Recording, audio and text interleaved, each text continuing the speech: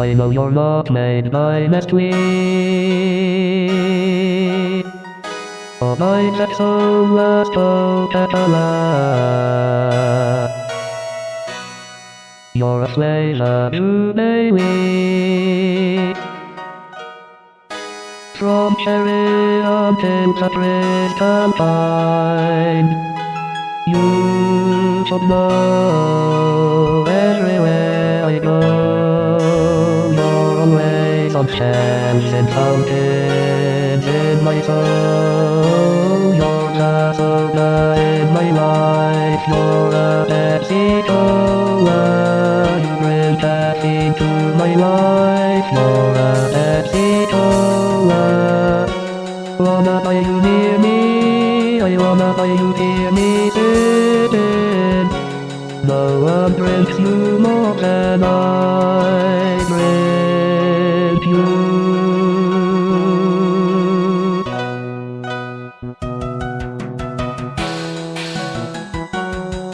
And I know that your taste isn't plain to me.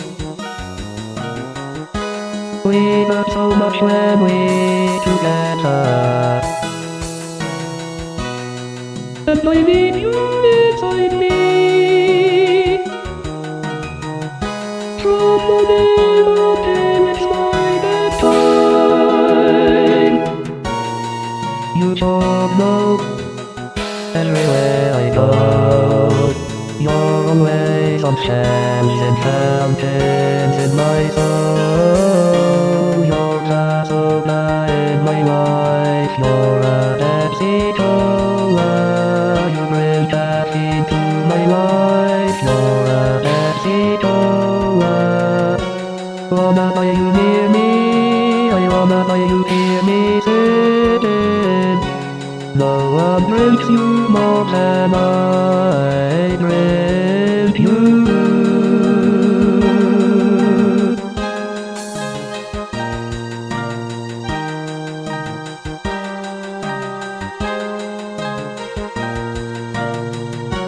Wanna buy you near me? I wanna buy you hear me sitting. No one drinks you more than I drink you. You're the soda in my life. You're a Pepsi Cola. You bring caffeine to my life. You're a Pepsi Cola. No one drinks you more than I do. Pepsi Cola, Pepsi Cola, Pepsi Cola, Pepsi Cola, Pepsi Cola.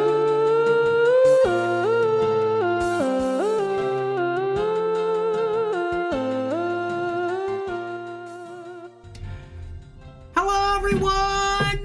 How is everybody doing tonight? Hi. Pepsi is the reason. It's the reason for the season. You're the Pepsi Cola. You are the Pepsi Cola. It was within you all along.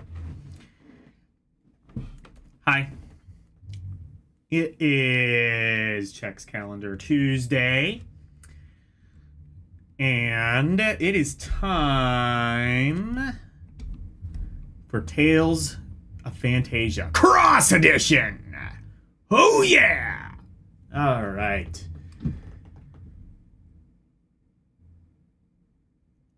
Let me...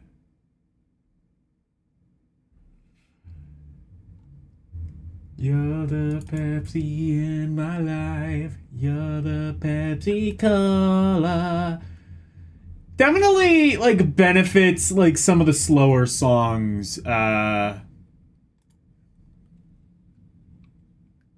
know, like, you actually have a sporting chance of maybe possibly being able to understand possibly being able to like understand some of the lyrics and such. I like 80s Chicago. I don't care what people say. I like 80s Chicago. I think they're cool. Okay, they aren't cool, but they're good in their own right.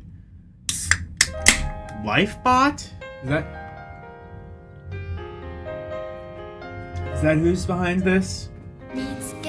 I'm drinking a Mountain Dew Kickstart.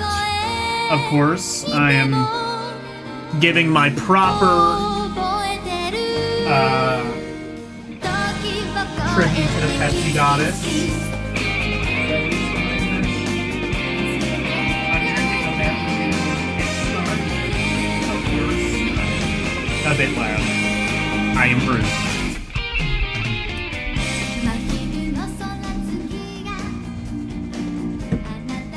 Should be better.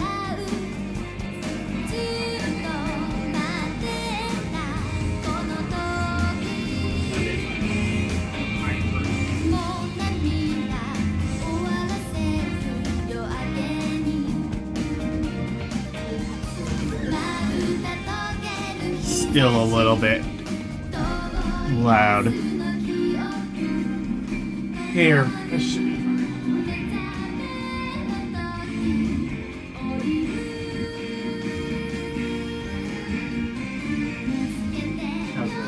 Still a little bit loud. Here.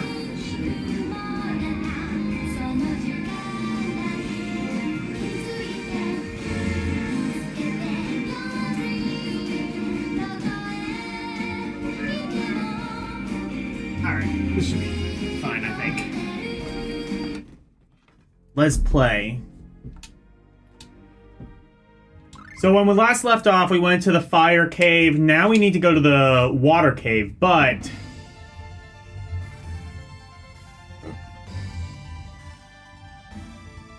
before we do that, I think if we go back to Venetia...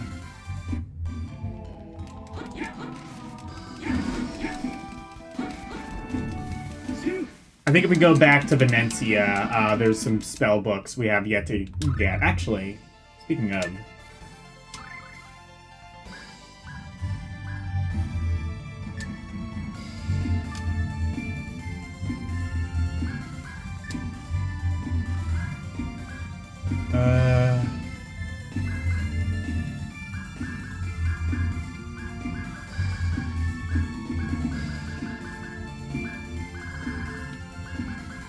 okay, I think I have... yeah, I have to, like, master something else to unlock that. Okay.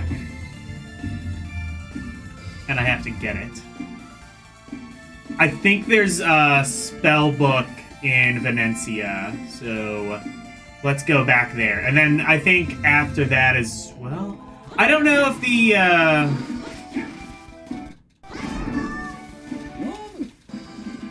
Gnome!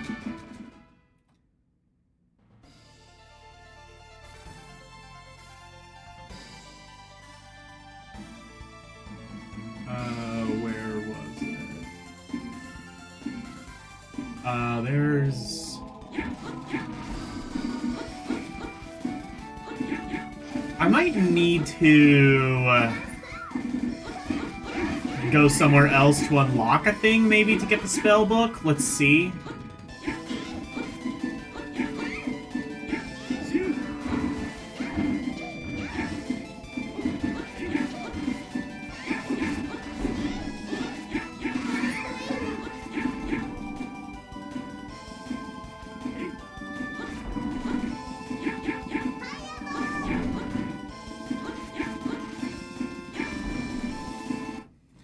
I might need to do that.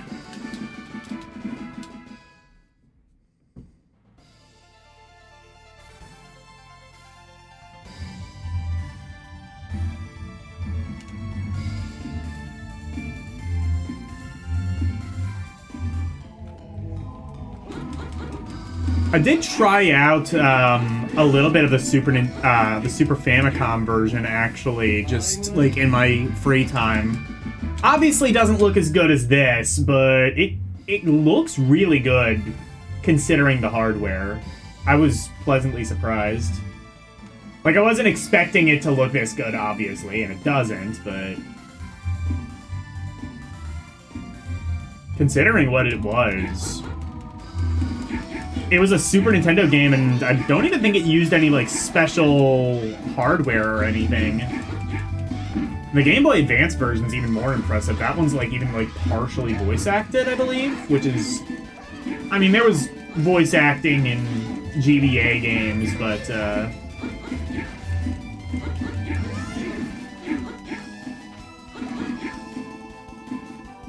not to the degree that Tales of Phantasia did it.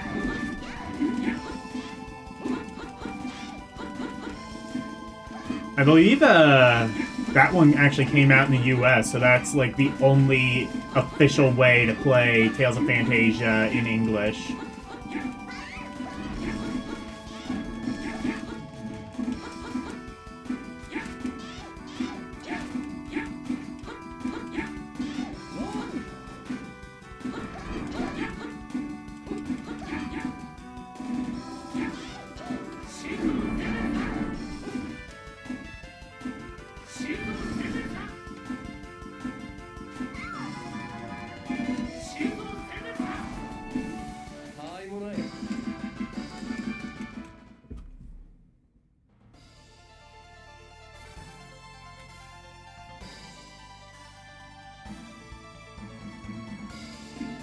Oh, wait, where was it? Here?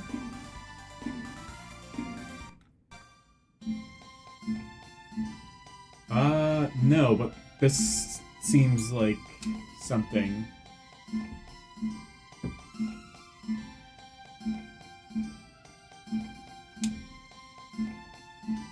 What is all this?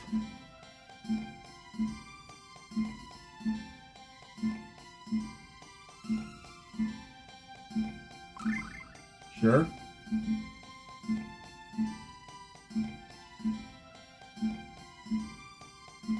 Vocal impressionist. All right, here goes.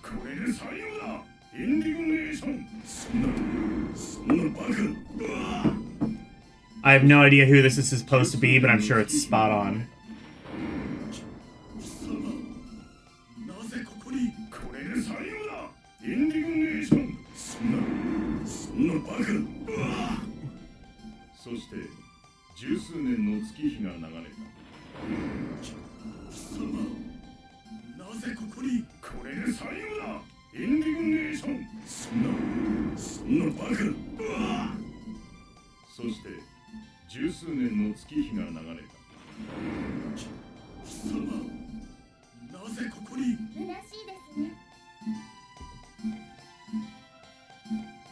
I hated it. I mean, I loved it.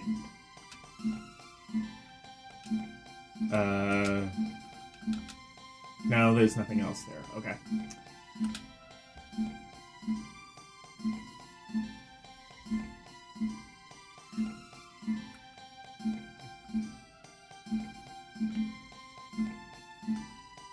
There has to be, like, something to do here, right? Besides just listen to some impersonation. I guess not, maybe?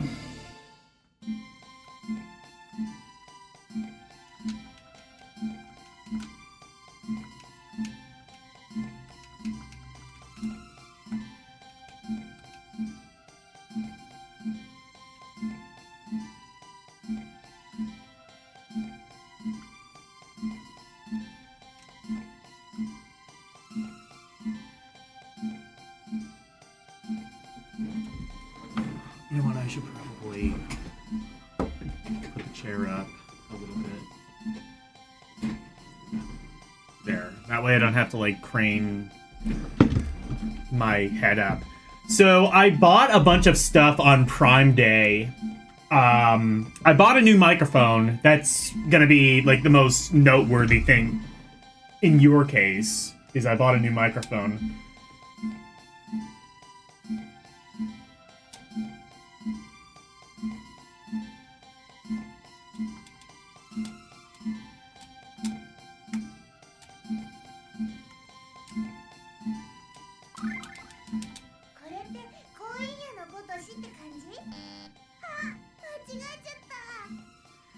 So yeah, that should be coming, I think, on Thursday. I should be getting that. If not Thursday, then I should have it by this weekend. And then I also bought a wireless mouse, which is really nice. If nothing else, I'm hoping it can save like a spot on my, on my USB that I could, use to like declutter. And two, yeah, just declutter, get rid of a wire. I also have a wired keyboard that I'm currently using. It's a large print keyboard though, and I kind of want to keep that. Because it's a nice keyboard. I mean, it's not like a great keyboard, it's not mechanical or anything, but I like that the numbers are big, or the numbers and letters and keys and whatever are big, so it's easier for me to see.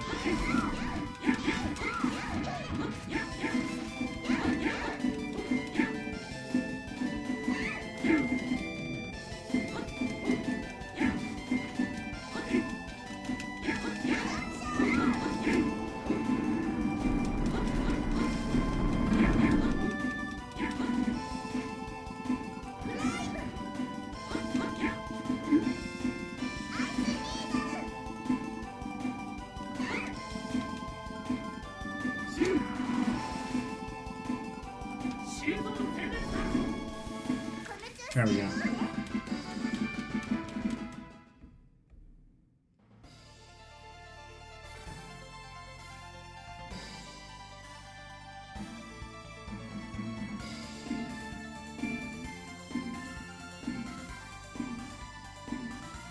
Is it like...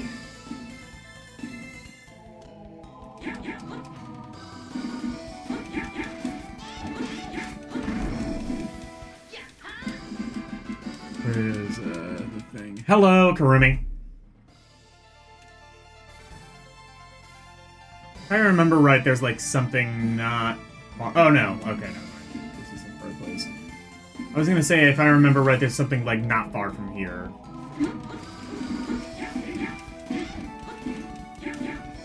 Whatever, I skip. Oh, I can't. Okay.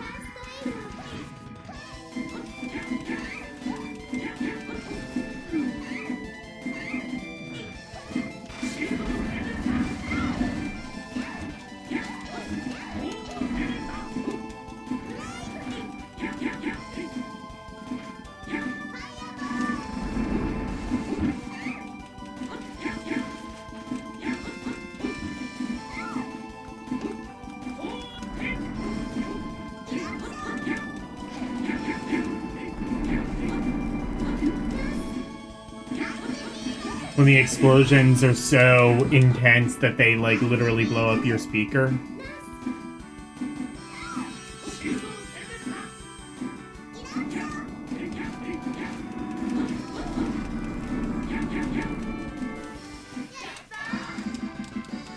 How do we kill a bird with a fucking nuke?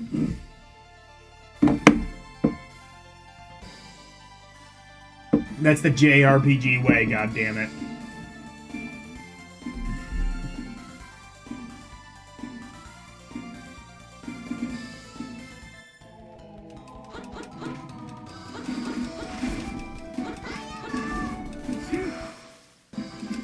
You know, I'm like searching around the entire island. Why don't I just check the world map?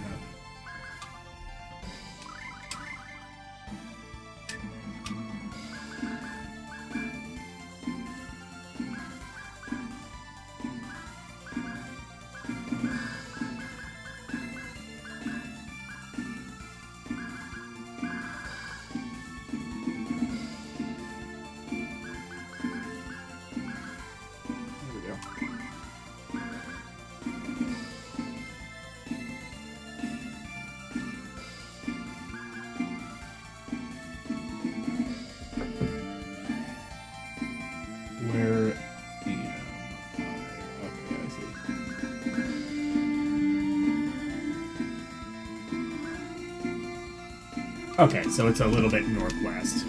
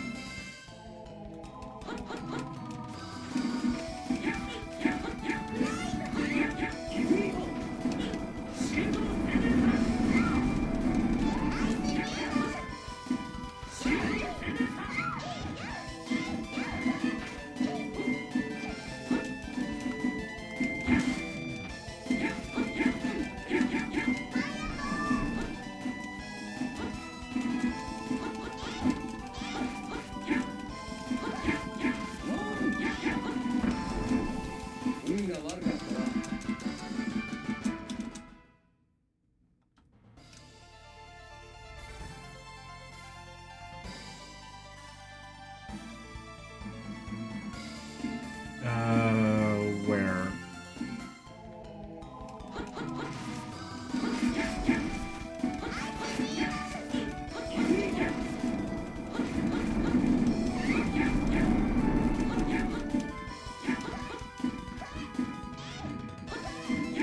Meow.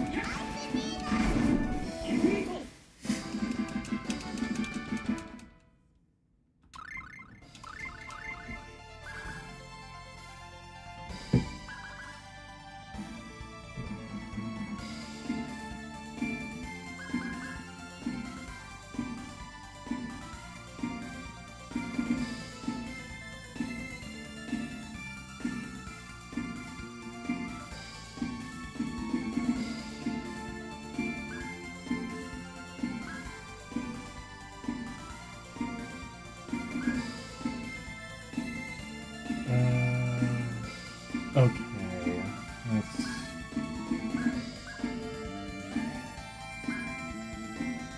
So, that's on a completely different island. What is here?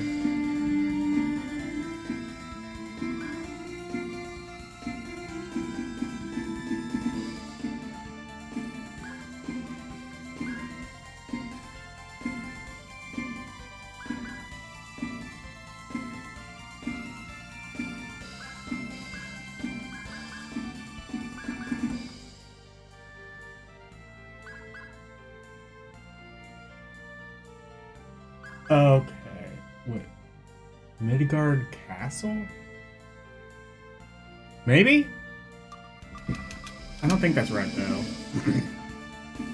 Can we go, like, further south, maybe? go to that village.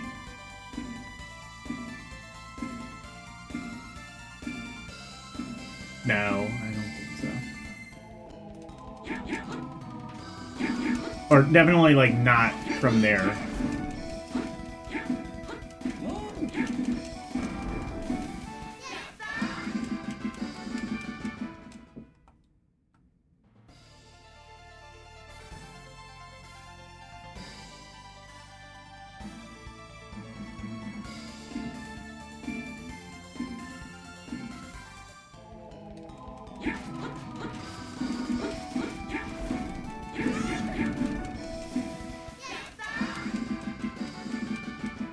Unless, wait, was there a bridge there? Because I feel like I remember that being the thing that, like, connected these two islands was like, so, oh, right here, okay.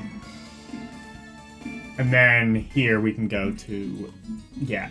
So I want to go to Venecia before we do anything, because I think there is a thing we can get. Now,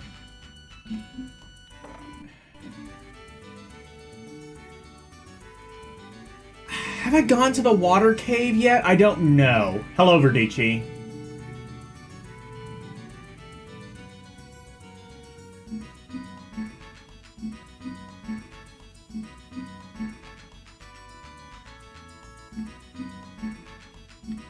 I don't think I have.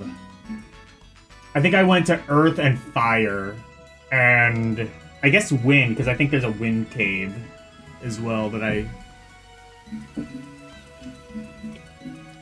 went to. But yeah, let's go to Venecia, because I think I was looking at a walkthrough, which I may have to reference again, because I didn't really have time to fully look through it. But essentially what I'm gathering is there's a spell I can get in Venecia, or a spell book, rather, I can get in Venecia. And then where the water cave is, I'm not 100% sure. I don't know if that's also near Venecia. I may need to look.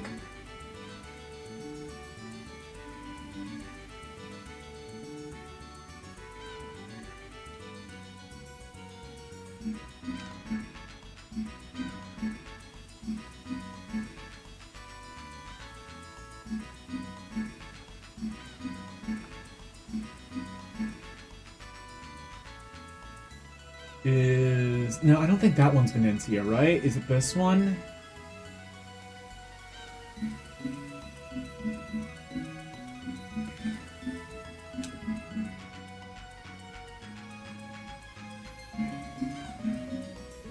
No.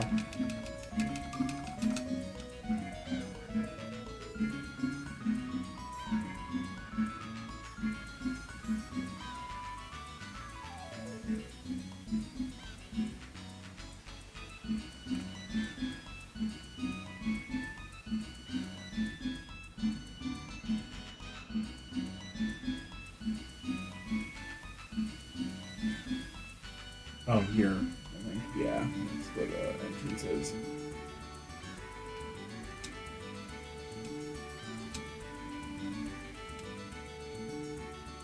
There we go.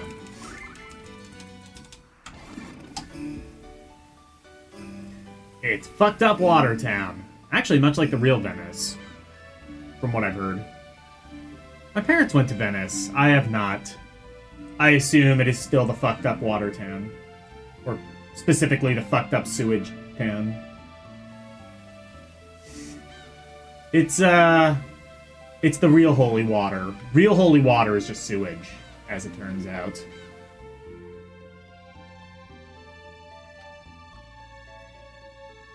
Now we got a poke from Chicago, so hopefully we can at least get Venice's infrastructure at least as good as Chicago's.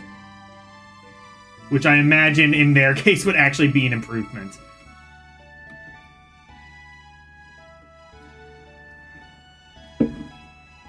So I believe there is a ferry that we can take. to... I guess it's like an armor shop? Unless... Oh, I wonder if I've already done this, now that I'm thinking about it. I don't know, we'll see.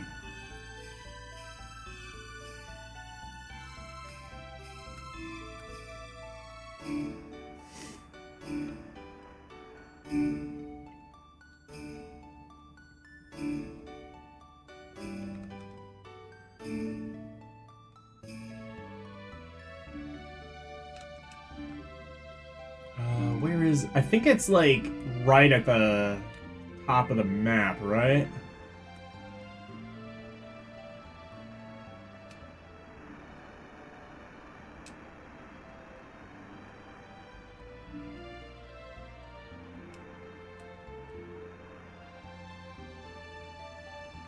Oh, yeah, I think it's, like, right here.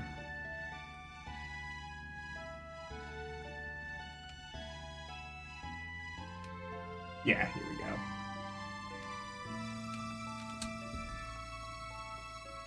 Wait. Okay.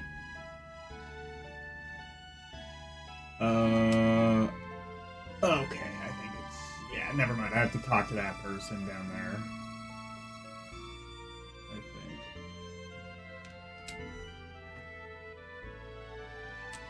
think. No, never mind.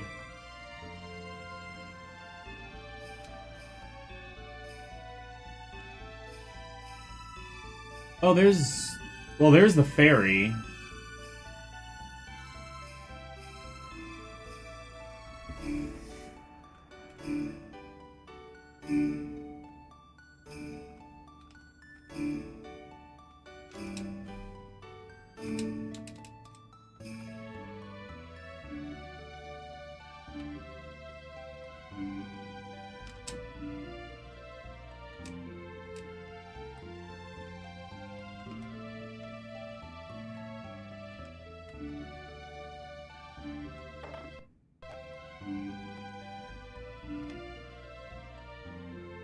I'm gonna find the ferry.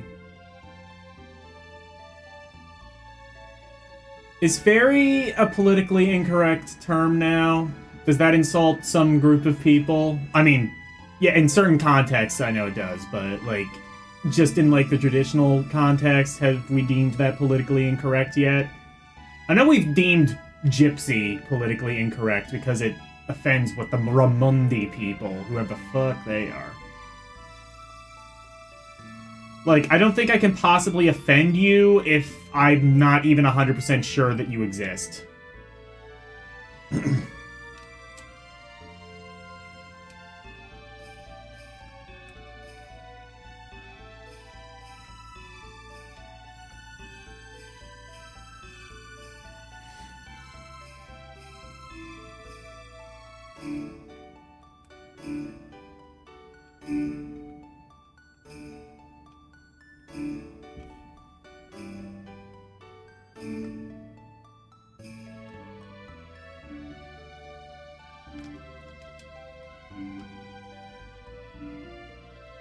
It should be, like, towards the top, right? Like, that's where that port is?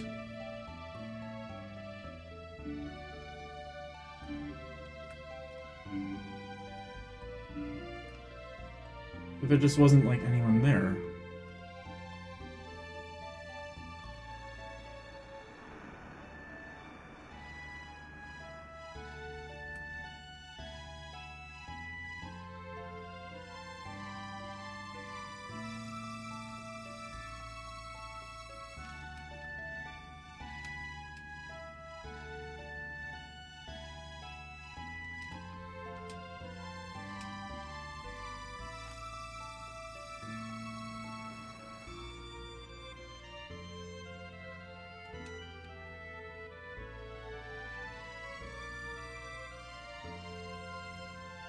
Oh, unless...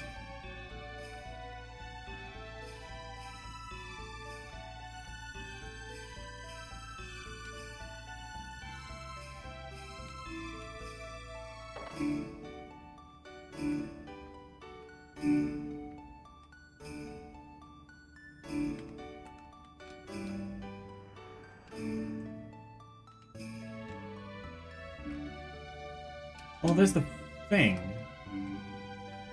Okay, so I have to go down, I think is what it's telling me. Except I can't. Really? Oh, wait, no, I kind of can.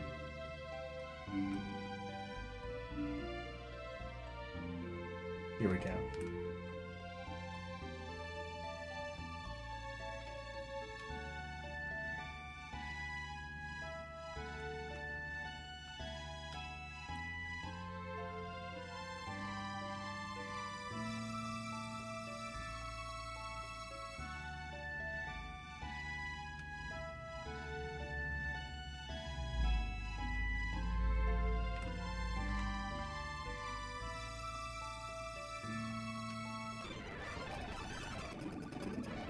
I'm just seeing... Like, if I, like, wait in one area, does... the fairy just, like, come to me? I guess not, okay.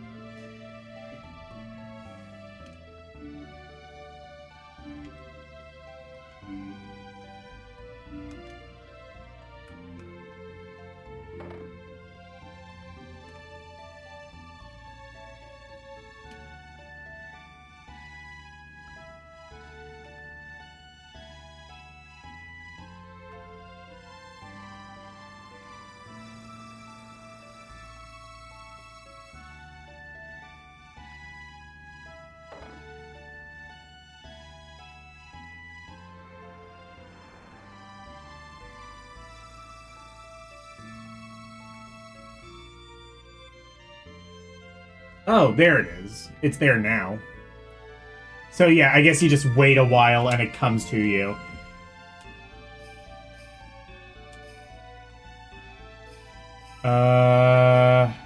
Weapon shop, armor shop. Oh, wait.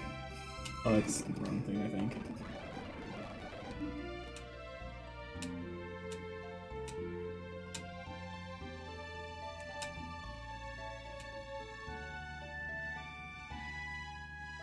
Oh no, I did go to the right thing. Okay, got it.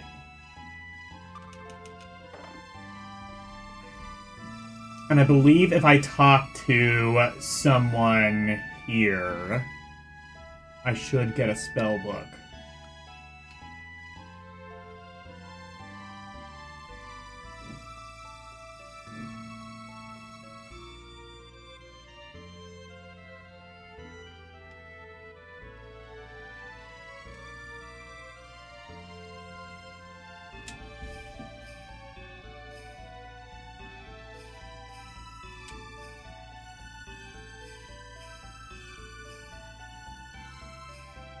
I feel like I would have, like, found this already, but I'm not 100% sure.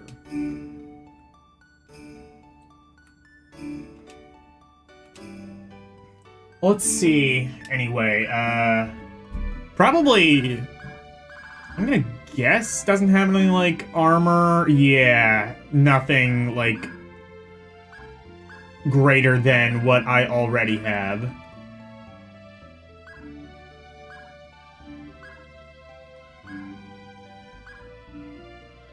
Yeah, it's not gonna have anything, like, worthwhile here.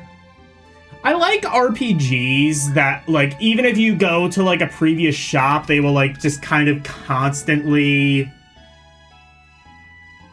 like, have new stuff in stock. I like RPGs like that. It kind of makes, like, backtracking and things like that kind of less of a major hassle or less of a pain than it otherwise would be. Or, I mean, well, like, you know, I guess ideally you just wouldn't have backtracking, but if you have to...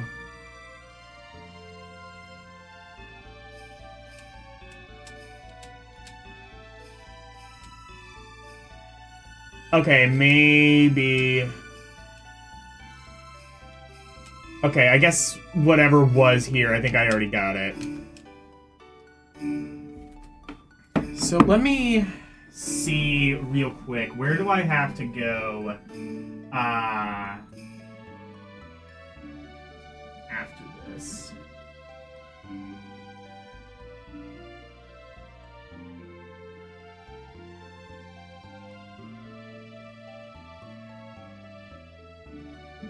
So yeah, Spirit of Water should be the last thing.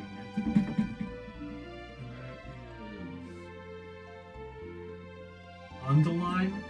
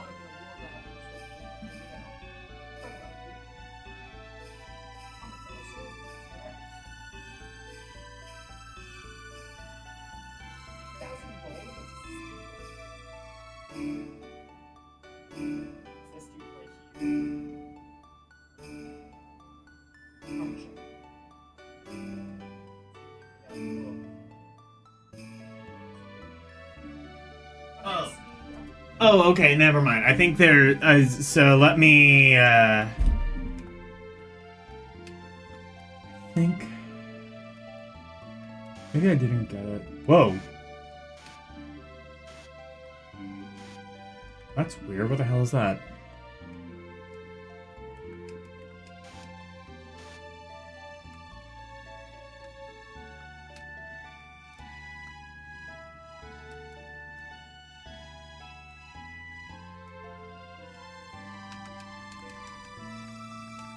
Is there somebody out here?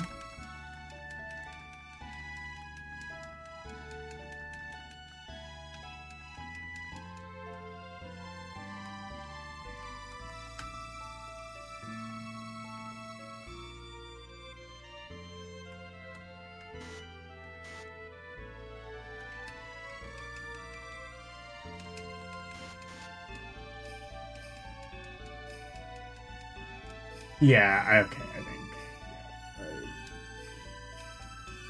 Oh wait, what's this?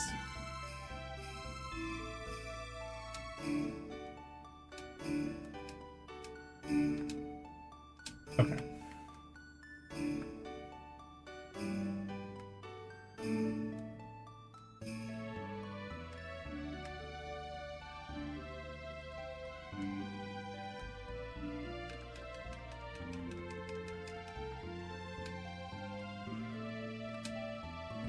Okay.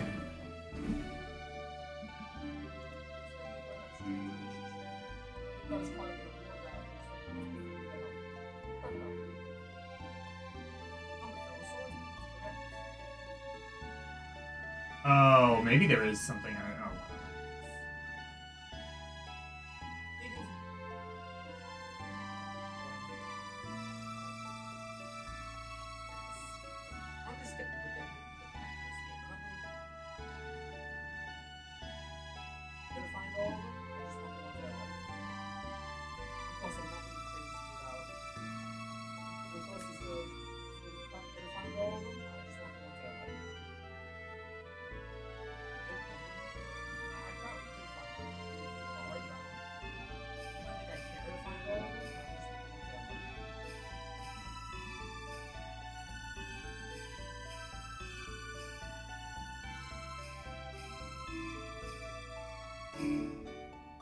Island of the North Sea or Western Island?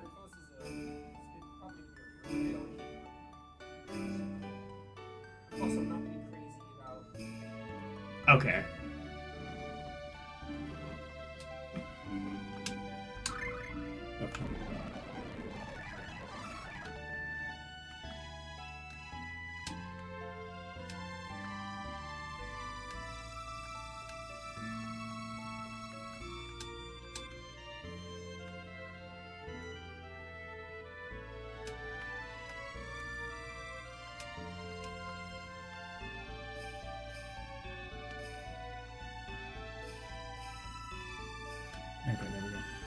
So...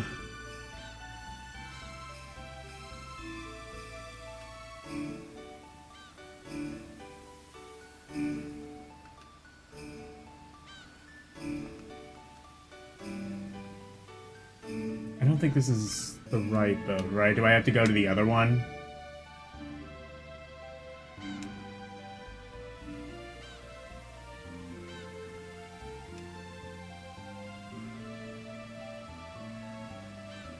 Western Islands. Okay, yes.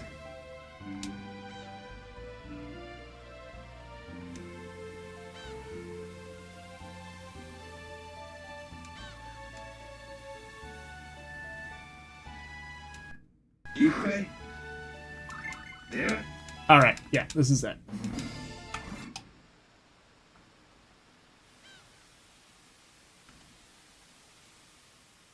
Oh, we were already here, I guess. Alright, well... We're coming back. Or were we?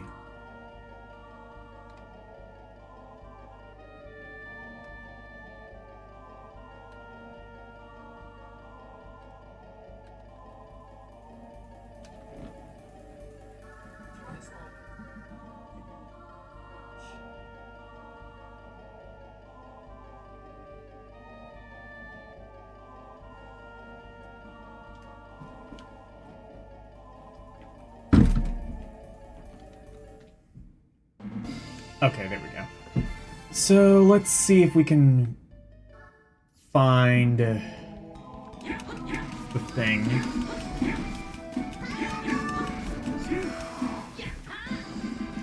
I guess just kind of explore.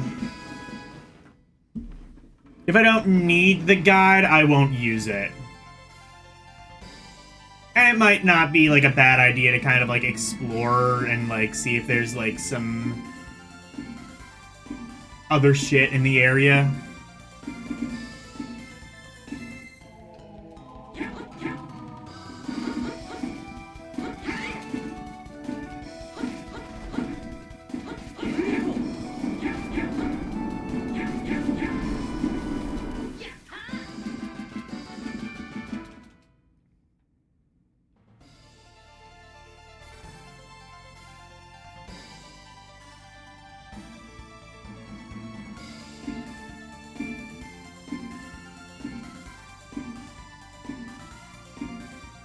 I wish there was a way to reverse, at least, the directions of L and R. Because they have it, like, inverted of the way it's supposed to be, and that, like, just continuously fucks with my memory. I love how, like, the way that it is now has become, like, the inverted way. It's kind of like how, technically, like, every joystick or control pad or whatever, like, currently used is a left-handed joystick. And, like, the few that aren't like that, like the Atari Lynx, are considered left-handed, but they're actually the way it's supposed to be. And it's basically just, like, a really, like, stupid way of just old arcade manufacturers fucking with you. Like, they made it that way to, like, make the games a little bit more difficult so they can steal a bit more of your money. But, like, you know, over 50 years, we've just gotten used to, like, you know, the thumbstick or the joystick or the D-pad or whatever being on the left. So, like, anything that would have that reverse just feels weird. Like, I owned an Atari Lynx, and I tried it a little bit with the left-handed thing, and I'm just like, I actually am left-handed, and this is just awkward because of all the years I've spent doing it the other way.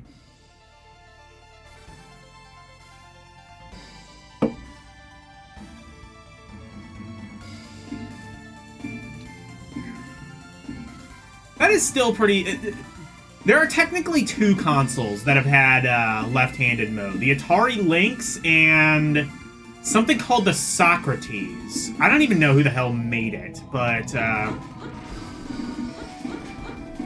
Alexa, who made the educational console the Socrates? It was like 8-bit educational system, I believe. The VTech Socrates was VTech. created by Hong Kong-based electronics maker VTech and launched in 1988 as an 8-bit educational home console. So I guess they've always... About the unique educational features and games that were available for the Socrates system. There were games for that thing? I thought it was literally just educational software. I didn't know there were, like, actually any games for it. Like, that would count as a game. Yeah, look, the Socrates isn't just plain software. It ships with built-in map, word, and music games, and even cartridge titles like Amazing Mazes, Around the World, Facts and Fractions, Game Wizard, and Memory Mania. I mean, Want those... to know more about how these games blended learning with fun? No. Okay, so I guess they did, like, have actual games. I don't know much about the Socrates. I don't even know if you can fucking emulate that. If you can, it's in MAME. But its main claim to fame is that, one, it had a controller that you could use ambidextrously, and two, that controller was wireless. I can't imagine it being a good wireless controller, but it was wireless. Probably IR. But like I said, it's not like, you know, you had like a lot of games that prioritized reaction time, so...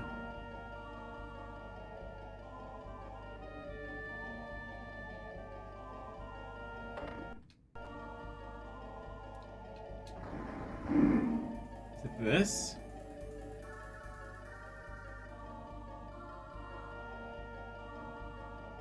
What the hell is this?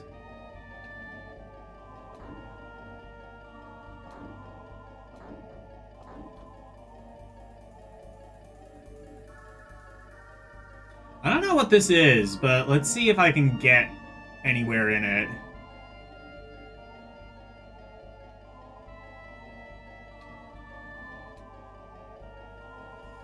Unless, wait, no, have I? What is this?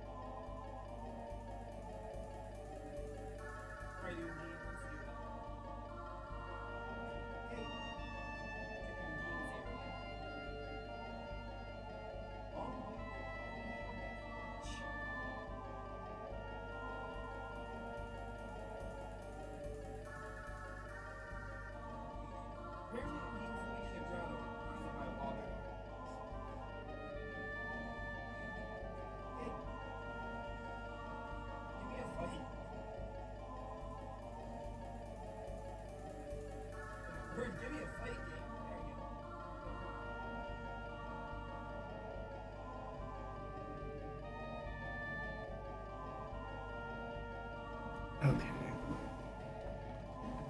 I don't think this is the right way.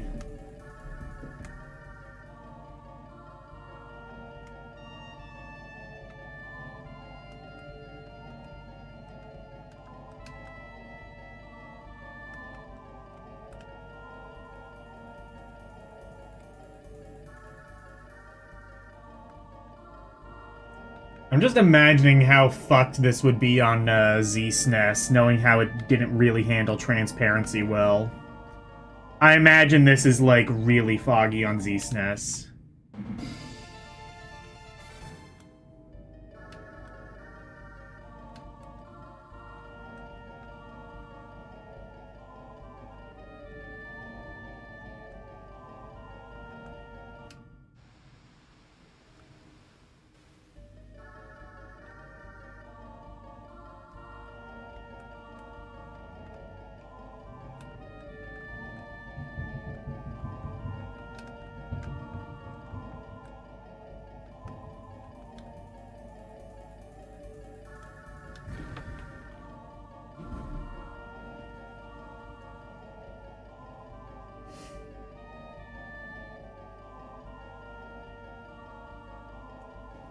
Okay, so there's supposed to be something like directly diagonal to this.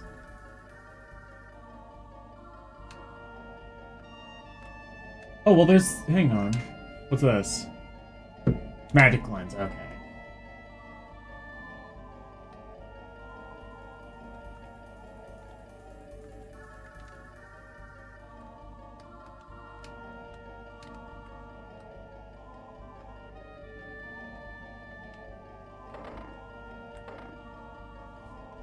This, maybe? Oh yeah, this is where I was. I don't think this is right, though.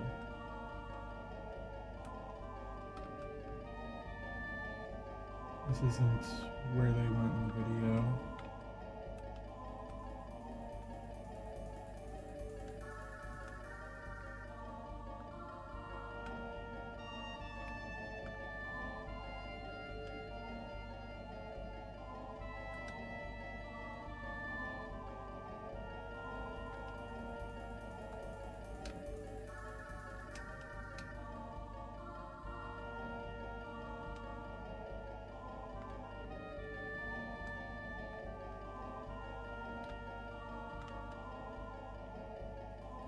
Okay.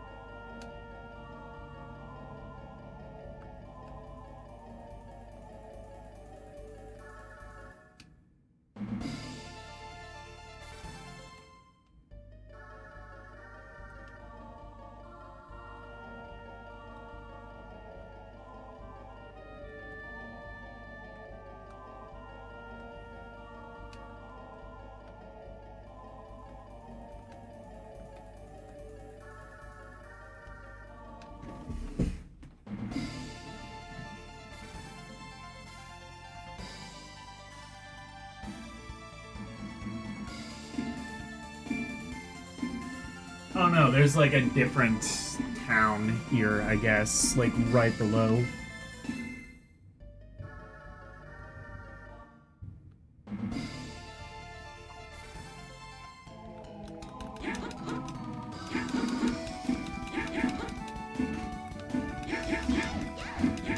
Or not, I don't know.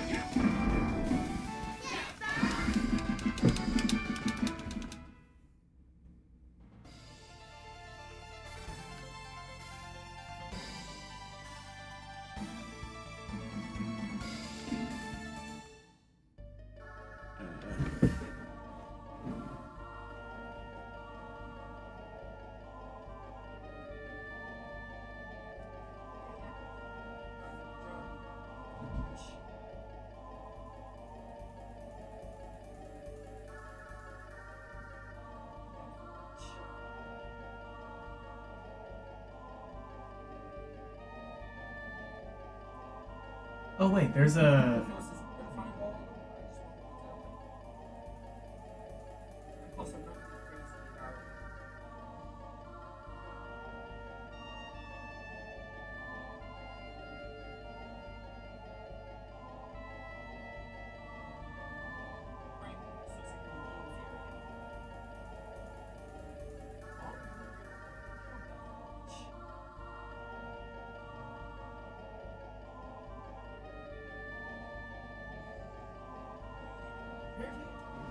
Oh, there's... okay, I think...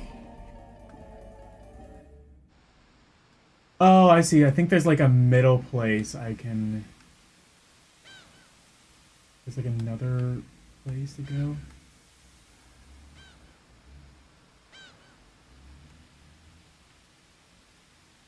Perhaps? No, okay.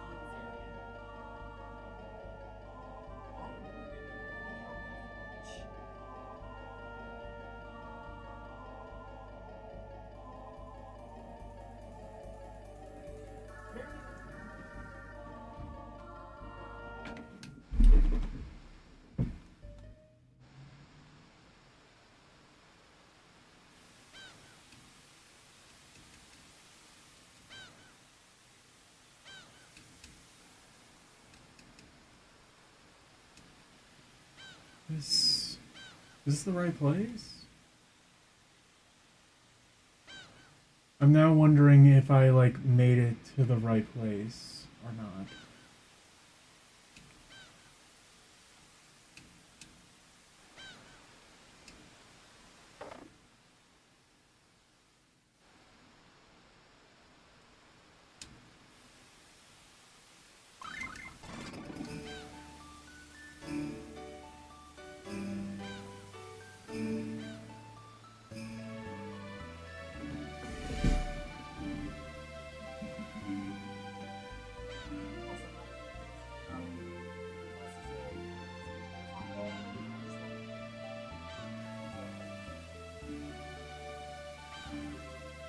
Oh, the Northern Sea.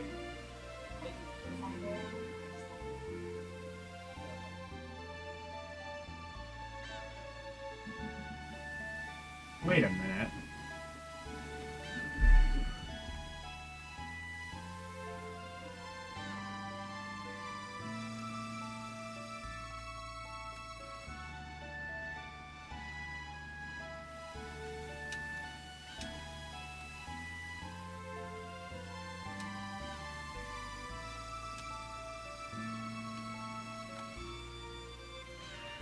The Western Island. Wait.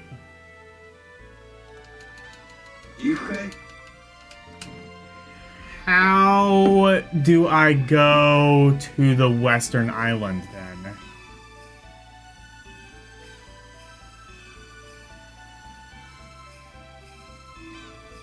The Pepsi Girl model is a very manly choice, I agreed. Have you brought a Pepsi? Coca-Cola better? How dare you? Have you brought a Pepsi to appease the Pepsi goddess?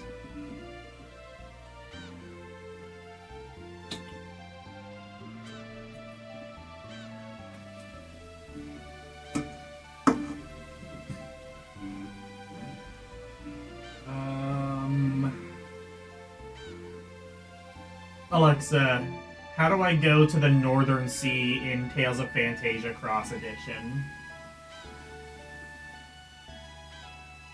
To reach the Northern Sea in Tales of Phantasia Cross Edition, you'll need to sail from Albanista to Belladon, cross the bridge southward, then head east and continue north until the sea area appears. You must also be at least level 65 to access that region. Level 65. Oh, do I need to... Yep, you'll need to be at least level 65 to unlock the Northern Sea in Tales of Phantasia Cross Edition. What level am I? I can't see your current Alexa, level shut up. detailed-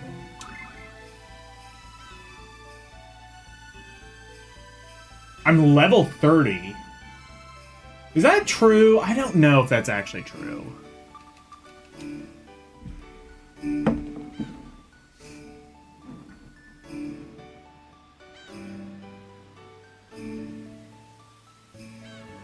It's not, like, I'm at level 30. I don't think it's gonna make me go back. Is it gonna make me grind that much?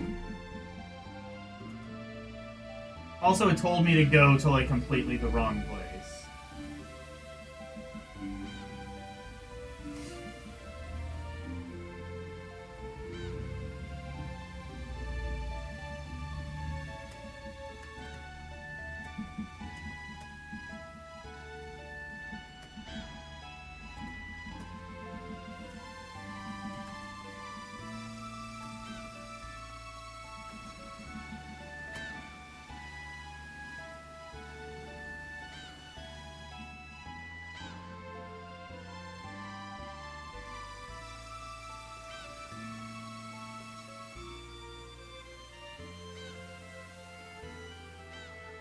In the castle.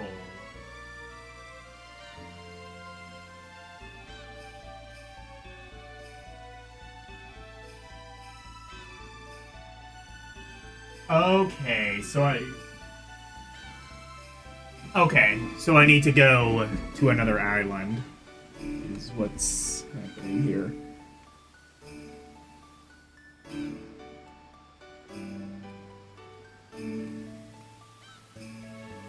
This is Venetia, I believe.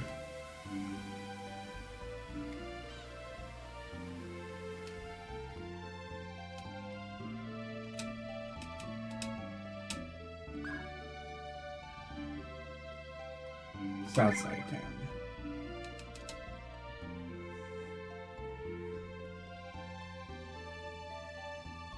The official name for the model, by the way, is Pepsi Beth. It's a reference to somebody who did an unofficial fan dub of this game. And we love her for it. And we will never say anything negative about her. All hail the mighty Pepsi goddess. Are we lost? Take a guess. So, I know where I need to go. The problem is, I guess I need to, like, go somewhere to unlock a thing. But I just looked it up, so we should be Gucci. Hello, LCX. How was your Emunation stream?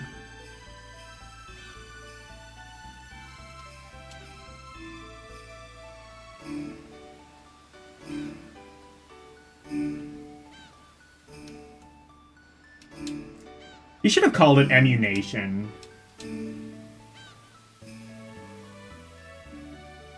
How dare you not do that?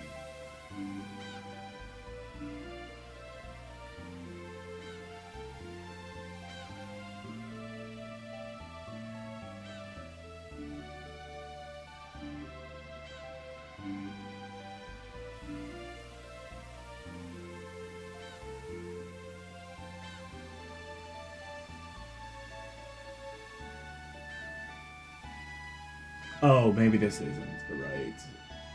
So maybe I can?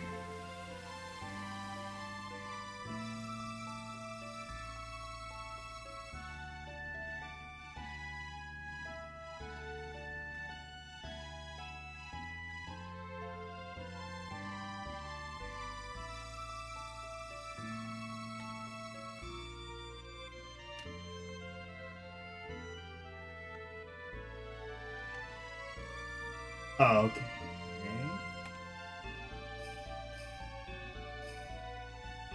Where was that fairy, though?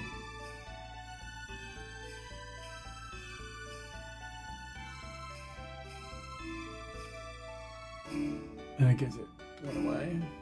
Can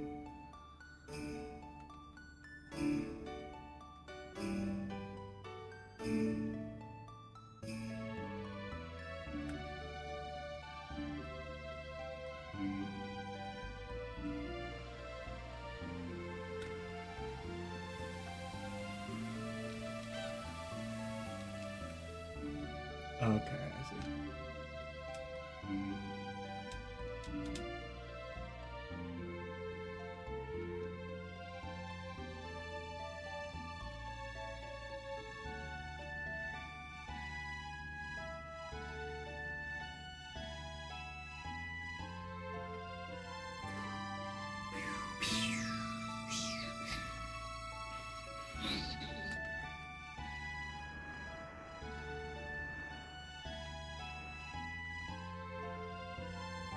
Okay.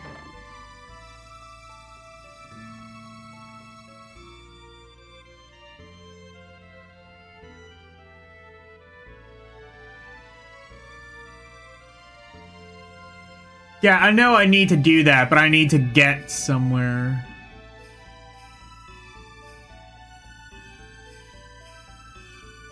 You got the name from GMC's troll accounts while accusing you of stuff for emulating game. Oh, okay, I understand. Do not change it.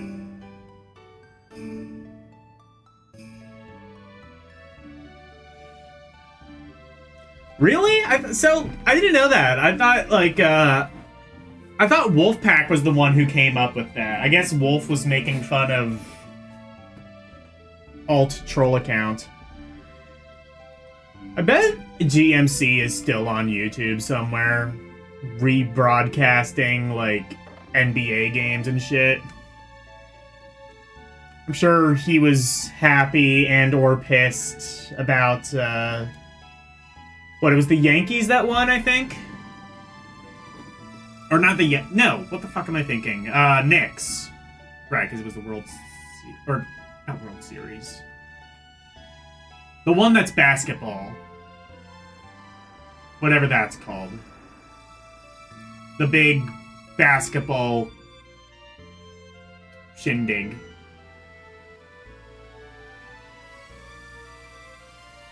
Yeah. I know sports ball.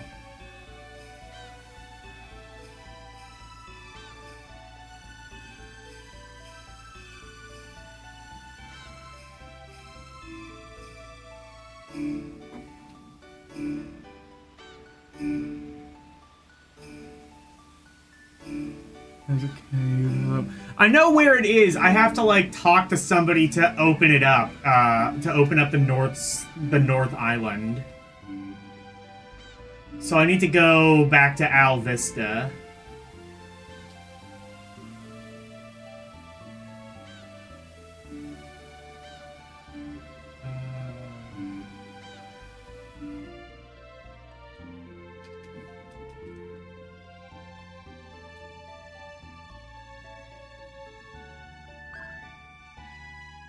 Something house E. Okay, is it?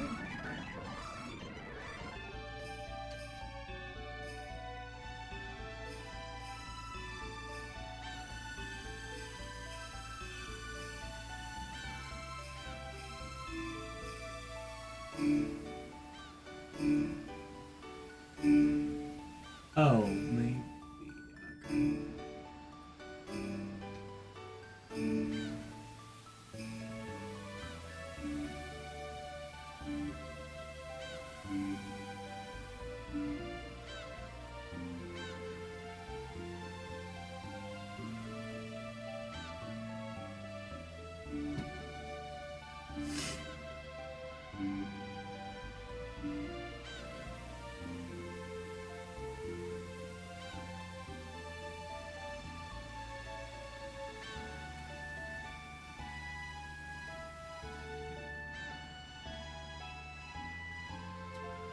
Okay. Here? No.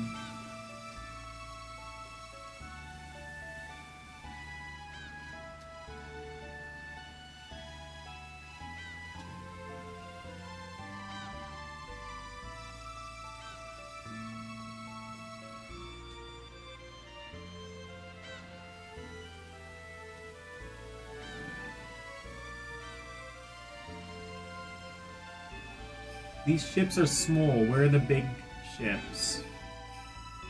Well, like, I know where one of them is, but...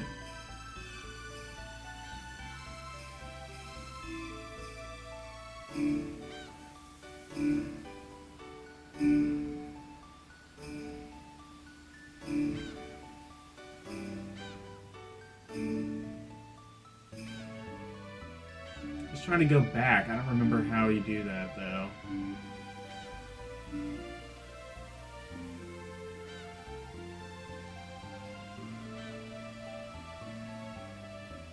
You know what? I know an easy way of going back.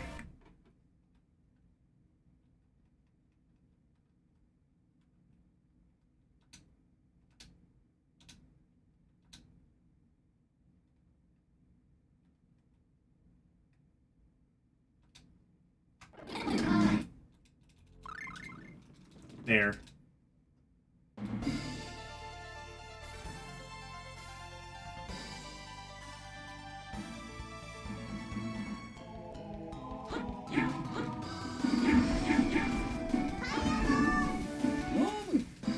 No. So yeah, I should be getting a new microphone, hopefully at very least by this weekend, possibly by Thursday. It's a Samsung... Not Samsung. I thought it said Samsung at first, but no, it's Samsung. It's a Samsung Q2U, which I guess is supposed to be one of the best USB mics on the market. I guess I could have gotten like an XLR mic, but that would require like, you know, like an interface to plug it all into, and I don't really want to fuck with that right now. Just easier to buy a USB mic. And this is a really good USB mic. I think what I may do in the future, I'm gonna see if it's necessary, but ideally what I can do is just take this off of the stand that it comes with and put it on... Oh, what the fuck did they call it? Put it on a boom arm.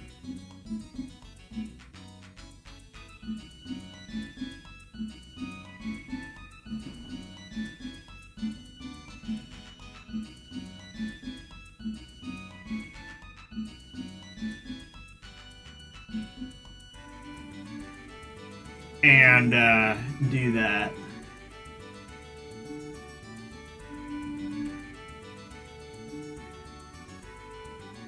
So, is this Al Vista? Just to make sure I have the right place.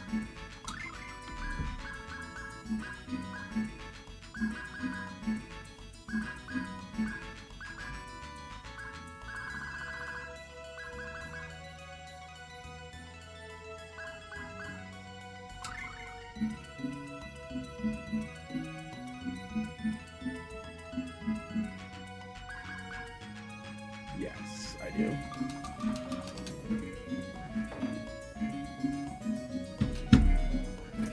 So it said, go to the basement of the castle?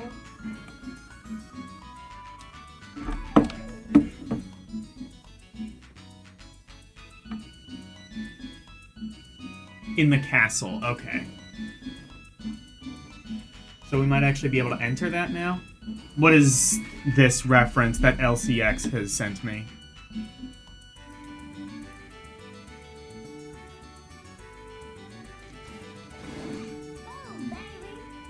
Oh. Oh, I see. I understand now. What VTuber is that? That's not Gargora, right? I'm so sorry, I probably butchered. It's Gargora? I'm so sorry, I butchered the hell out of whoever the hell that is. I don't watch people who are popular.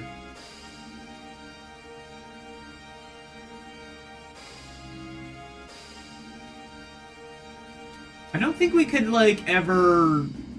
Oh, no, we could. So I need to go to the basement.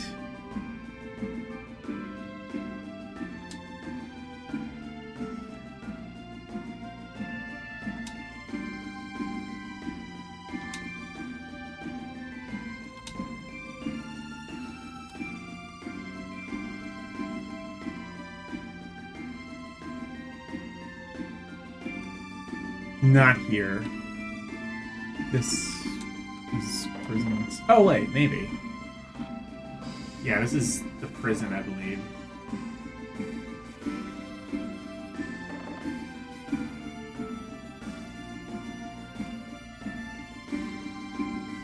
Yeah. Not here. We don't need to be here. Just visiting!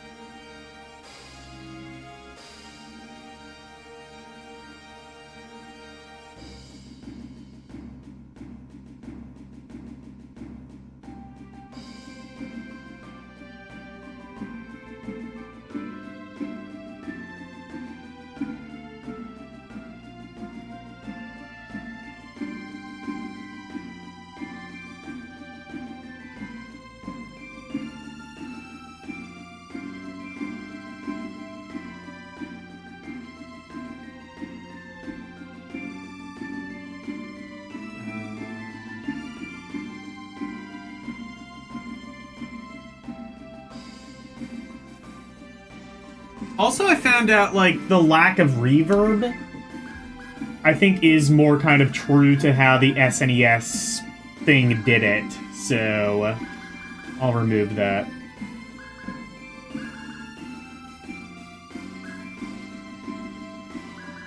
I'll probably end up, like, kind of switching between reverb and no reverb quite a bit.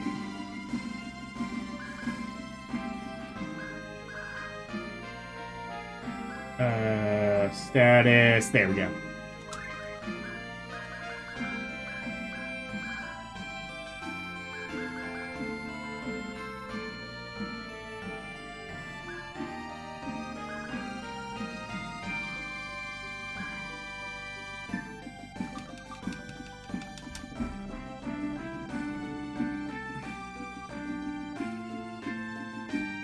It's a little surprising that the reverb wasn't there.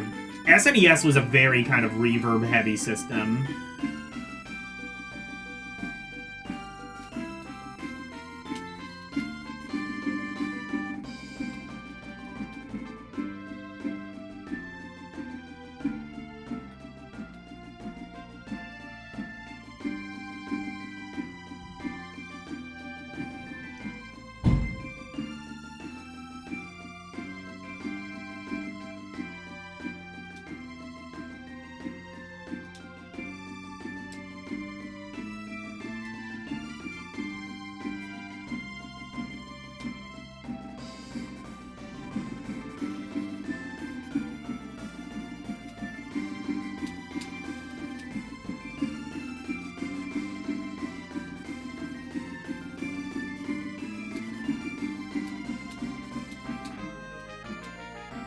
I love when the music just kind of, like, goes off its meds.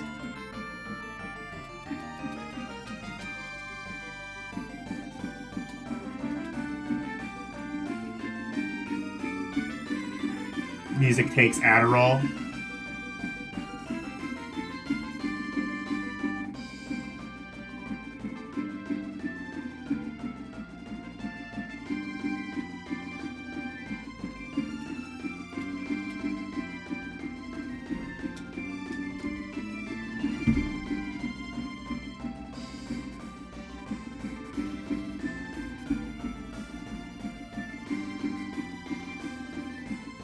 Where's the basement?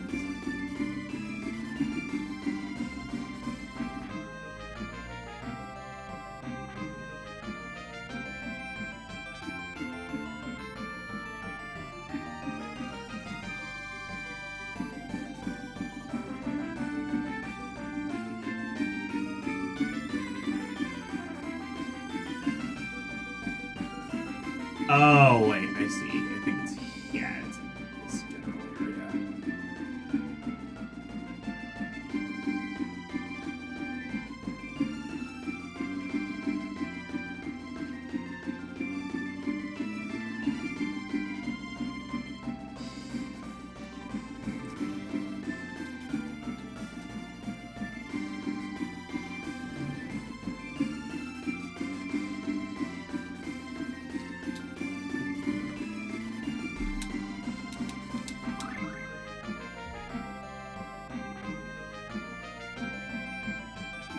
Oh, it's this shit. Okay.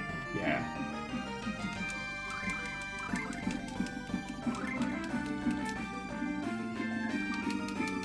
I forget how you're supposed to actually win that. I don't think there was... Did I end up winning that? I don't remember. No, I gave up.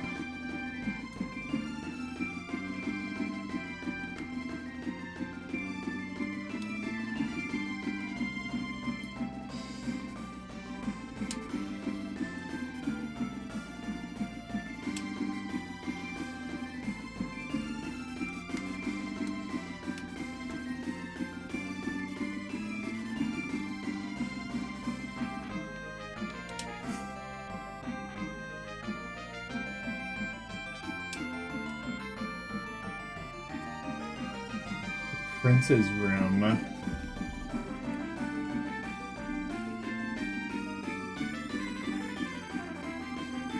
I don't know about that, but this is the basement, I'm pretty sure, so... I think this is where I need to be. Spirits? Ah, here we go.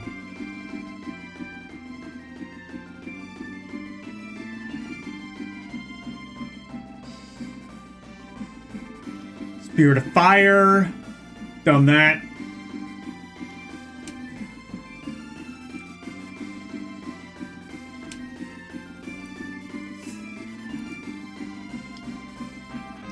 So this is where they actually tell you about, like, all the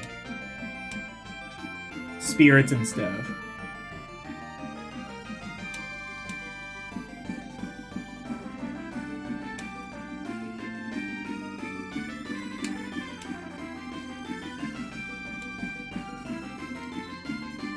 Why is there a fire down here?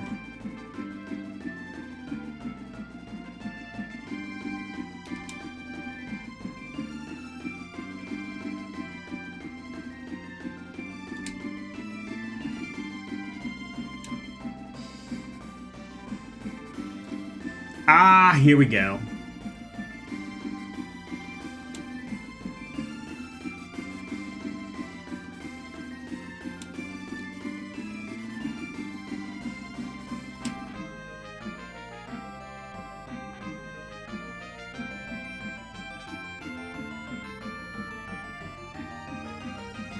Cavern.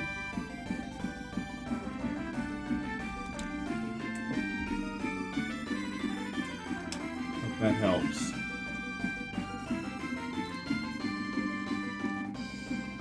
The Cave of Spirits in the harbor in Al Vista, really?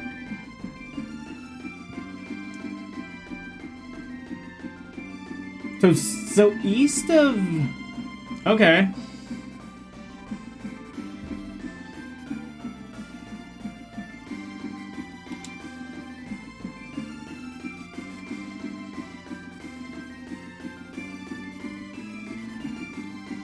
Oh, the eroded grotto from the harbor. Okay, Venetia.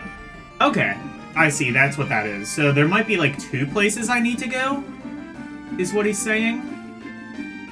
Well, let's see.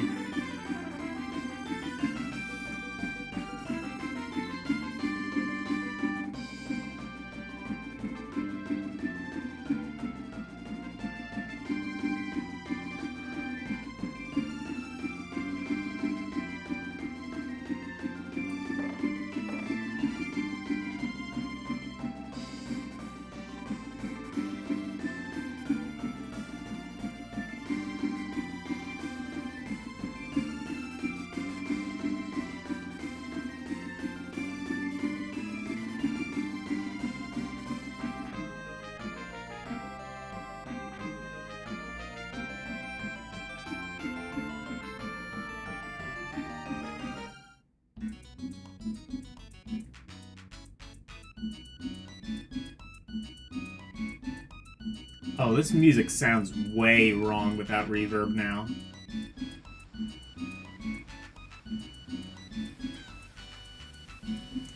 I mean, this is the right way to do it, apparently, from what a little I've kind of observed of the SNES game, but also it feels wrong.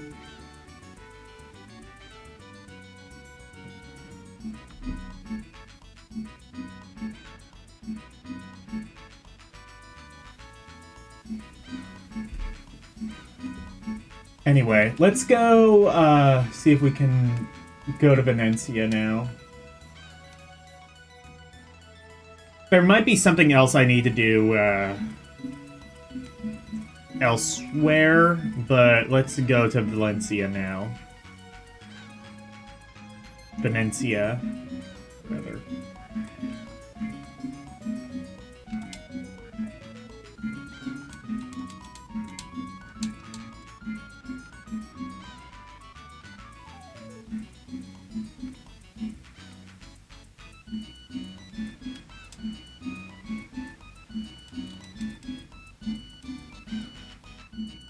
Wait. Okay, yeah, here we go.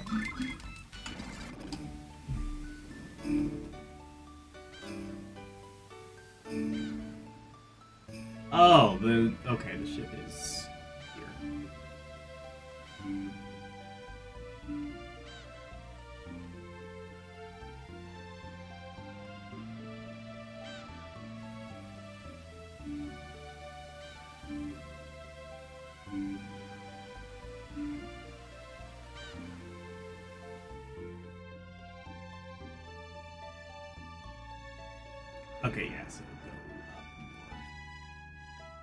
And here, I should...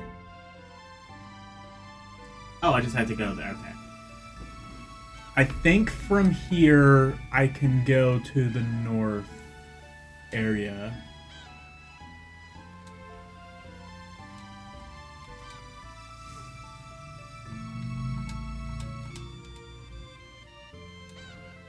Yes. Okay, perfect. Let's go.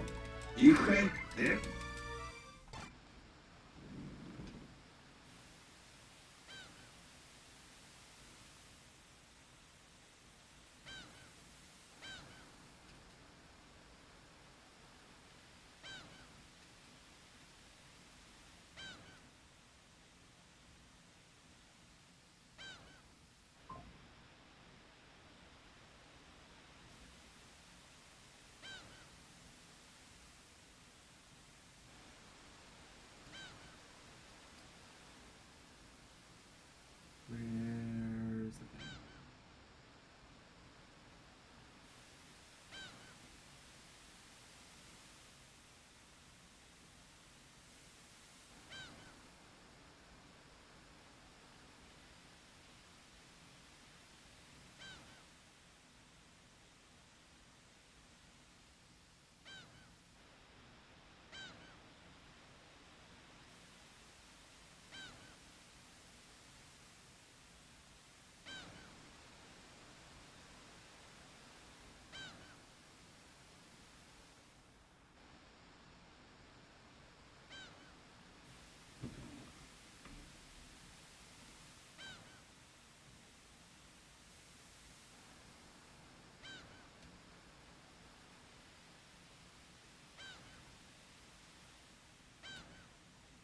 Oh, there we go.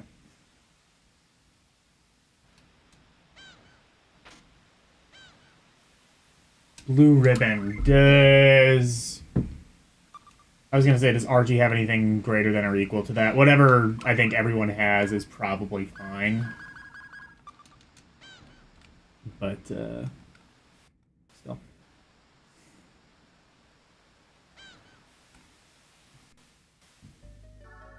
Okay, so here we go. Oh, cool! More fucked up water! I guess it makes sense. It is the watercade.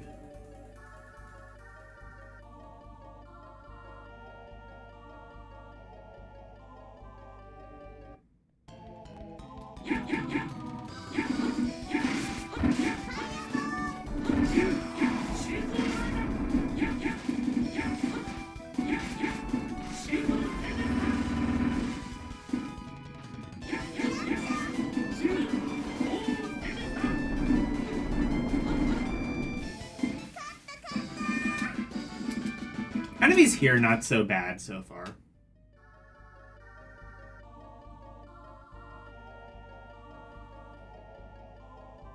Okay.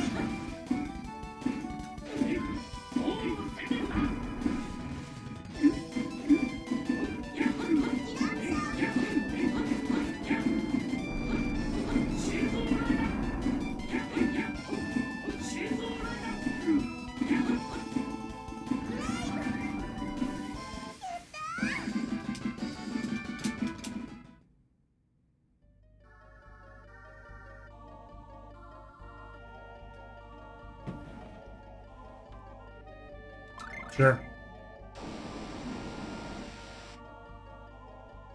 Well, I did something.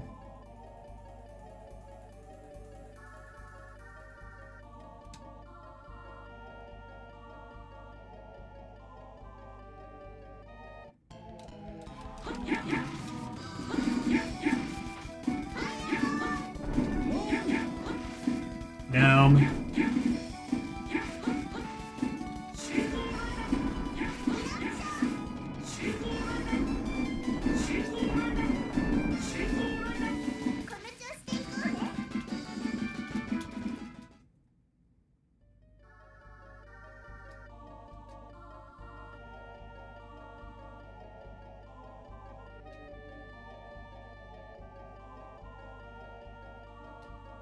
Just charm bottle. Okay. Okay. And orange gel, always useful. Let's see what else is here. Looks like there's actually a couple paths we can take.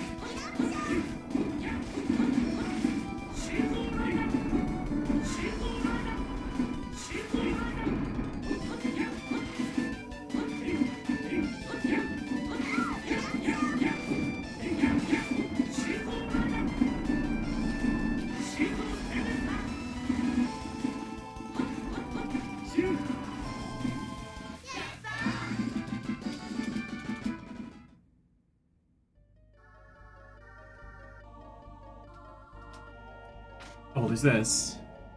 The magic lens.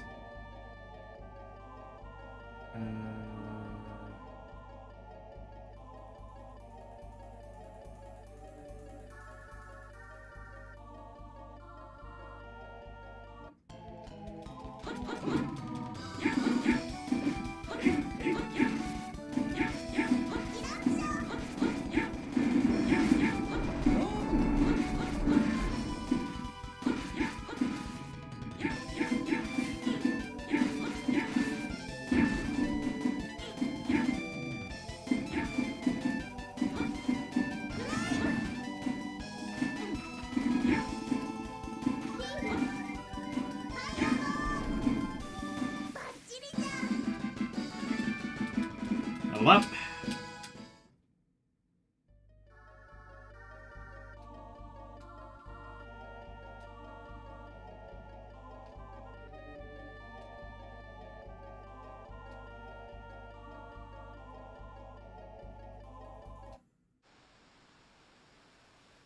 Oh, okay.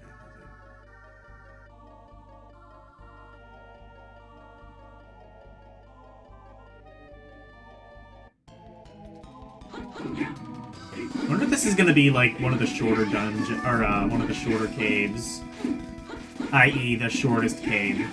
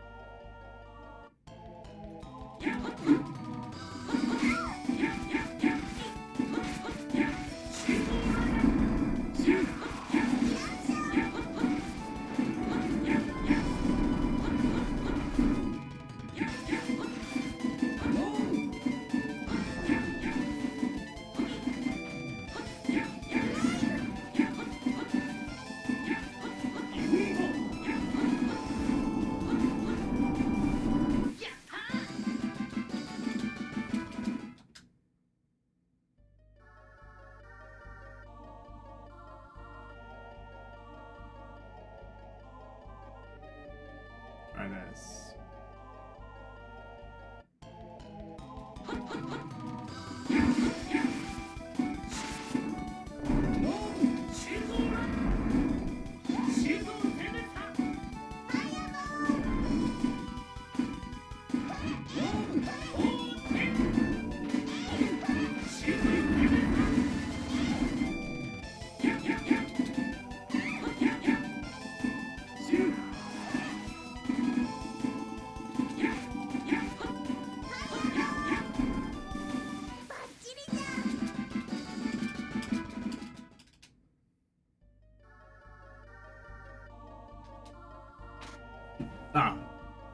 Okay, just the chest. Rune bottle. Oh, that's actually a good chest. I'm glad I did that.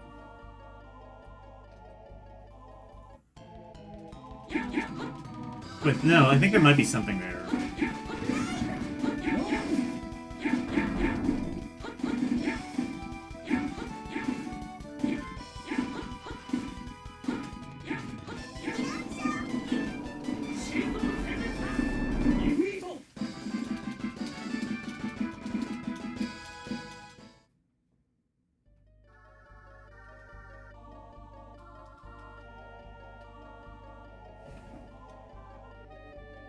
Push the switch. Pull the lever, Crunk. Not sure what that did, but we shall see.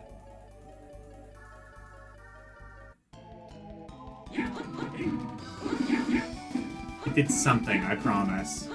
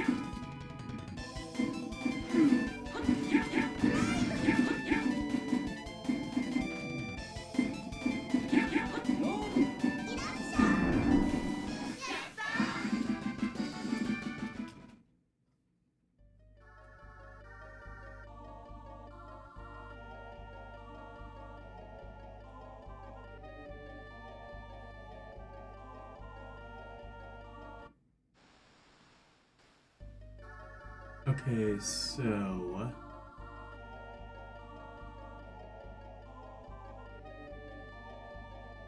I think I can go there now, which I don't believe I was able to before.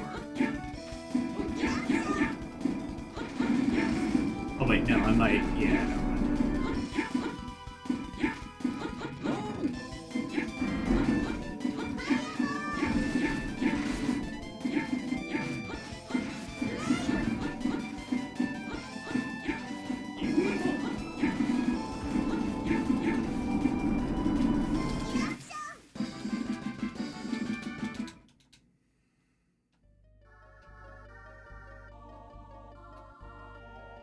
Have we been here yet? I don't think so.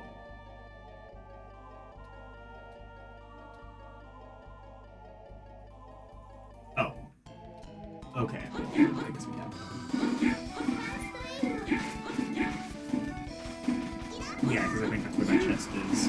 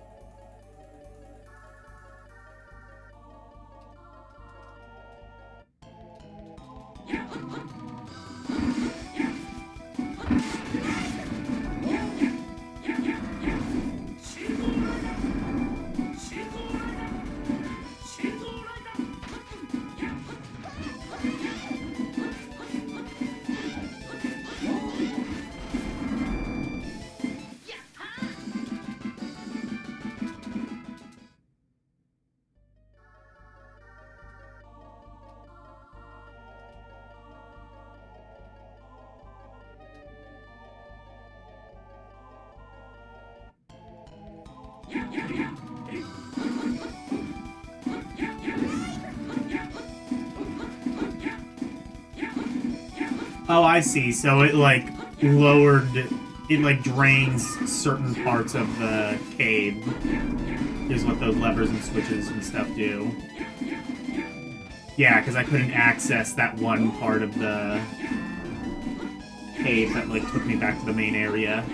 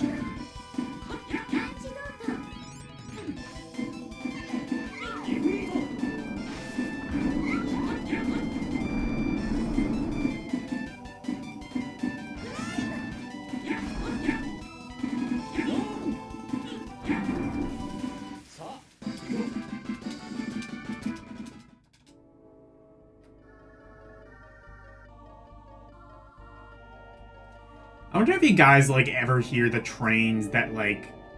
So, like, I live, like, literally, I don't know, maybe about 100 feet from a train track.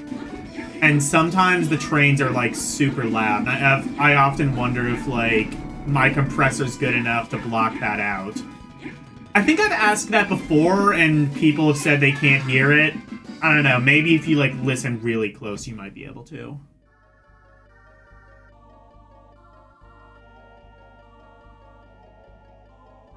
The game opens up a bit after Maria mines, at least? Okay. Not sure how I feel about that, but... Okay, well this is a different area. I don't think I was able to go here before.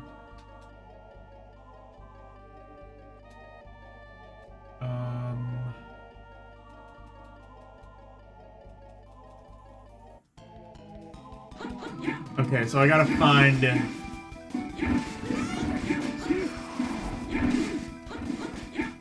Unless...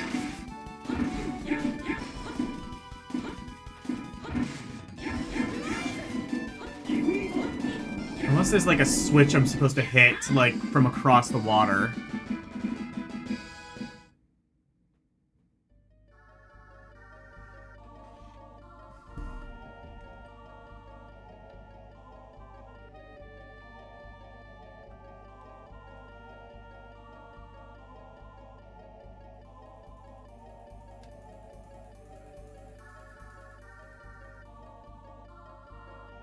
Okay, I don't see anything. Yeah, it's the right way. There's probably just a switch or something that drains this part.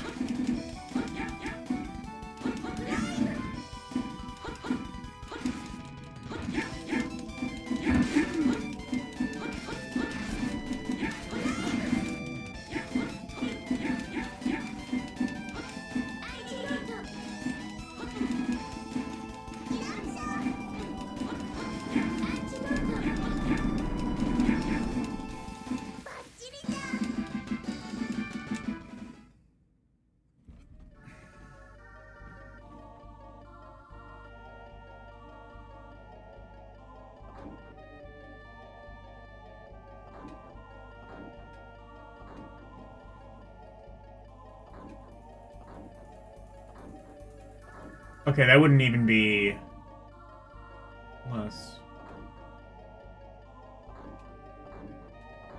Yeah, I don't even think that's long enough to do that. Okay.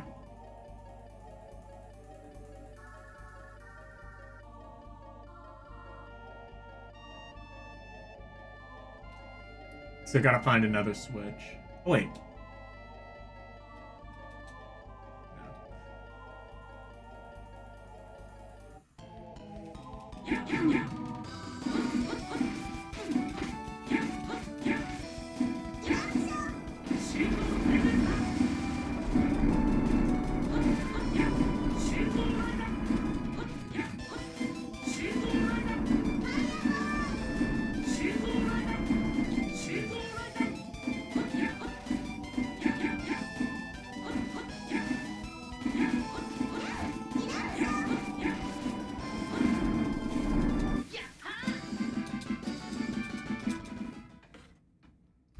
Ooh, squid. I wonder if I'll learn how to make calamari. Calamari is good.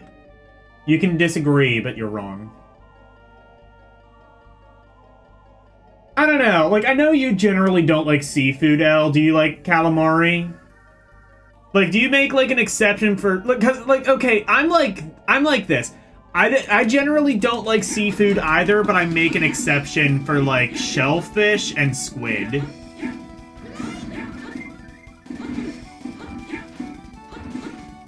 And I guess octopus then as well.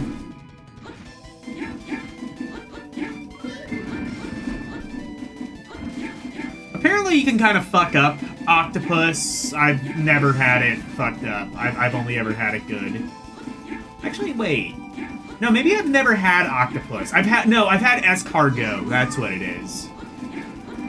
I must have had octopus before, though. I feel like I have. I've definitely had squid. I've had calamari several times. You hate the taste of seafood just in general? Okay. Not you don't like make an exception for shellfish even? Because to me, shellfish doesn't taste, you know, like fish. It tastes like its own thing. It's in a whole different genre. I don't know.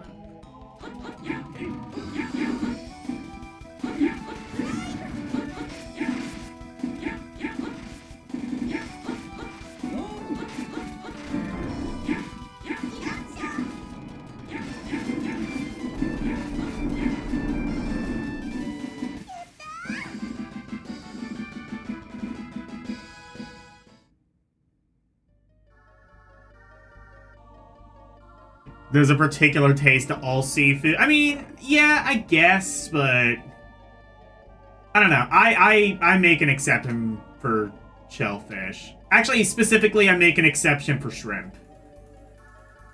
Like even like popcorn shrimp or something like that. Like, I don't know. Like at that point, it doesn't even taste like shrimp anymore. It just tastes like, I don't know, chicken nuggets or something. Like chicken nuggets, but better, with more flavor.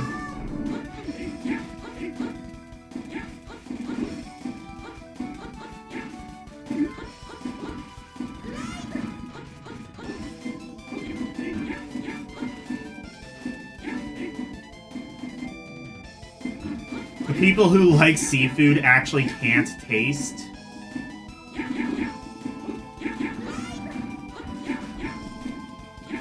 Okay. Maybe they just taste better. They taste the tastes that we can't taste. They are a superior being, and we must worship them as our idols. I don't know. I think, like, generally, though, the thing I don't like about seafood a lot of the time is just how salty it is. Shrimp, to me, is not, like... It isn't like that. It's not, like, super salty. Especially, like, you know, if you season it right.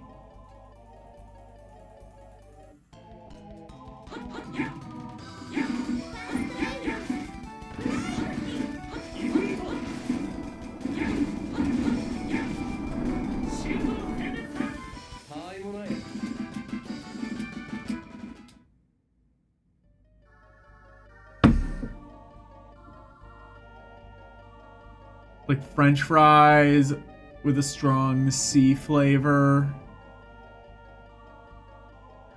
Yeah, I mean...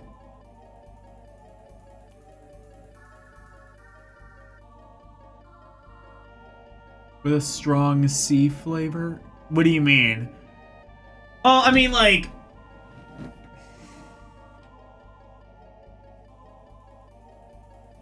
It's like... I don't know, like, for, like, okay, like, for example, like, salmon, it's, like, a mix of, like, salt and texture for me.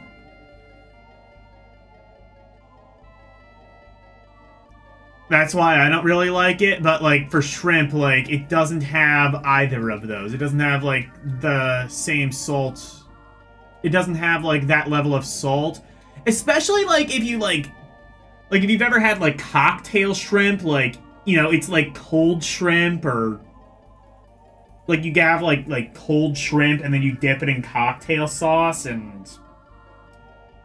That's really good. That's kind of, well, that kind of used to be like a Christmas Eve tradition. We would go over to my grandparents' house and we would have like cocktail shrimp and stay the night. We don't do that anymore because now they're kind of starting to get a little bit older and they can't really like, they don't really have like the energy to like, you know, have company or really do much of anything, but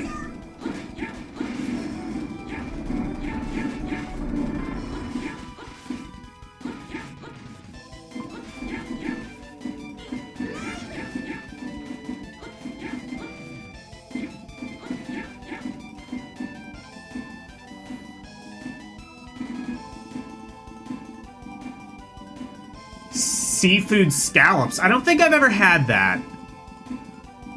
I'm sorry, I'm just pausing to read what else. It's a smelly, earthy taste.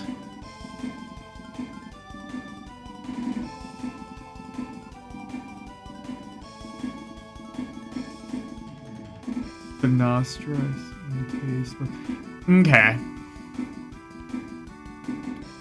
It has a super strong earthy. Oh, okay. I guess I see what you mean. Earthy taste. I don't know though. Like, I don't know if I agree with that, but you know.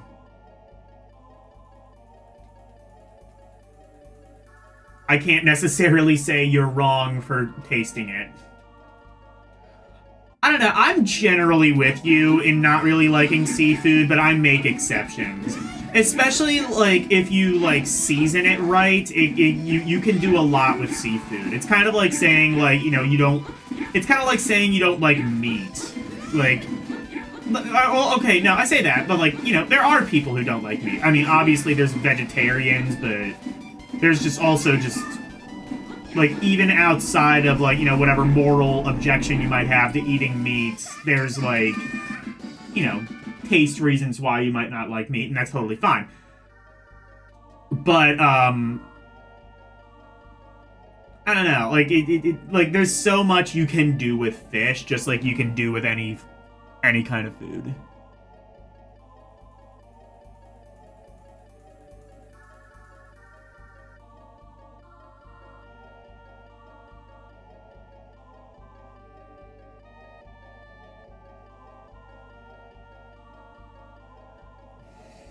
Even like a pinch of seafood. Well, I mean, yeah, like you can have like... Well, like even, I think like Alfredo sauce is anchovies, I believe. Am I right? Alexa, is Alfredo sauce made with anchovies? Am I wrong, or am I getting that confused with something else? You're mixing them up. Alfredo sauce is just butter, Parmesan cheese, and pasta water. Cream sometimes added in the U.S. No anchovies. Anchovies belong in traditional marinara, not Alfredo. Really? Marinara sauce?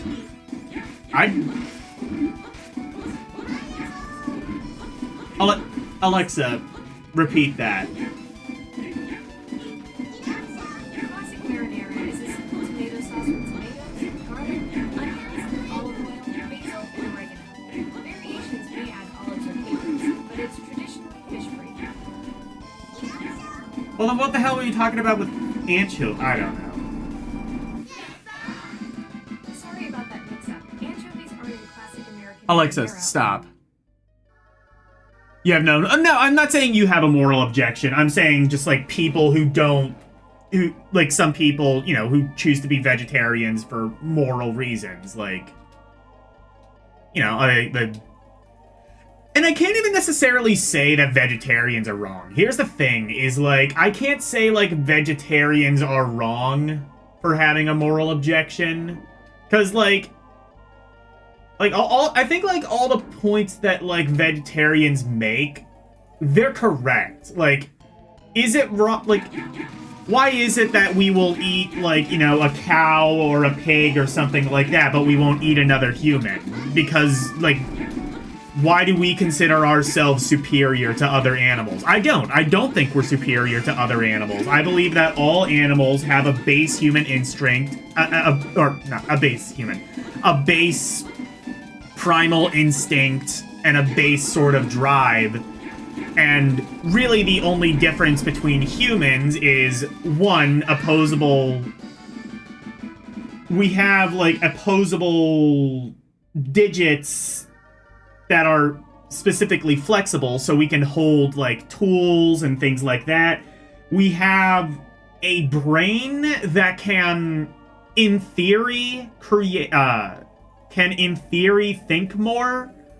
Although, I would still say, to a degree, we still kind of default to the same sort of animalistic instincts. And, obviously, language. So, like, I would not say that, like, you know, objectively we are superior to other animals. I think in some ways we are, obviously, but, like... Where's the switch, though?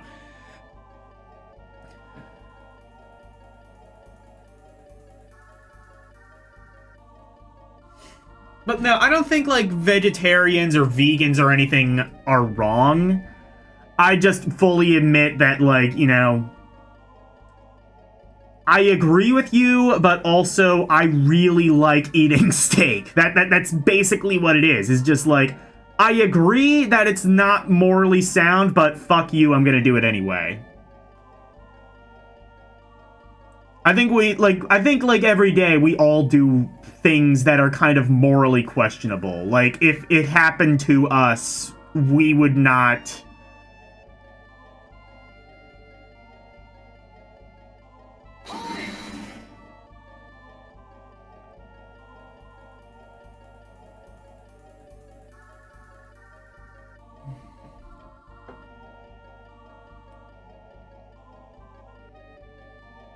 They're often driven by a genetic mutation in the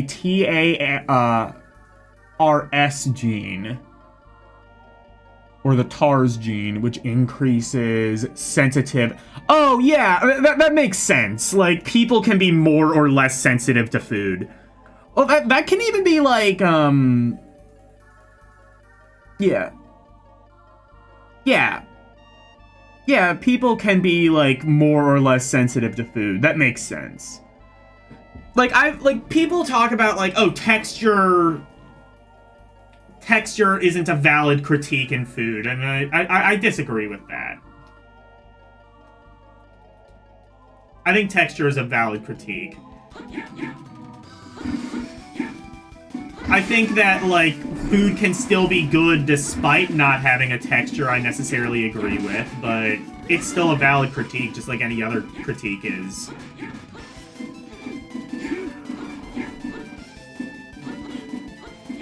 I mean, I would argue literally any critique is valid, even if it's objectively wrong.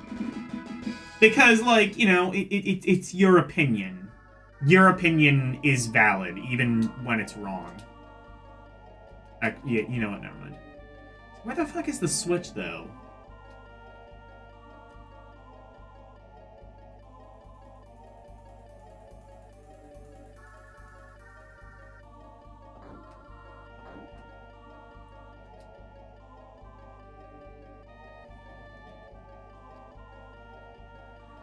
But yeah, like, I don't necessarily disagree with, like, vegans or vegetarians. It's just kind of like... And like, from a financial point of view as well, like, meat is fucking expensive. Like, I don't know how it is for you in the Philippines, but here, like, meat... It is honestly cheaper to be a vegetarian than it is... It's, like, way cheaper to be a vegetarian. Like, it makes sense now to kind of be, like, a vegetarian just for, like, cost benefits.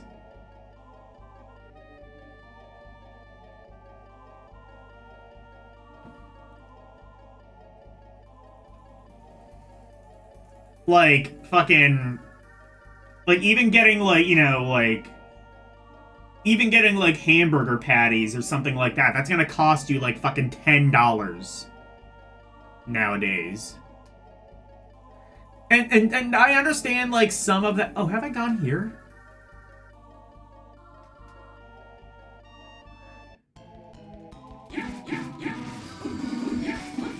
Like, that's gonna cost you, like, $10 for, like, hamburger patties or something like that. And I understand, like, some of that is just, like, you know, meat shortages and stuff, but... And just, like, you know, a natural factor of, like, everything getting expensive, but, like... Vegetables aren't this expensive, usually. Especially if you're kind of lucky enough to have, like, a fresh supermarket near you, you can get, like... You can make a salad. You can make a decent, like, salad or something like that for probably under, like, possibly under, like, $10, $15. Which is gonna be, like, cheaper than...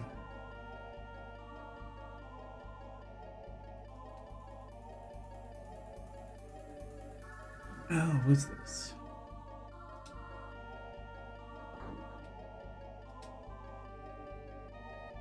I can't open it.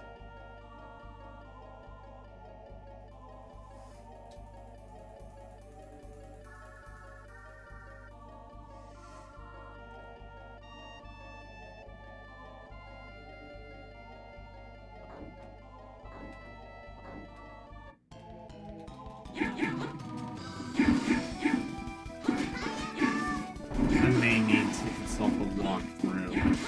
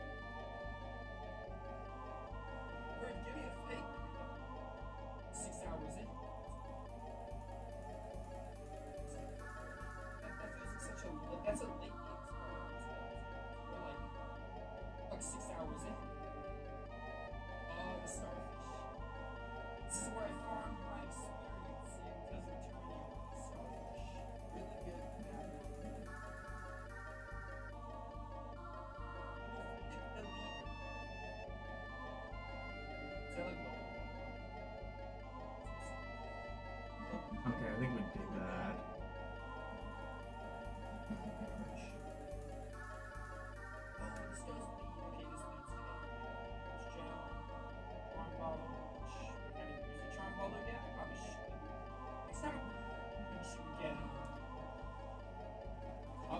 Hello, Alexander.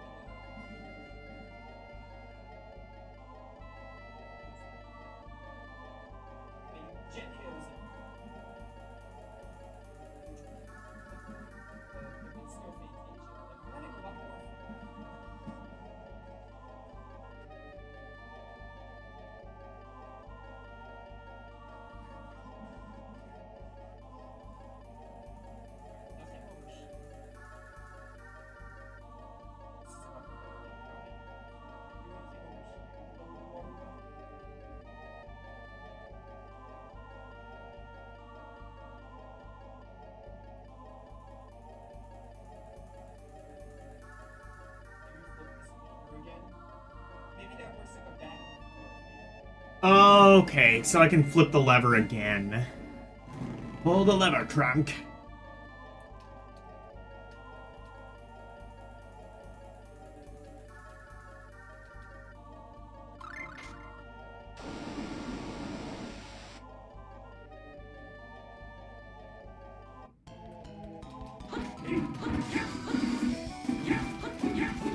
LD Pepsi. Damn right. Have you brought a Pepsi to appease the Pepsi goddess?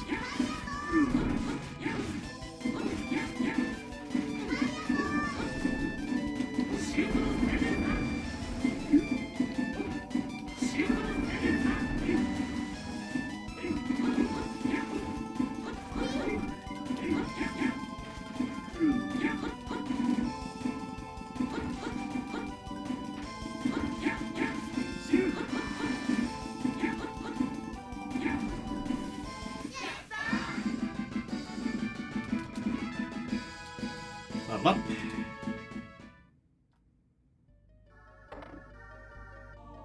Hey, here we go.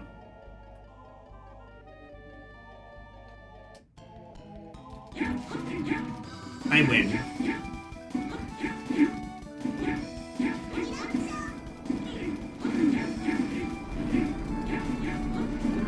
You just had a Pepsi before turning your laptop on. Good, good. I had a Mountain Dew Kickstart, which is by Pepsi, so it counts.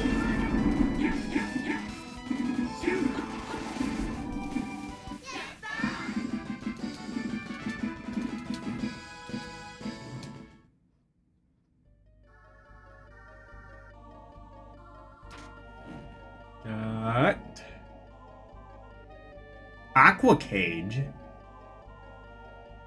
What is Aqua Cage? Is it like Aqualung?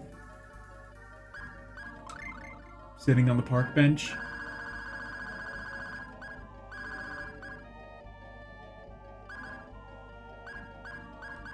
Oh, Aqua Cape. Never mind.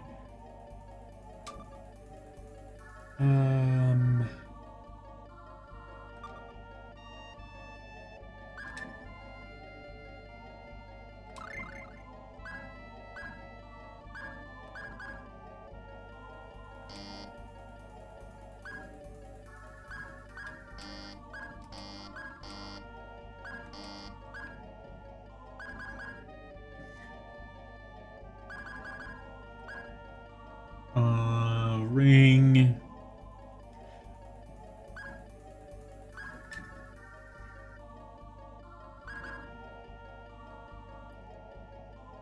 Blue cave.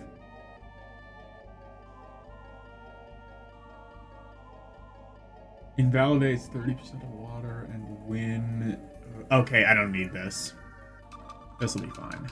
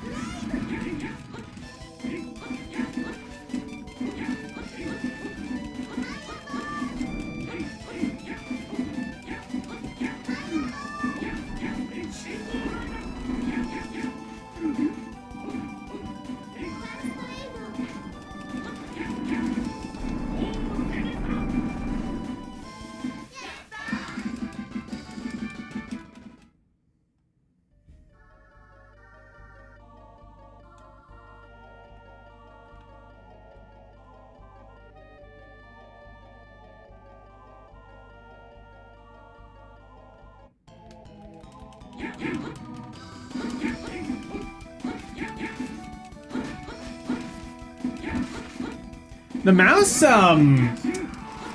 that I bought seemed pretty cool as well. It was by some brand I never heard of, and it was only $13, which immediately kind of makes me suspicious, but the reviews were good on Amazon. There were a decent amount of them, and it's got like a shit ton of like DPI settings, which I don't really care about. What I mostly care about is that I can use it as a Bluetooth mouse, which I'm hoping I'm able to, but it does come with an adapter.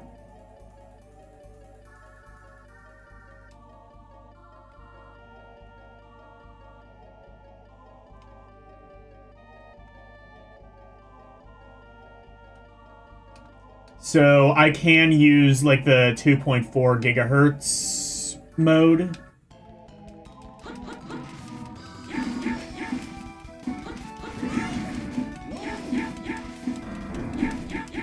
Just in case, but I'm hoping I can use it through Bluetooth, because then I can like free up a space on my USB,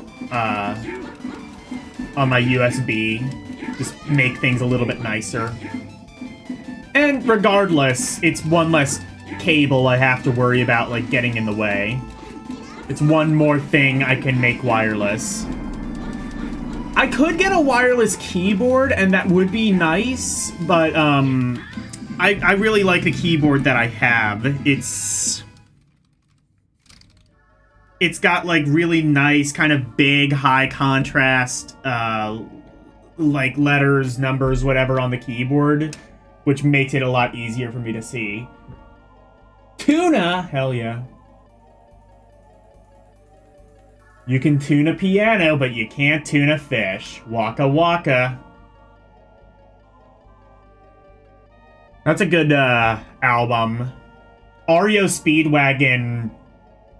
If you don't know who they are, yes you do. You've heard like I'm gonna keep on loving you. Anyway, they did an album called You Can Tune a Piano, but You Can't Tune a Fish, and that is the greatest name for any album ever.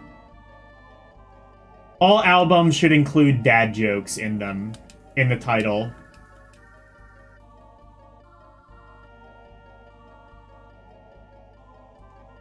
So I gotta lower the water again somewhere, it looks like.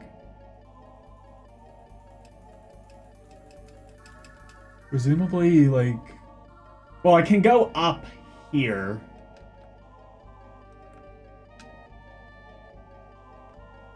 So presumably that's what it wants me to do. Ooh, save point.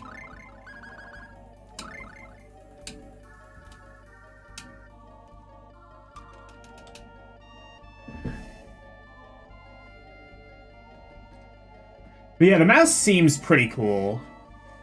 It also seems relatively large, which I like. Or rather, it has like a form factor that's good for big, giant, meaty bare hands like mine. I have big hands. Women's dig the big hands. Women's. The whammons.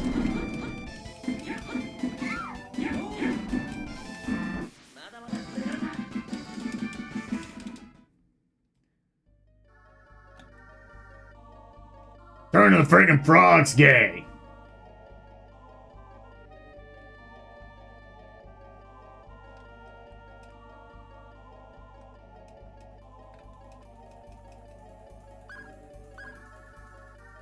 Pull the lever, Crunk.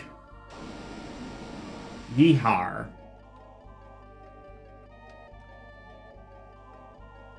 Can I pull it again?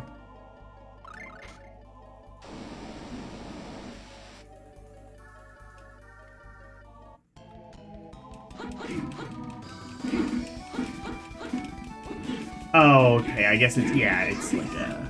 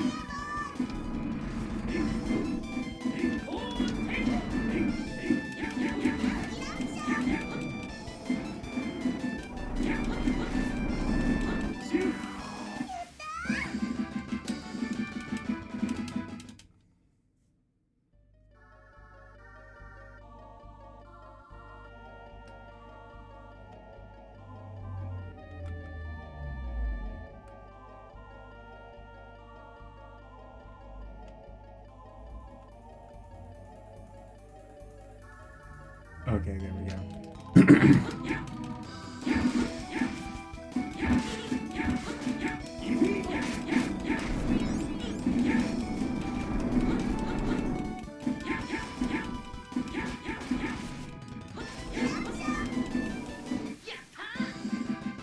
Hello, Renee.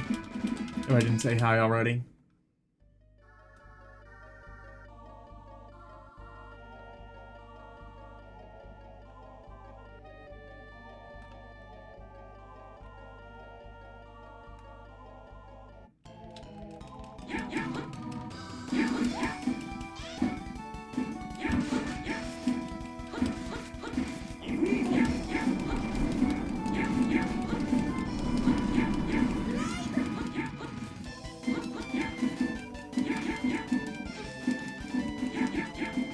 I also got, just, like, some kind of small stuff for around the house. Like, I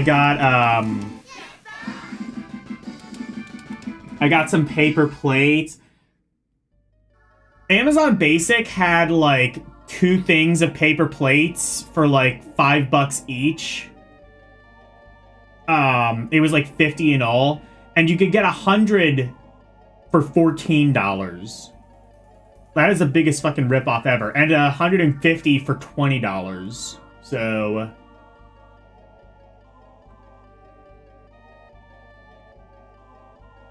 Oh, that's... okay.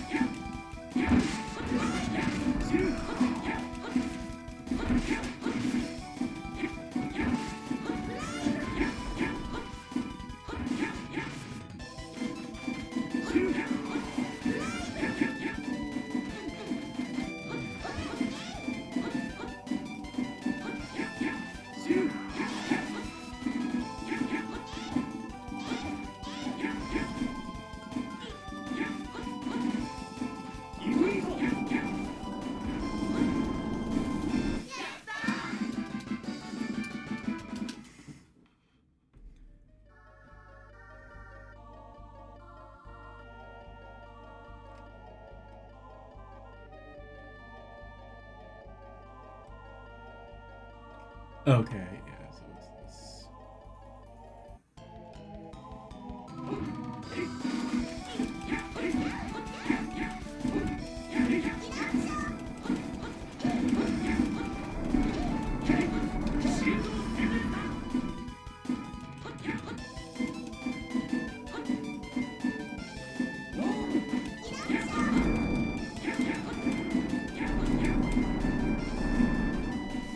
Gnome.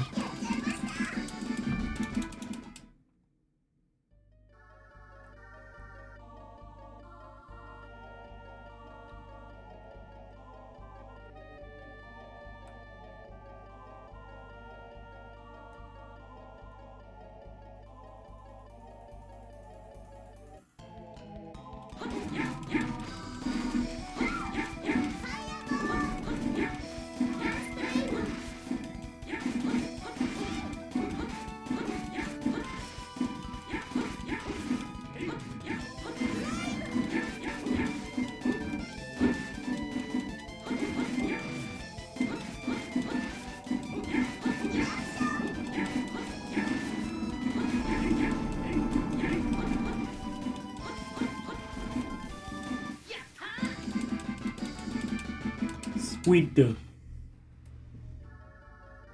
Squiddly diddly. Okay, well, we can get this at least. More tuna.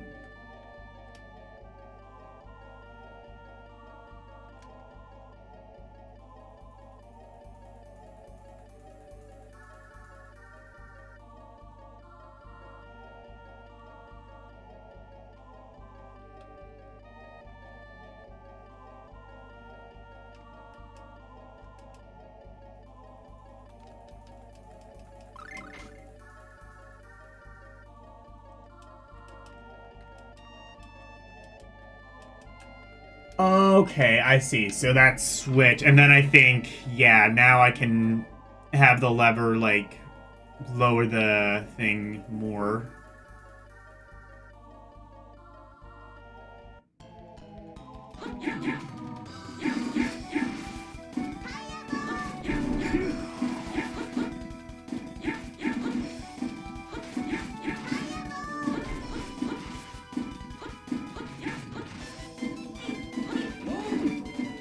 No.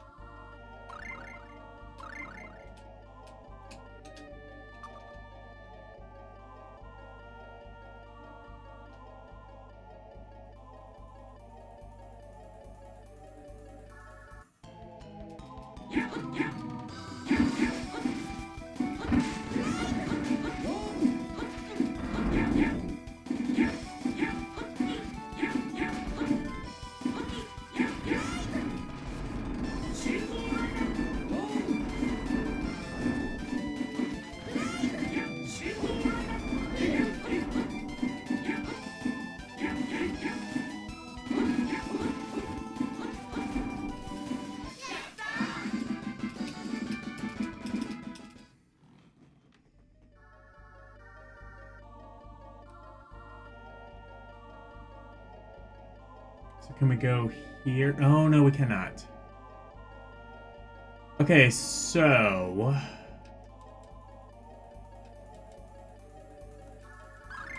Oh.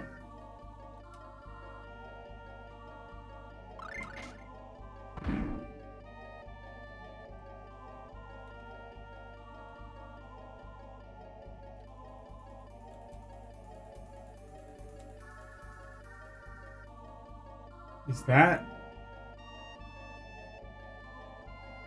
what makes the water pressure go down further?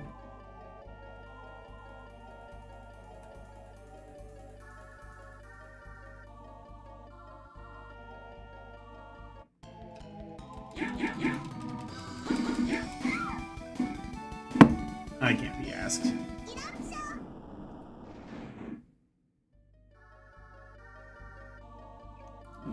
Hello, boiling blood.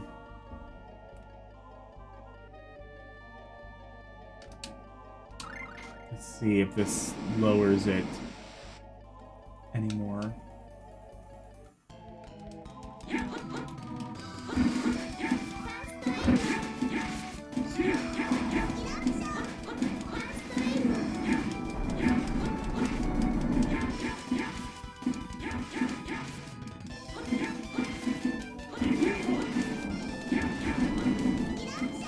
This game is better than Pokemon. I just thought I should like let everybody know that this is the truth. I should be should I just become like LCX where I just make it like my entire... Okay, Am I saying this right? Modus operandi? Motif operandi? I don't know Latin, but, like, I always say that phrase, and, like, I feel like I've been saying it wrong this whole time. I feel like I've been saying modus operandi.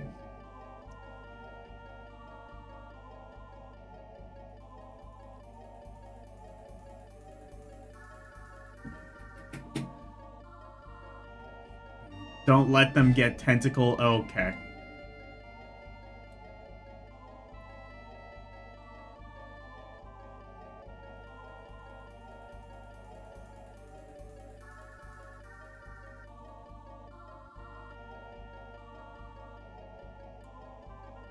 Have fun squirting upstairs with the color clown.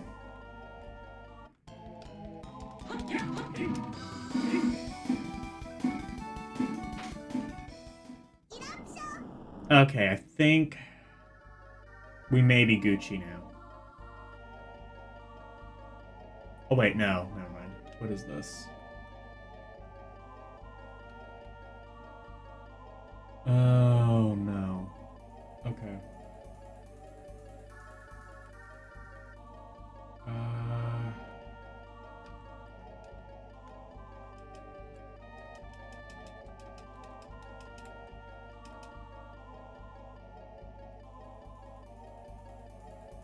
Well, there's nothing down here, so...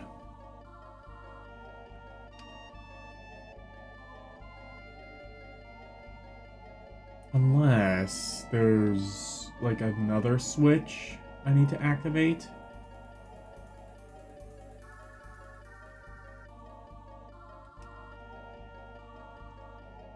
What about that one that I can't... What about that one, like, all the way back that I couldn't press? Wonder if I can do that now.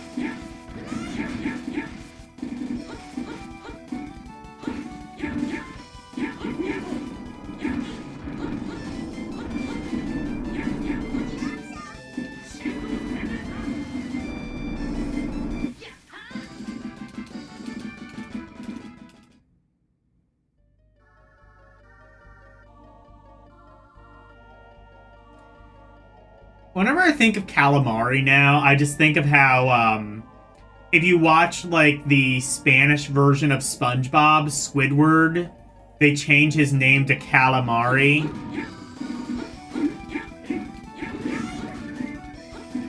Like, you can't really, like, transliterate Squidward into Spanish, but you can which is weird, because, like, they don't usually, like, fuck with, like, proper names whenever, like, translating things, usually. But in this case, they were just like, Spanish people aren't gonna understand Squidward, so just translate it to calamari. Calamari. Calamari.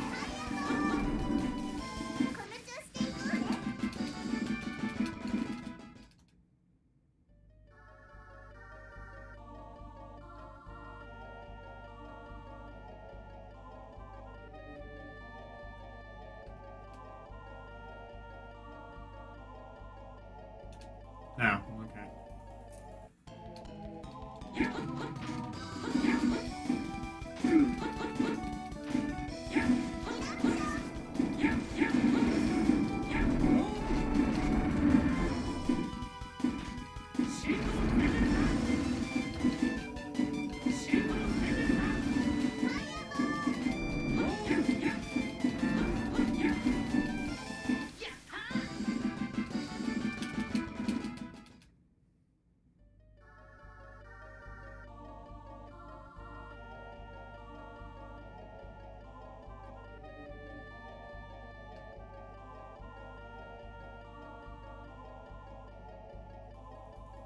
Why can't I go back now?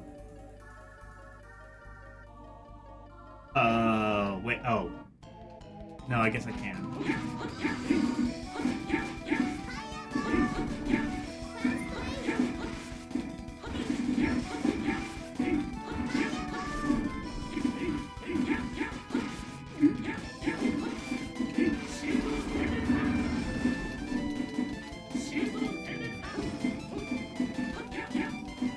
No, I understand Spanish for squid is calamari, but I'm just saying, like, usually, like, they don't fuck with proper nouns. Like, they would just, like, call him, like, Squidward usually, but they... Usually, you don't, like, fuck with, like, like, somebody's name. Like, you know, if my name is...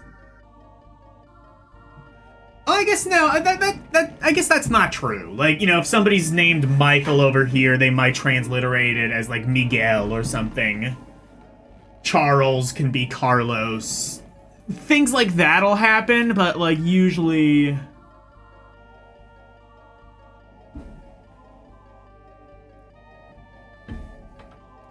Usually they don't fuck with that. It's just like...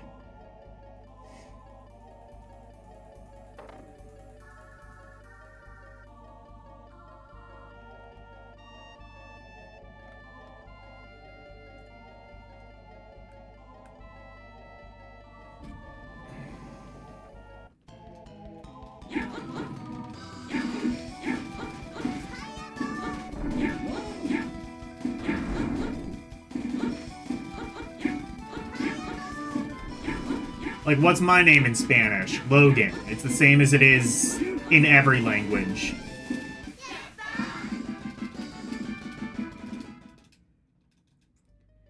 What would the katakana be for, like... What would, like, the closest, like, katakana be for my name? Logan. Logan. Well, I guess the spelling wouldn't matter in Japanese. It's more like a phonetic thing. I've always heard, like, it's interesting, like, how you, like... It's always interesting to, like, kind of, like, worry about, like, transliterating names into other languages. Hello, Nintendo.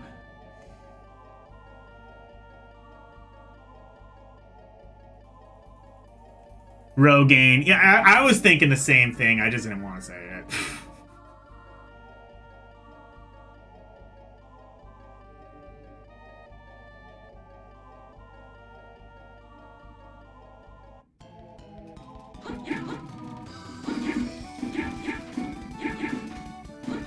Rogano. Yeah, that would make sense.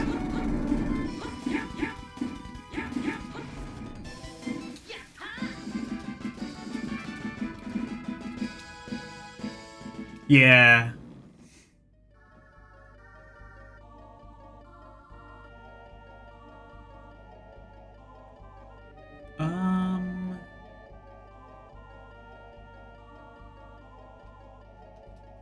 Is there a thing here?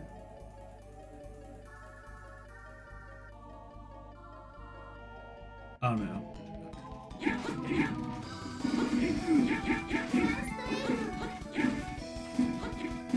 Elogano, Chapo Pirate, yes.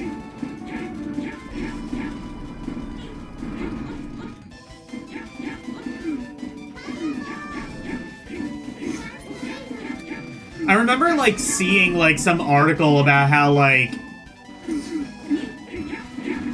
I think what it was, like, I think it was Marco Rubio's name. They, like, the Chinese have, like Chinese have, like, a lot of trouble, like, with the spelling of that name because it's kind of, like, inconsistent how they've... The katakana, or... Well, Chinese, I guess, isn't katakana. I don't know what the medical term is, but...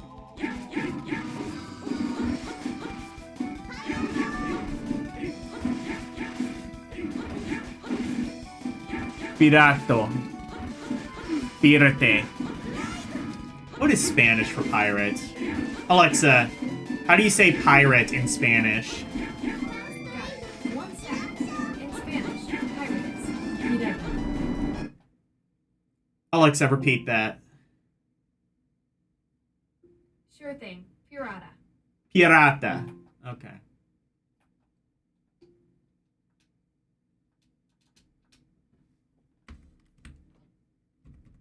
Oh, wait. What? Okay, go.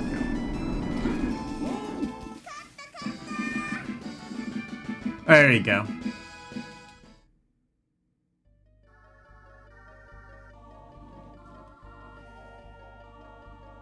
Elle knew that, apparently. Interesting.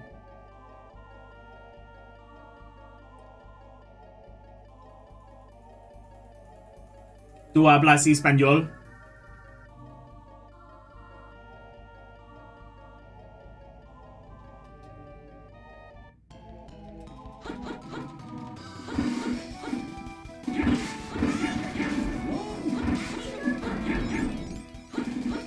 Yeah, Nintendo was close.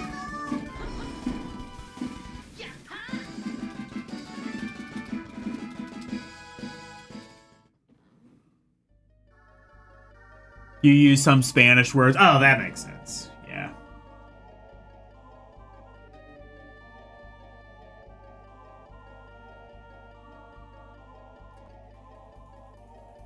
That's why I'm jealous of, like, so many other countries where, like, language...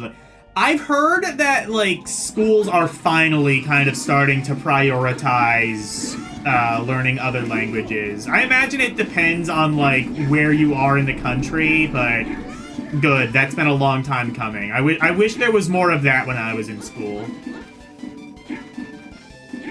For me, it was like, oh, you can take, like, 1 or 2 electives of Spanish, and that's about it. Spanish, or maybe French, or something like that. Why the hell you would ever learn French in America? I don't really know. Maybe if you live in Nolans or something.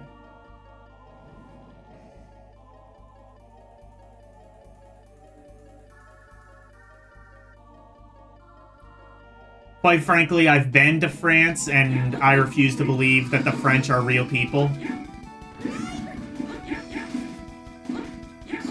Quite frankly...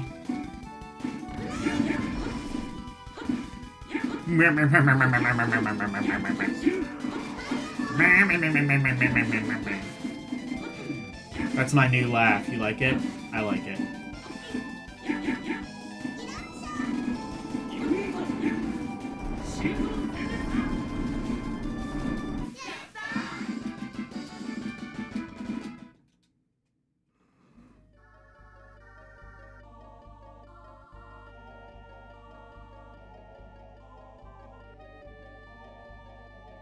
Yar har fiddle-dee-dee. Do what you want, because a pirate is free! You are a pirate! Ah, classic. They speak a version of French called... Chavacano. Oh, I think I've heard... Chavacano. Or Chavacano. I think I've heard of that before. I don't think that's exclusive to the Philippines. They speak that somewhere else. They used to teach Latin back in the day. Yeah, because who the fuck needs that? That's like... It's like those people who, like, use Duolingo to learn Klingon. I'm just like, what's the practical use for that? I understand you're a nerd and you need to, like, wave your nerd flag loud and proud, but also why?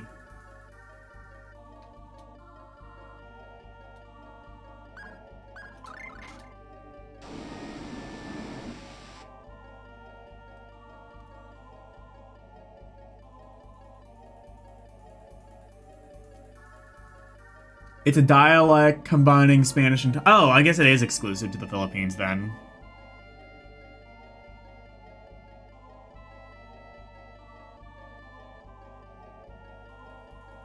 When you were a kid, you dreamt of being a pirate. Not the looting and stuff, just being alone at sea. I mean, with barrels of food and drink and sailing to... I mean, yeah, no, it is freeing. I think that's why a lot of people, like, enjoy fishing, because it's kind of relaxing in a way. You can kind of... You know, like fishing or hiking or something like that. Like, you just kind of go out into the middle of nowhere, surrounded by nature. You know, you get away from just, like, all of the noise pollution and actual pollution. Like, it's fun. It's freeing.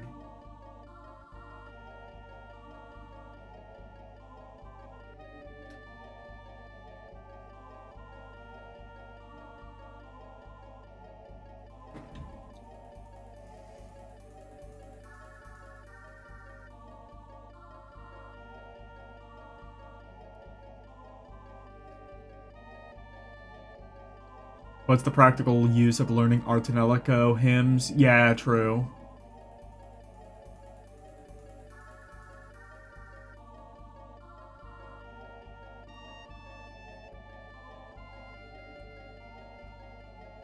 That's true. It is well, that's the thing, though, is, like, I think if we were to have one universal language, like, one world language, it probably should be Latin, since most of the world's languages derive from it anyway. Like, I think that would be, like, ideal. Like, if we lived in a utopia, there would not be, like...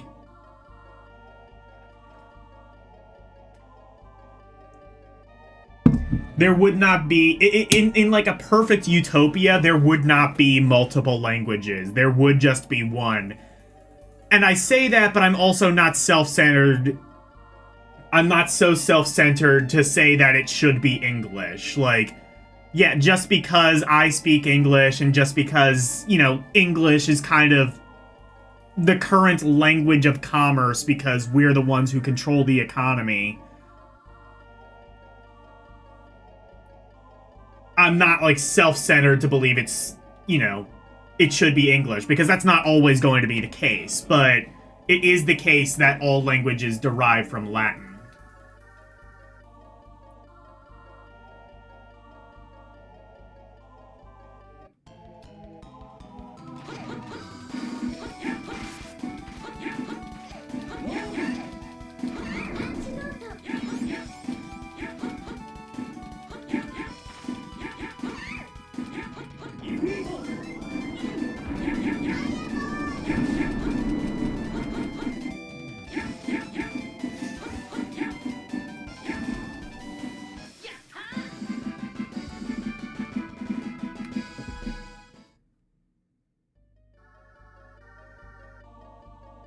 Novice, Ordo. Well, I was like, I mean, like, I know a couple of, like, Latin, just kind of, like, phrases that, you know, through cultural osmosis. Like, osmosis. Like I was saying, like, modus operandi, I believe, is Latin. Should be English. It's not well, here's the thing, though, is English is not easy to learn. It's easy to learn for us because we, like, grew up in it. But, like, if you actually, like, evaluate English through, like, a critical lens, grammatically, it makes no fucking sense. Because it's a mutt language. It's a bastardization of, like, a whole bunch of different languages, and we just take all the grammatical rules from all the languages that we've kind of taken from. Because, like, you know, there's Spanish and French and Portuguese, languages that are all very similar, but all kind of have their own unique syntax and grammatical rules. And not to mention, like, you know, Chinese, Japanese, which, again, all have, like, their own unique spellings and grammatical rules and things like that. And then, like, you take them all, so it's not consistent. No language is, like, wholly consistent, but generally, like, Spanish...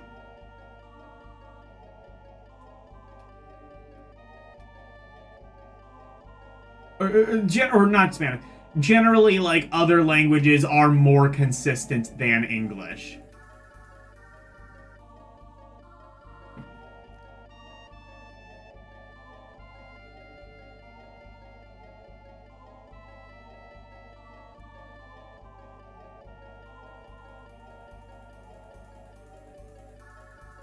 Yeah, English, Italian, Spanish, French, Russian, Portuguese, which is more or less just like Portuguese. I've said this before, and like, you know, people kind of like say, though Portuguese is its own unique language. To me, it just kind of seemed like Spanish, but with like a couple of words kind of. But then there's also, like, different dialects of Spanish. Like, Mexican Spanish is not the same as, like, Spain Spanish or U.S. Spanish or... Like, there's... Or even, like, you know, Dominican or, like, Caribbean Spanish. Like, they all have, like, their kind of, like, different, like, words and different grammatical rules and things like that they use.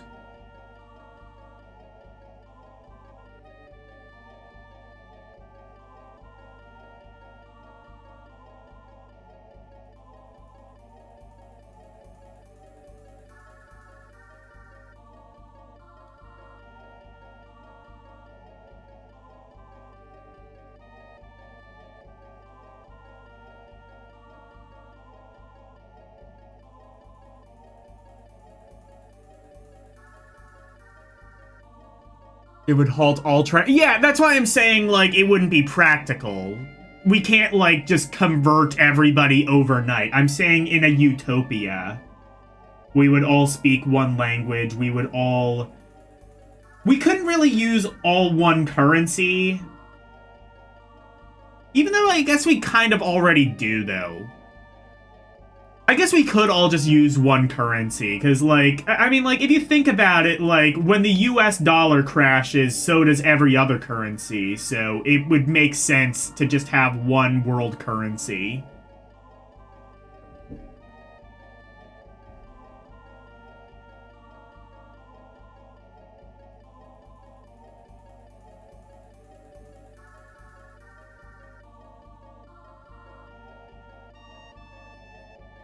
It's already widely used. You're right, but I'm saying, like, that's because we are the kingmakers now. That's not guaranteed to always be the case. Like, before us, it was, you know, the Egyptians and the Italians, or the Romans, and the Greeks, and, you know, whoever. And in the future, it could be the Chinese, the Japanese, Europeans, like some sort of Eurocentric country. It could be anyone.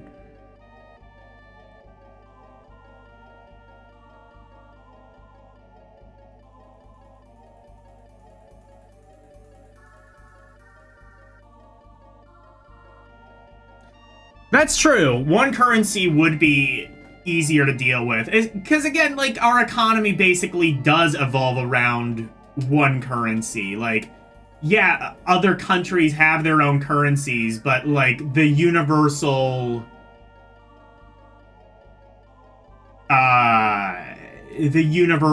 like, kind of accepted currency, like if someone from another country comes here, it's not likely that any place is going to accept their currency. Like, a Spanish person comes over here, no store is going to accept the euro. You're going to have that converted. A Filipino, I don't know what the... Oh, yeah, pesos. Yeah, the Filipino peso. Filipino comes here, they aren't going to be able to use their pesos over here, but we can... Like, if we come over to the Philippines, most places will accept the US dollar. Just because, like, again, America currently is the kingmaker, and US tourism funds the rest of the world's economy. Really, just the US in general funds the rest of the world's economy.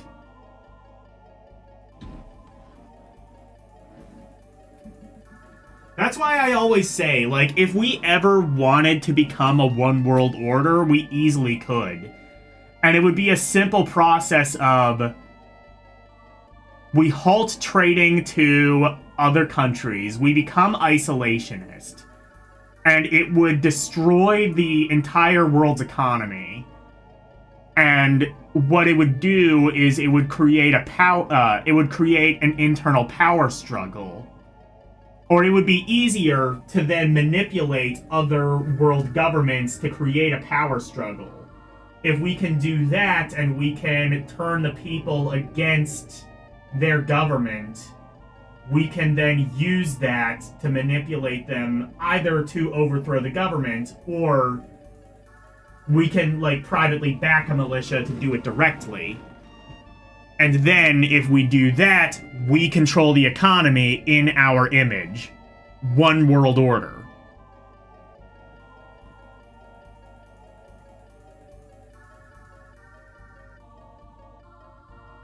$50 pesos in your wallet? Isn't that like roughly 50 cents?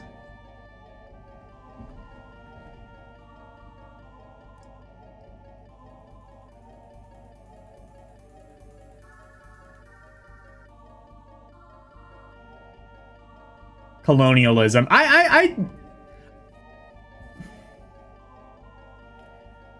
not opposed to, like, kind of I believe that we should. I believe that the US should get back to its sort of manifest destiny roots.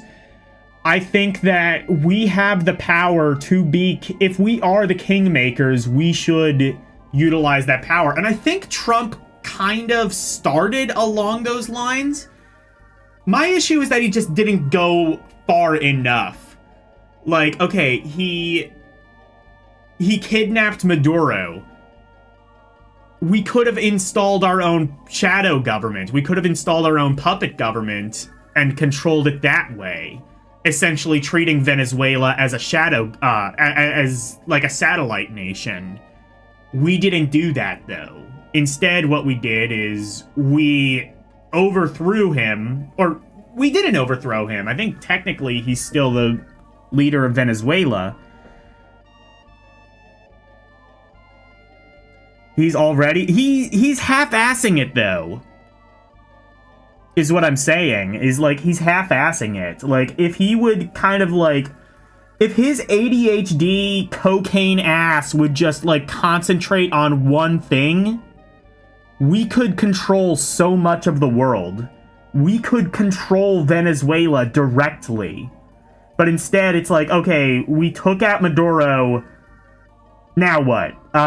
Move on to Iran, I guess. Oh, Iran's not going well because we took out the Ayatollah and then just didn't take out anyone else, so they still have an established governmental structure.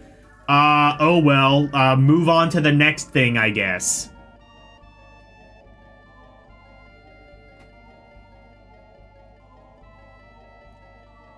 We're doing it against international order in the US and acting like it's beyond rules just because it's powerful.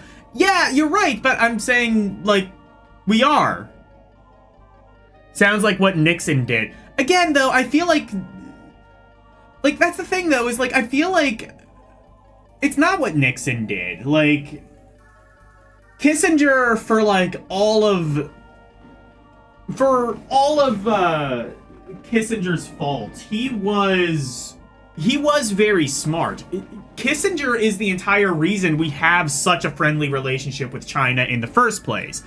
And to be fair, it's been very advantageous to both parties.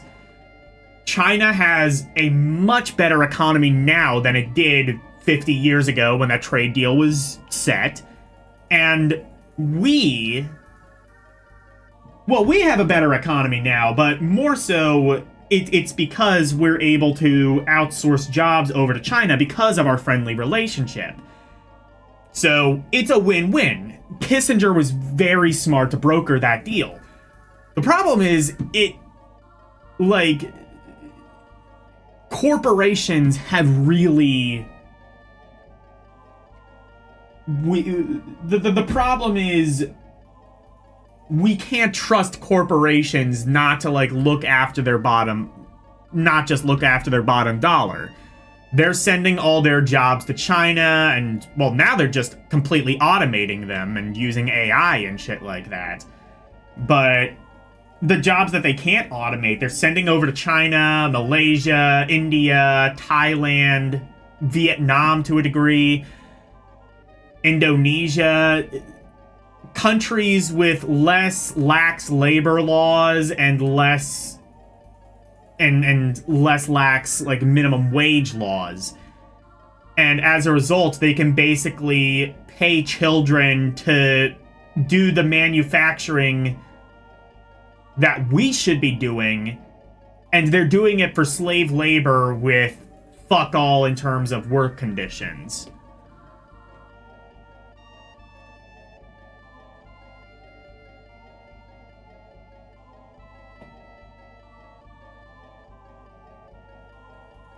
I think that subjugating the world is a good idea.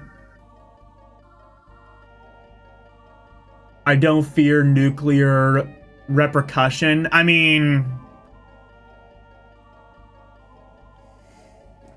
that's what I'm saying though, is we would be, that's what I'm saying though, is that we would be the ones, we would be doing it economically.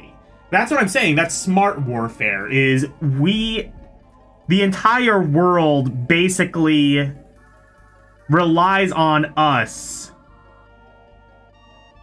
to prop up their economy. China, Japan, Europe, the entire world has an economy because of us, because of the business that it does with the United States. We not only have, a great economy, more so, we have a massive GDP. So other countries rely on that. If we were to, we can say, okay, that's really good. Now, what if we were to take all of that away? What if we were to take our aid away? We wouldn't kill anyone. We would never do that. But what if we were to do that, and what if we were to, in the ensuing chaos, back a militia who might take you out and be able to, and might have a just cause because, when the economy, I mean, like, look at North Korea. Or, no, look at Romania. Romania was a great example of this. They had a dictator for, I forget, Alexa, who was the dictator of Romania from like the 1950s to the 1980s? I think it was like 1986 or 7 when the guy was overthrown. Tchaikovsky, yes. Okay. Alexa, stop. Tchaikovsky. He was overthrown by his own people because the military turned against him and the citizens turned against him because of all of the economic sanctions that were imposed on him because of, the various war crimes and things and human rights abuses that were already being taken care of.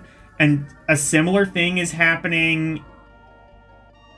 A similar thing very well could happen in North Korea, and I don't think it will in North Korea, mainly because I think Kim Jong-un has been successful in kind of creating a sort of cult-like atmosphere, so no matter how bad things get, I think that there's enough faith in dear leader over, like, generations of just cultural brainwashing that I think North Korea is safe.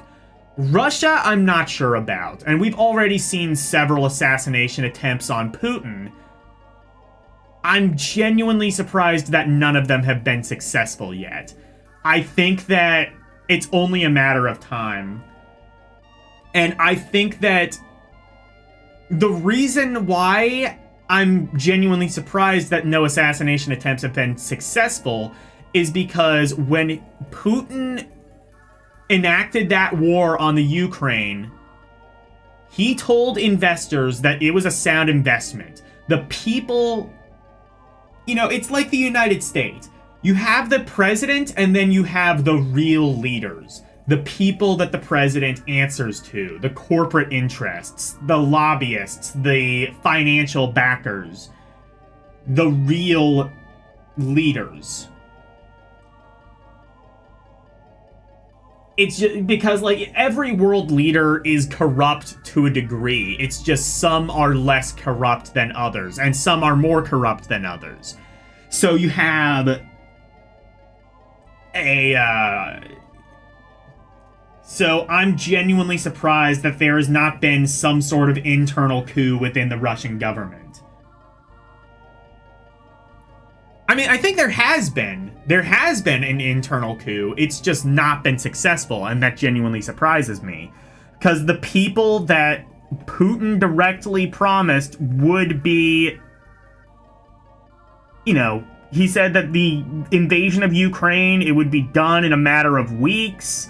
He said that it would be financially successful, that it would grow the Russian economy, and it's done exactly the opposite. The ruble has plummeted ever since, to a point where, like, they are now in a new economic recession. I think an economic depression, basically, where their currency is now basically useless. One, because of how costly the Ukraine war has been, and two, because of all the economic sanctions that the Biden administration put on the Russian government, that other world leaders have put on the Russian government, and even to a degree the Trump administration has expanded on those economic sanctions. People talk about how, oh, Trump is friendly to the Russian government. He's not. He doubled down on the Obama-era sanctions post-Crimea invasion, and then Biden improved on that even more so. The US owes China a huge debt. Here's the thing, though, is everyone owes everyone debt. That's why China can never go after the United States and say, like, oh, you have to pay your, you know, $30 trillion in debt. The reason China can't go after the US is because everyone is in debt to everyone. Yeah, the US is... Alexa, how much debt does China owe the United States? China holds roughly $651 billion in U.S. Treasury securities as of April 2026, about 2% of the total U.S. debt. Okay, so they don't owe as nearly as much debt, but everyone's in debt to everyone, basically. Like, everyone, like, we're in debt to... And like, that's the thing, too, is, like, the national debt is not even necessarily entirely... Well, it's not entirely China, but not even, like... That's not even, like, a large percentage of the national debt. We owe debt... Part of the national debt is ourselves, just, like, government contracts and stuff that haven't been paid, but basically just kind of like, oh, we will pay you eventually, kind of, sort of thing.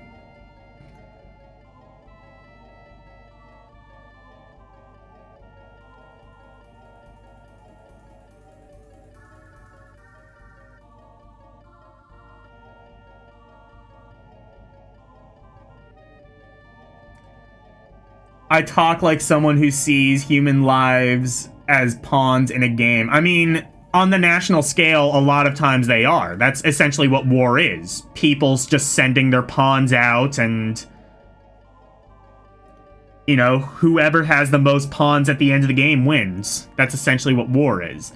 But there's other ways of playing the game, though. It's not just about killing the pawns, it's about making the pawns weak so that they turn against you and then become your pawns.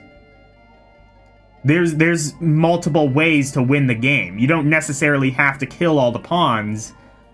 You can just make their pawns your pawns by financially... through, like, financial manipulation.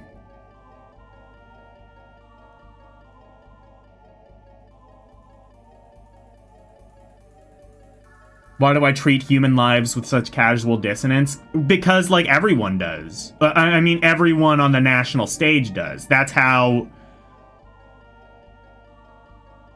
Basically, the world stage... I think it was, I forget his full name, but, Beau of the Fifth Column. It's now Belle of the Fifth Column, because his wife has taken over the channel.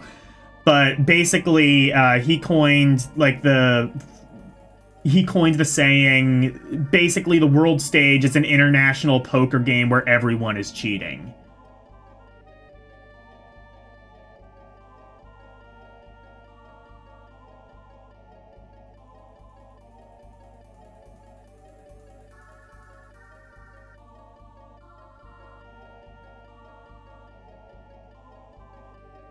What about the lives and stuff lost during the Americanization of the world? Yeah, I mean, like... I see it more like...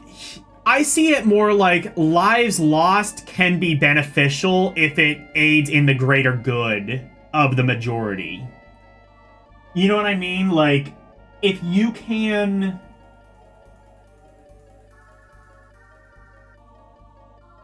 You know what I mean? I kind of see it as, like, sometimes you have to crack a few eggs to make an omelet. And if a few lives lost means greater economic strength for the rest of the country, then I think that's a fair payoff. I mean, I think, because, like, I guess my worldview is I just sort of see human life as temporary anyway, so we may as well work towards a greater good.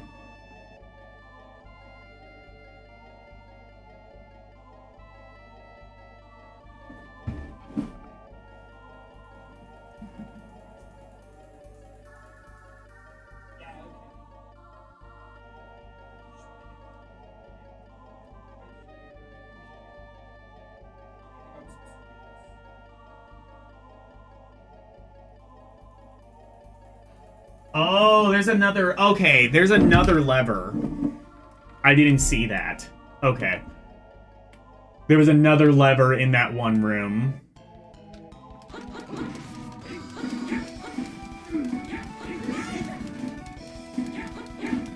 The Clash? I like the Clash. Hold on. I'll read the rest of your comment. I just saw the Clash, and I'm just like, I like the Clash. I like the Clash.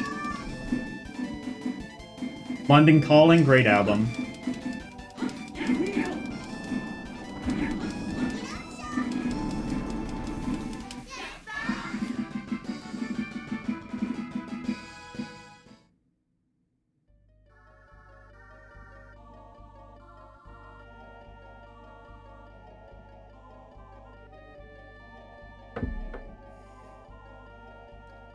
Police and Thieves.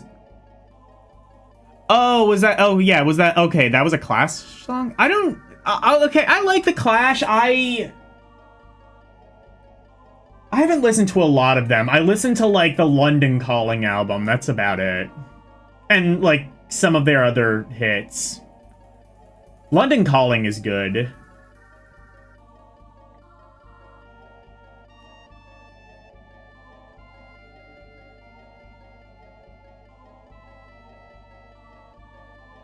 I want to impose my philosophy in ways that kill people for the greater good. Yeah, because human life is temporary, and the greater good is less temporary, especially if done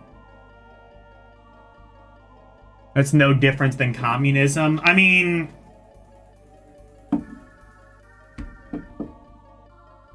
Isn't, like, any economic... I mean, like, isn't kind of any economic... any kind of economic system sort of like that, though? Like, I mean, like, you can't tell me that people have not died as a result of capitalism. I mean, look at Iraq. We toppled over their civilization for what? Oil? Like...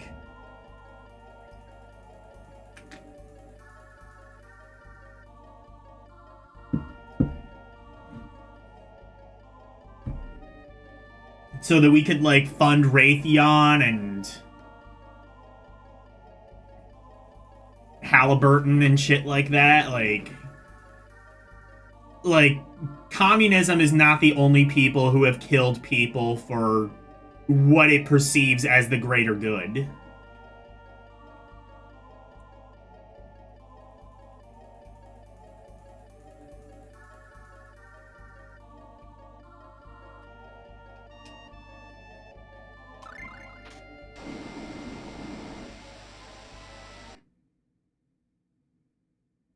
Oh, that's not good. わらわの眠りを妨げる者は誰だ。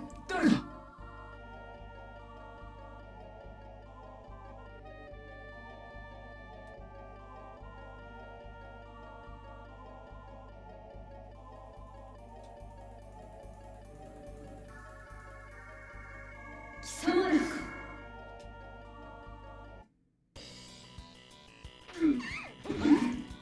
Oh shit, okay.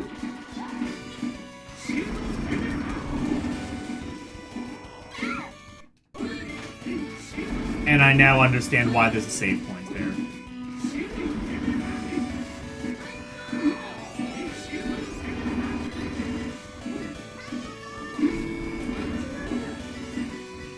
The worm.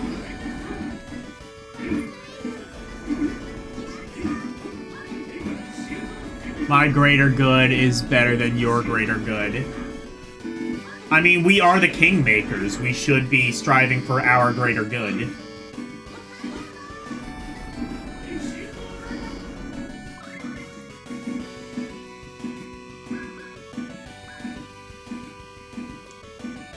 And in the end, if all is successful, we will own you, so our greater good will become your greater good anyway.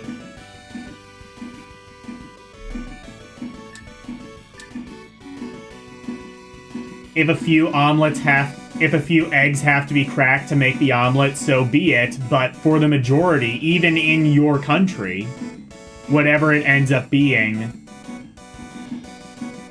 it will be the greater good anyway.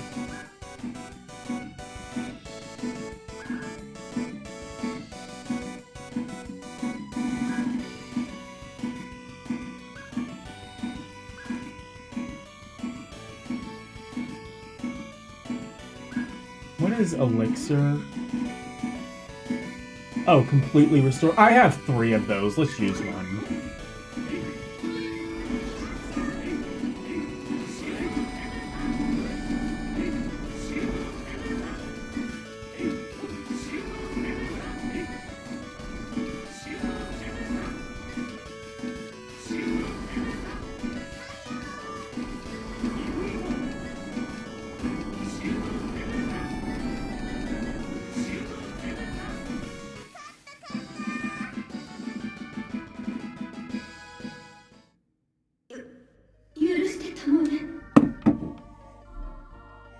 Get cornered, idiot, and generated. 望みは何じゃ。精霊の契約を結びたい。良いであろう。それではアクアマリンの指輪を出すが良い。我今水の精に願い立てまつる。指輪の名役のもと、我に精霊を従わせたまえ。我が名はクラース。 My name is Clarth. Clarth, I don't have a last name.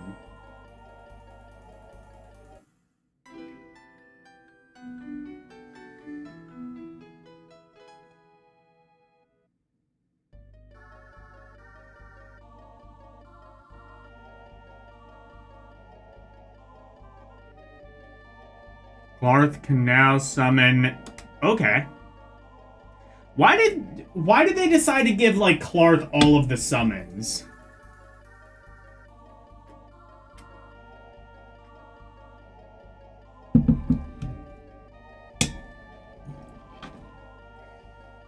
I imagine there's some sort of, like, lore reason for that, but...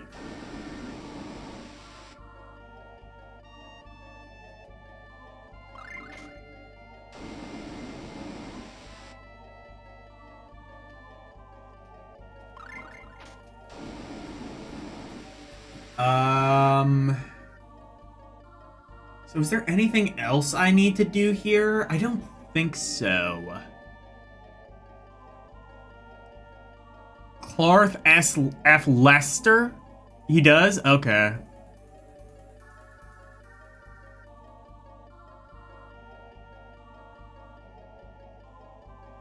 I've over-leveled. Yep. Yeah.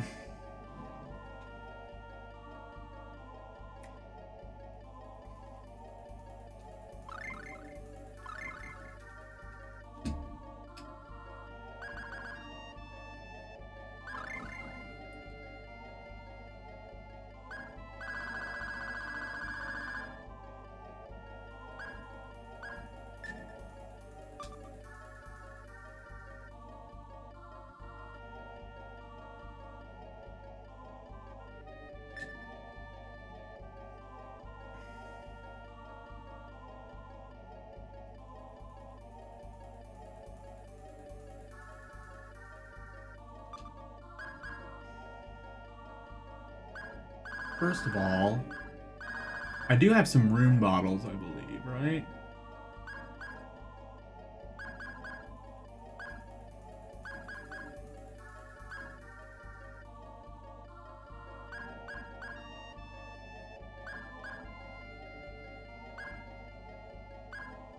Charm bottle. What does charm bottle do again? That brings out your inner charm. Oh, right. Yeah, I should have been using that more. Oh, well.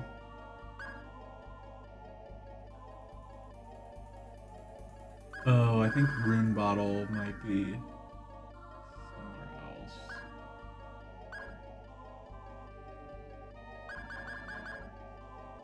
Wait.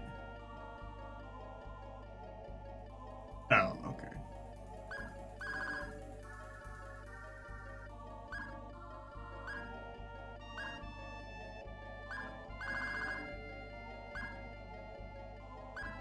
I definitely have at least a rune bottle. Where is that, though?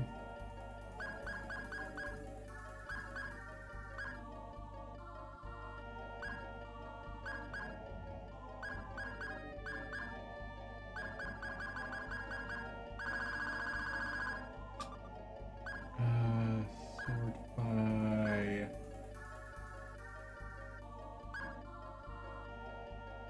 Recently acquired... Sort by type. There we go.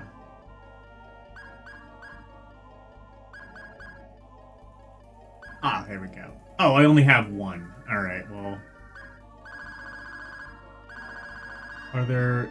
Oh, there is one. That's a question mark. Let's... Grimoire? Grimoire? Grimoire.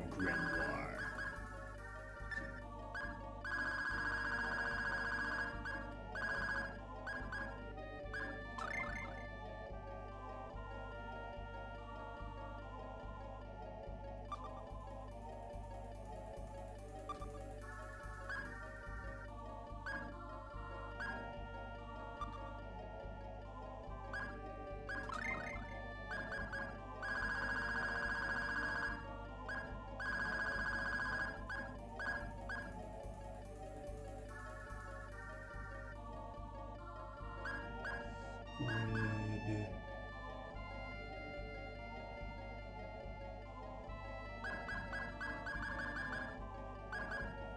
I see. I think it like.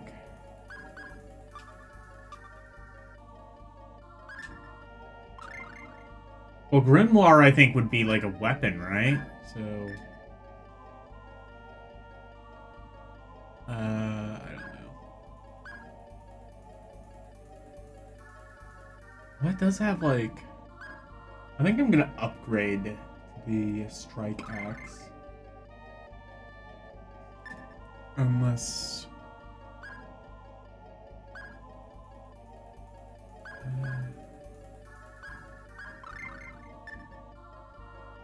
Yeah, I'm gonna do this. Because... Slash... Okay, Slash I think is... Yeah, Slash is like the main attack. Thrash I think is when you do down an A.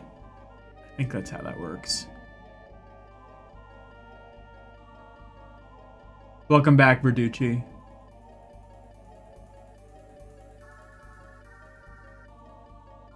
Oh, so there is like a literal story reason. I wondered. Okay.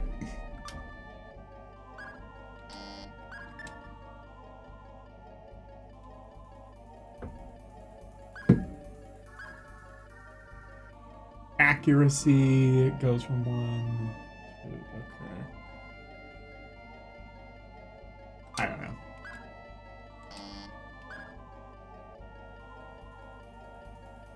Oh, that's where Grimoire is. Okay, is bad. Okay. Is bad. Oh, it does have okay. But yeah.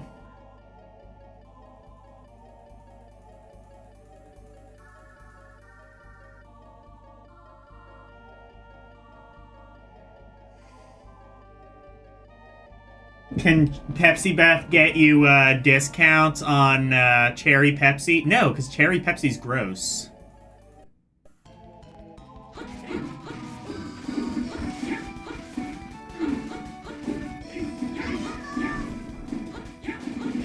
Drink either... I don't know, drink like vanilla Pepsi or something, like a real man.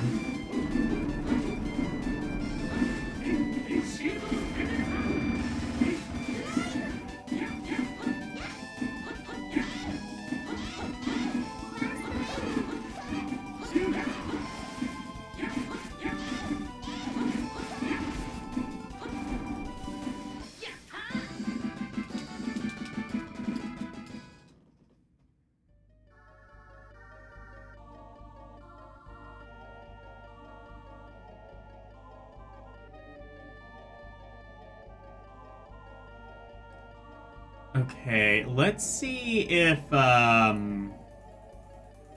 seems like kind of like intentionally structured, so I kind of wonder if,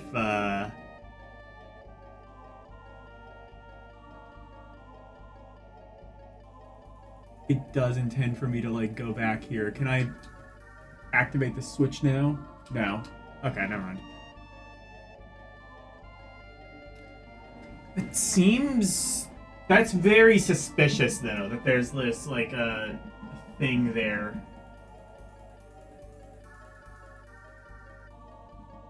There's just, like, a thing there that, I can't do.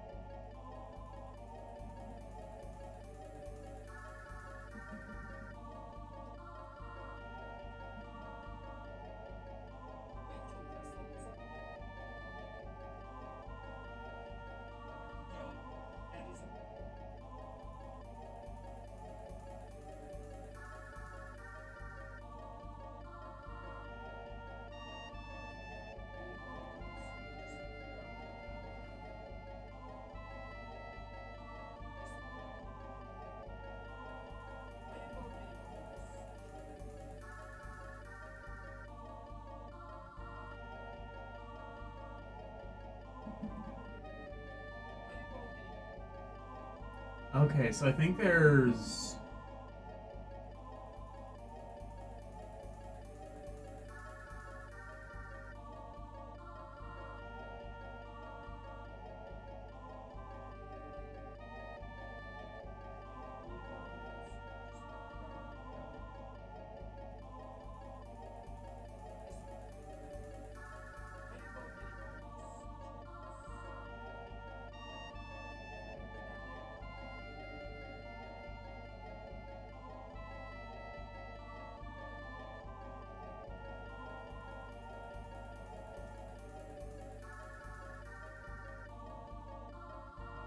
Okay, so...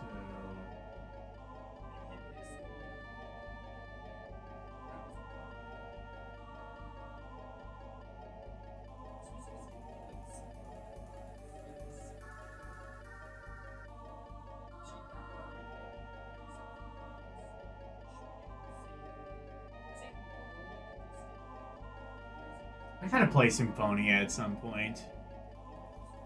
I gotta play like all the Phantasia or all the Tales games. Probably.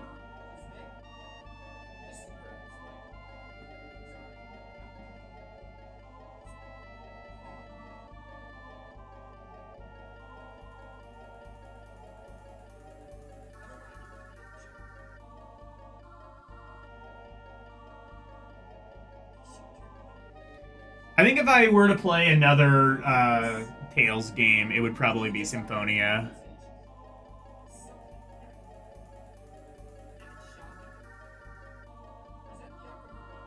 Potential human lives lost into a game of Command and Conquer. I mean, I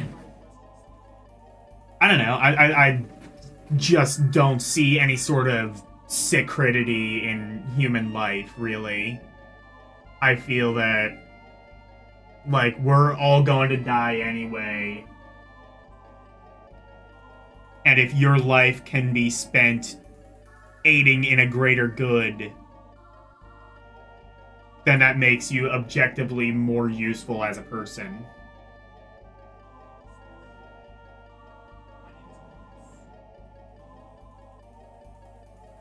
Oh, I have to do this. That's why. Or... wait.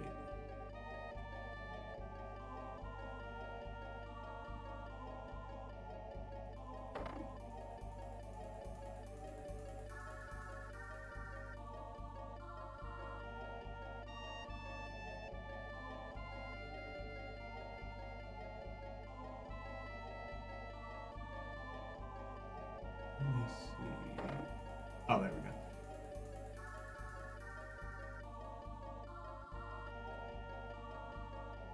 RNG is going to be nice to me. That's good. I think that Halo is still there, though, so...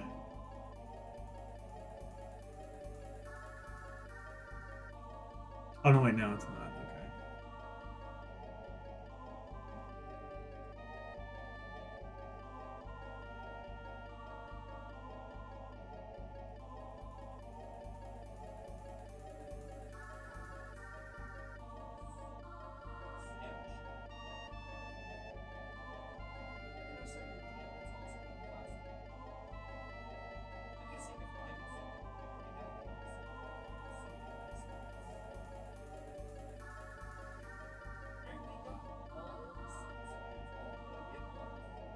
Okay. Okay, so that is what I need to do.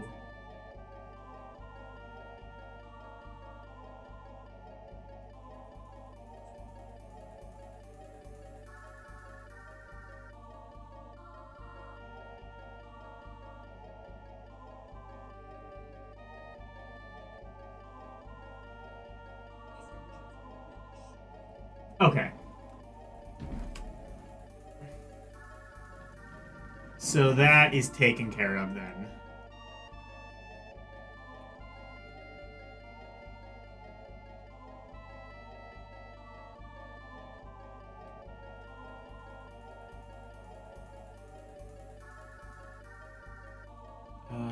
Where was the other other lever? I think, like...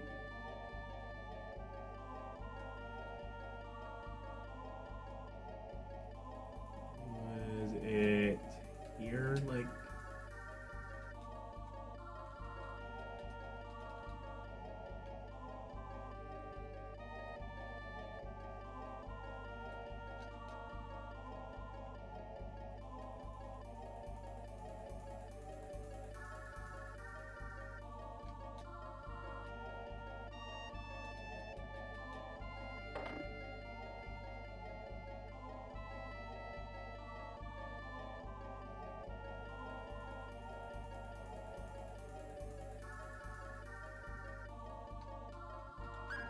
Oh, here we go.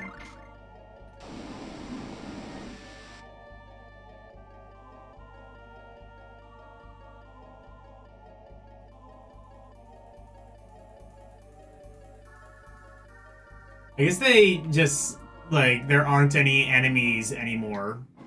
We took care of it. We killed them all.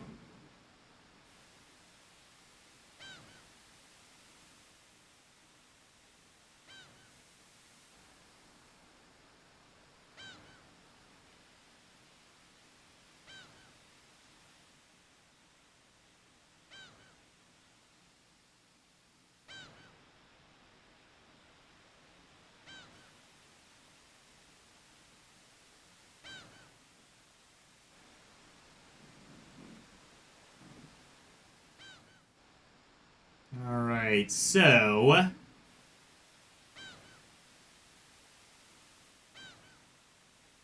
we can now, I believe, just go to the Maria mines. And there should be no problems whatsoever. We can finally go back.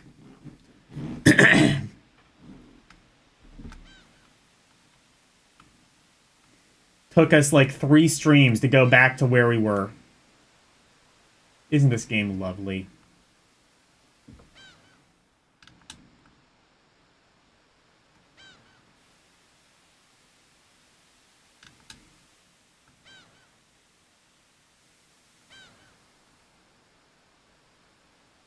Aren't these game designers wonderful?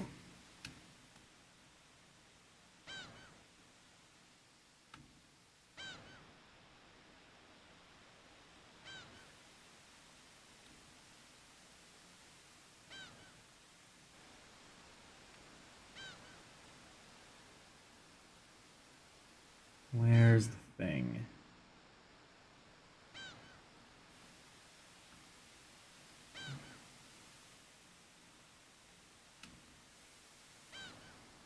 Oh, I think, okay, I see now. I have to go this way, yeah. And then... I see.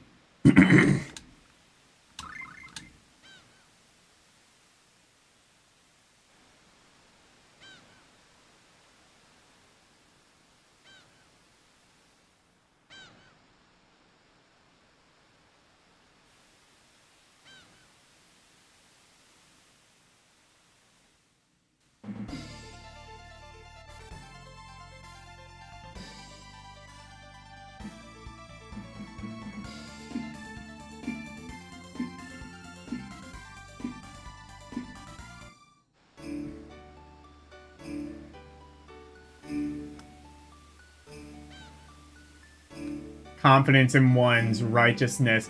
I mean, I would argue that, like, arrogance is responsible for a lot of good and a lot of evil.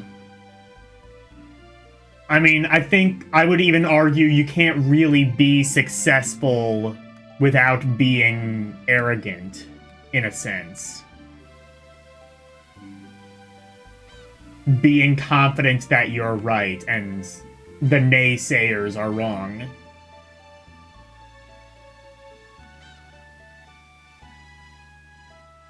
Like, that's the, like, I would even say, like, success is the greatest motivating force. It's a very powerful motivating force. That's why, like, the people who are the most beaten down by society often tend to be the most driven people. I'm not necessarily saying the most successful people, but the people who are most driven to try and succeed.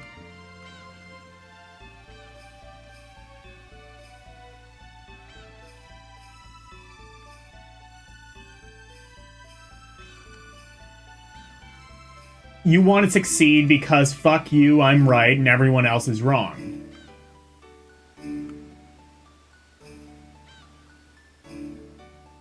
Oh yeah, no, that's right. I have to go down a little bit. That's right. I will memorize how this game works one of these days.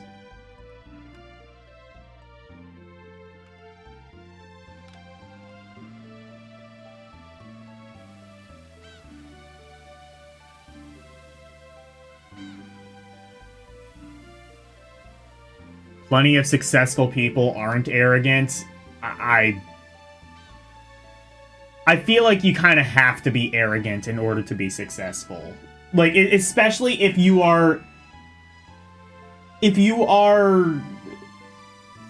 I guess it depends on, like, your version of success, as with all things, but... If we're talking about, like, financially successful, you kind of have to be, I would think. And you also kind of have to be a little bit of a sociopath. You kind of can't really... You can't really be successful and also be the nice guy. You have to be the nice guy to a degree. You have to be nice to your friends, but... You also can't really be attached to too many people, because you never know who is going to be an unfortunate circumstance in the crossfire. And I think that's like just something I've learned in life, is that, again, as I always say, people are temporary. Like, even if people don't necessarily die, they aren't always going to be on your side, and you have to learn how to not be too attached to people, because you live every day like you have a gun to your back, not because you need to, but because one day you might need to. And you need to be mentally prepared for when that day happens.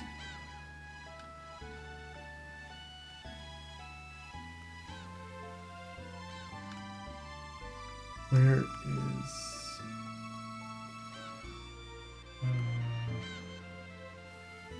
okay.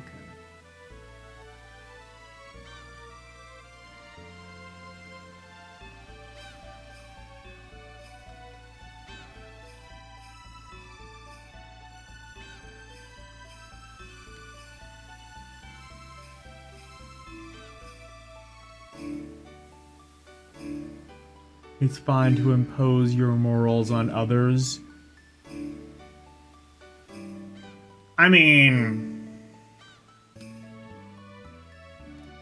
I can say that this is how other people should think, yeah.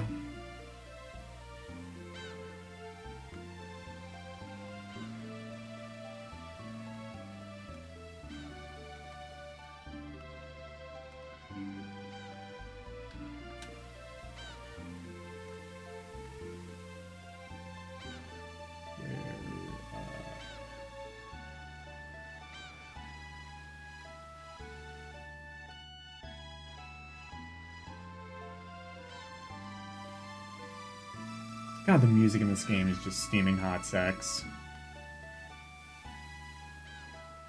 Just like every single track a masterpiece.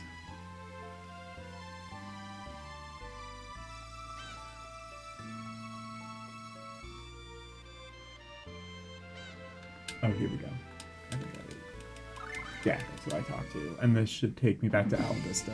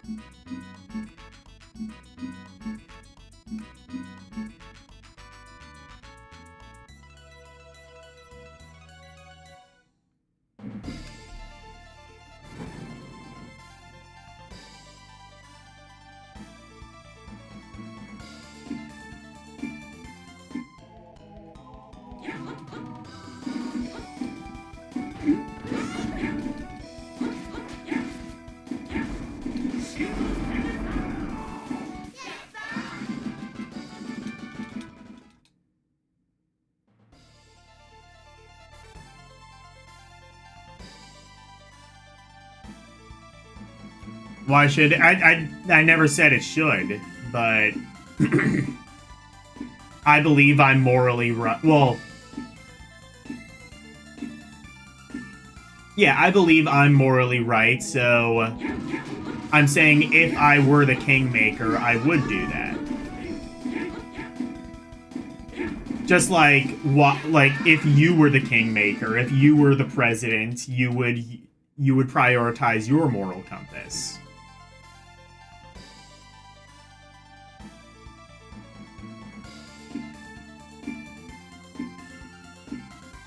To whatever degree a politician has a moral compass.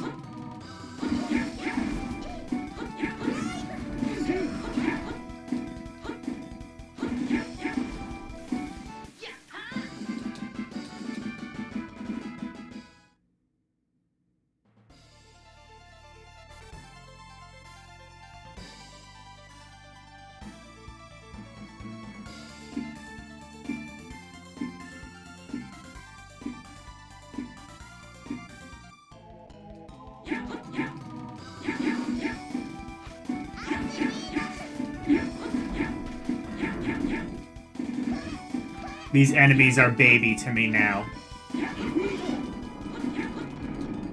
Weak little baby.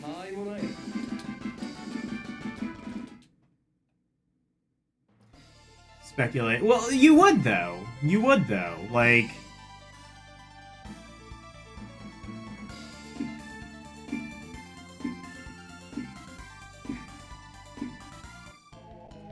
I think that... like, even if your moral compass is that democracy rules, that's still a moral compass that you would impose.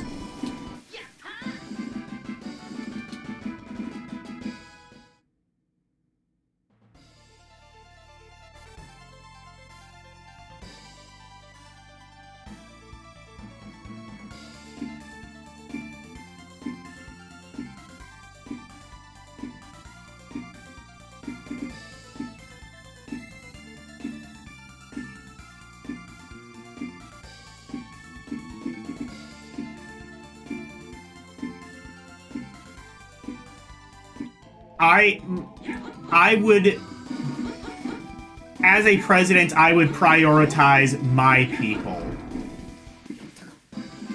It's like the thing I quote this, I wouldn't even say The Incredibles is like my favorite movie ever, but the thing that I quote all the time is Mr. Incredible working at like this insurance policy place.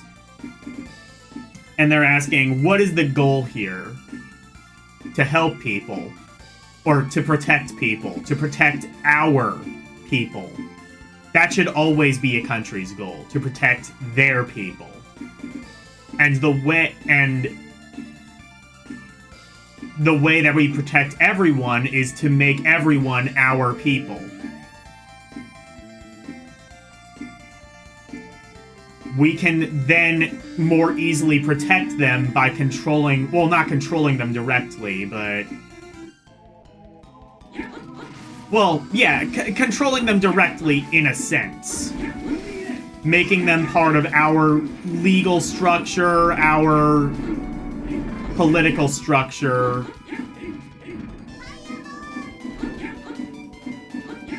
etc.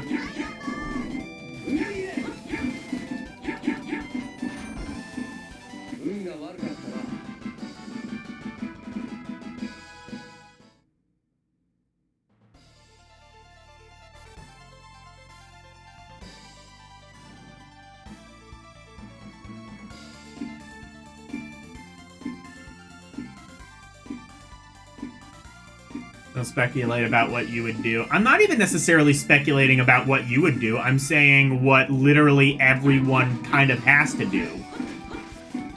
If you are a leader, you have to go by your own moral compass. Even if the thing is just like, you know, oh, I'm going to do as the people tell me. I was elected by the people and I work for the people. That's a perfectly valid way of running a country. But that's also your moral compass. Your moral compass saying that I'm doing what the people elected me to do.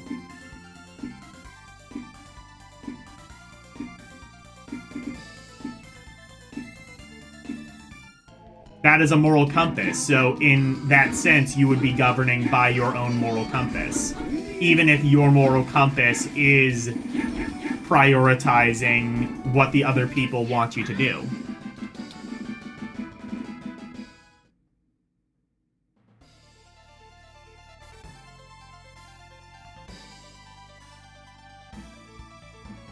The goal is to... Well, yeah, I know, but I'm saying, like, that's just the quote.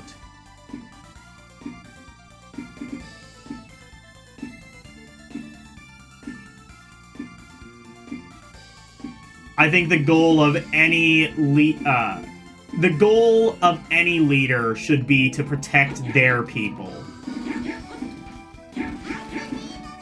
And the reason I would say that people like Kim Jong-un, people like Donald Trump, people like Vladimir Putin, the reason that they have failed is because they don't protect their people.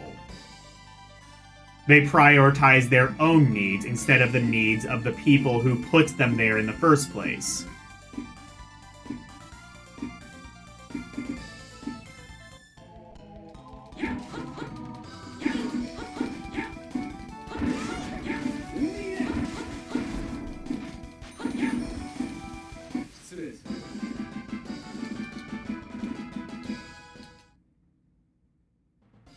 Where is... Oh, is it? Yeah, I think I have to go further south. Oh, here we go.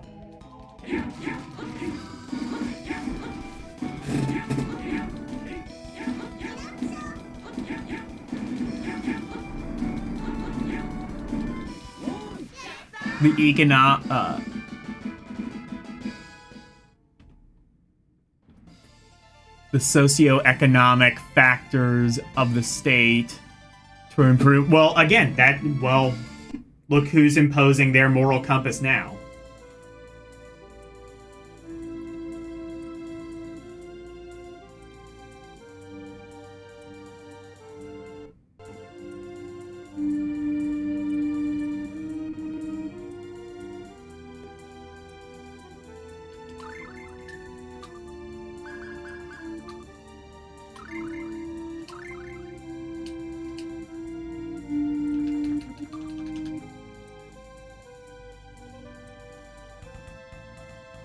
How the turntables.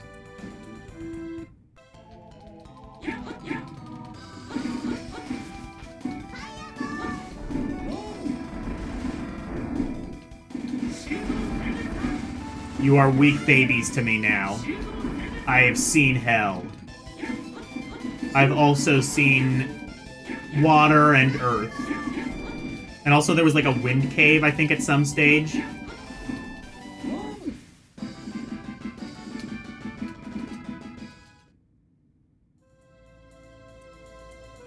Gnome.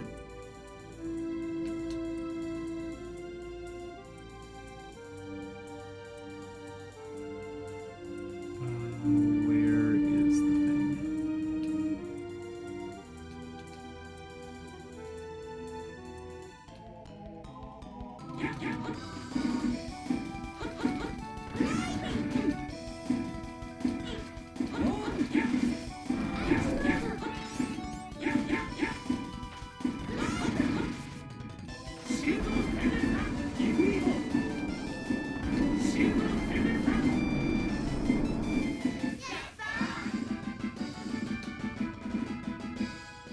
Cause I seen fire and I seen rain.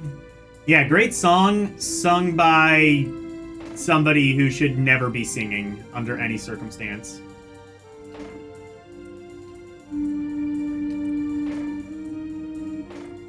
Oh, right, I have to do... Yeah,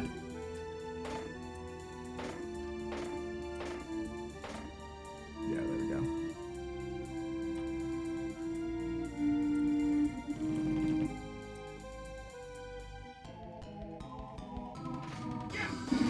Gotta remind myself how this place works.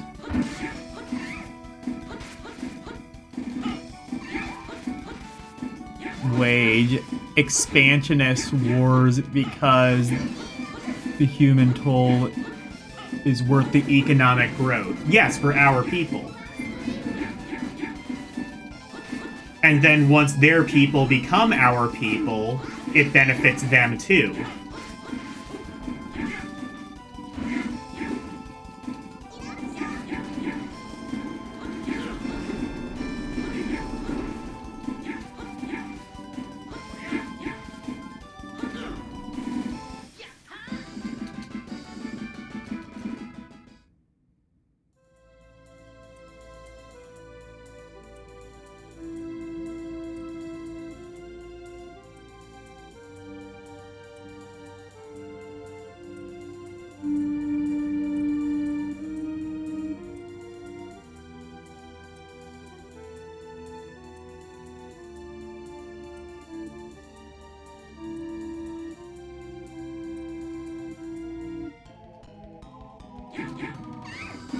Oh god, I forgot how fucked the encounter rate was in this area.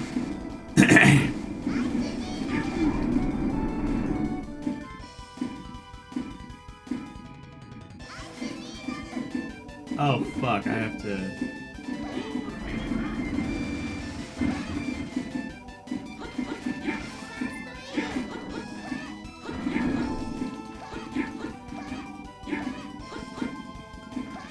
Oh no, wait, no, they were just paralyzed for a moment.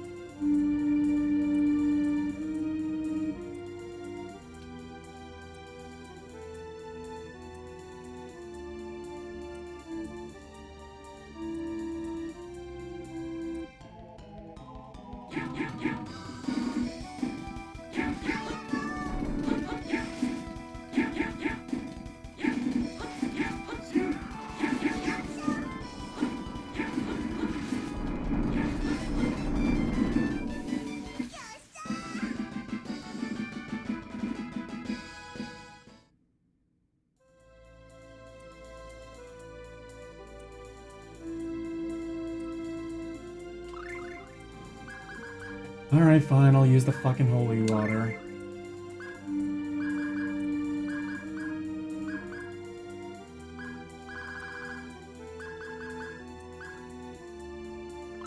Actually, I only have 2 of them anyway, so it's not like I can use them much.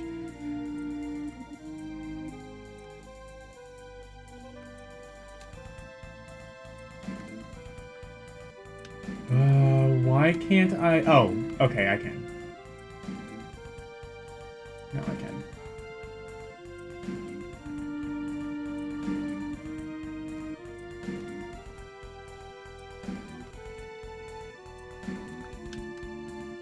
And I think if I go here-ish...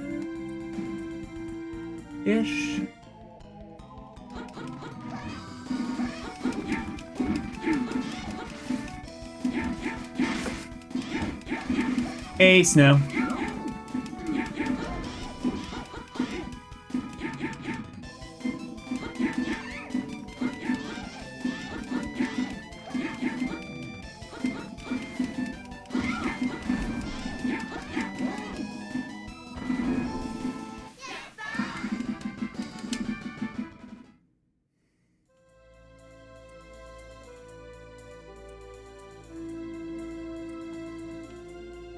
My sister used to have a friend named Alicia. I think they are still friends. It's just, like, you know, they're old and haven't seen each other in forever. Alright, let's see if I can...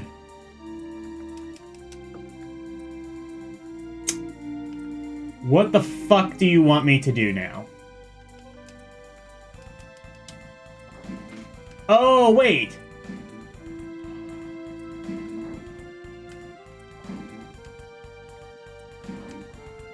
So did that do anything?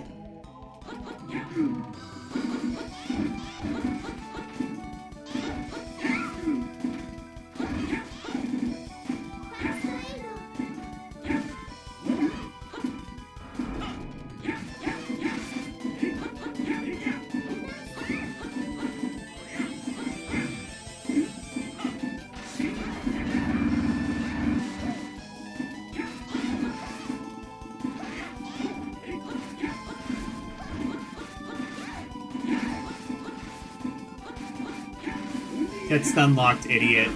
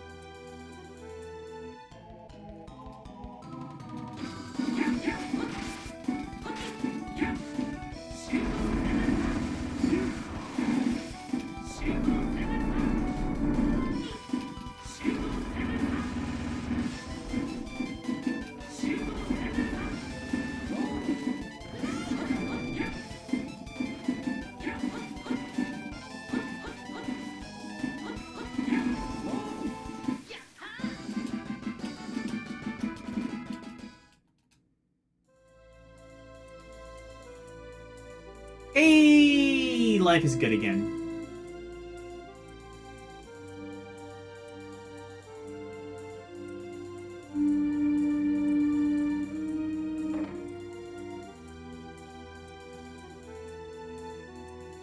We can progress.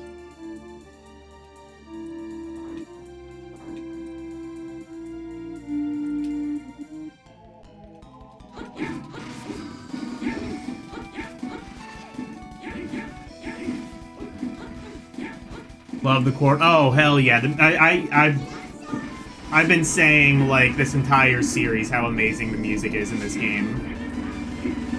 Fun fact, it's the same guy who did the soundtrack to Dark Souls. That's something even LCX didn't know until I confirmed it. I'm a bigger nerd than you are.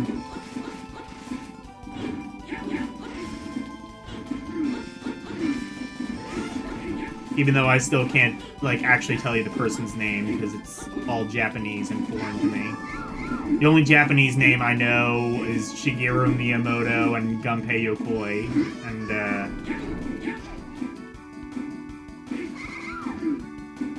no, that's probably it.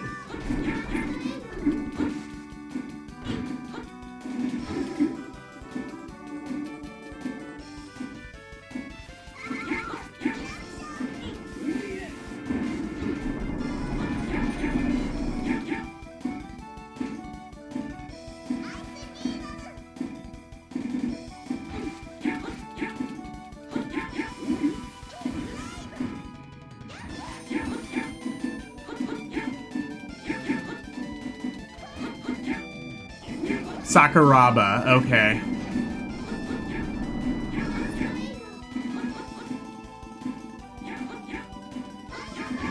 I need your redeem.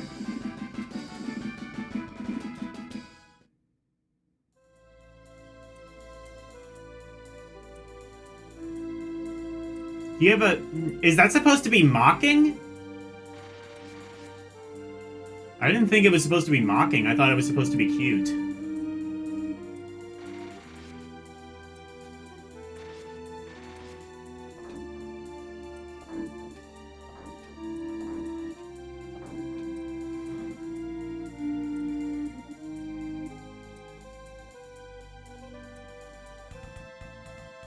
And call her Gonplay Yoko. Oh yeah, Yoko Ono. That's the other Japanese person I know.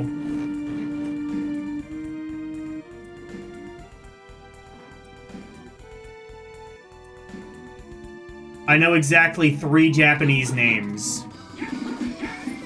And I respect 2 of them. Oh, Satoru Iwata. That's another Nintendo name I know.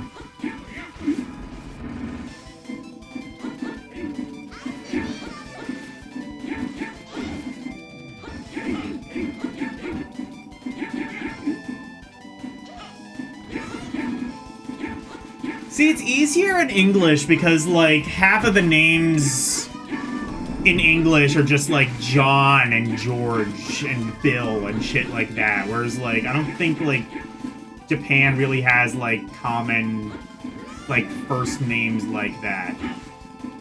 I don't think there's, like, any Japanese equivalent of, like, John Smith.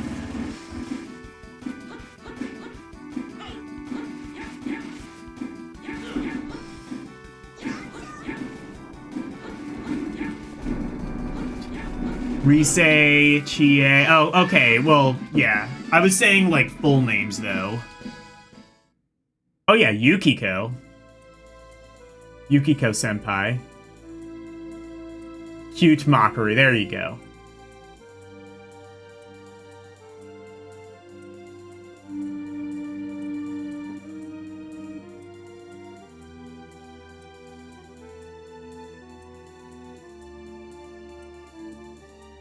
Yukari, Misuro, Sakura. Okay. Well, there you go, then.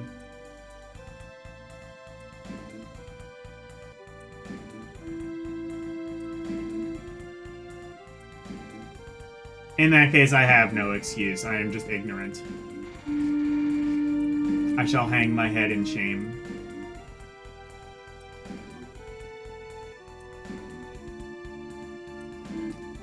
Ooh, save point.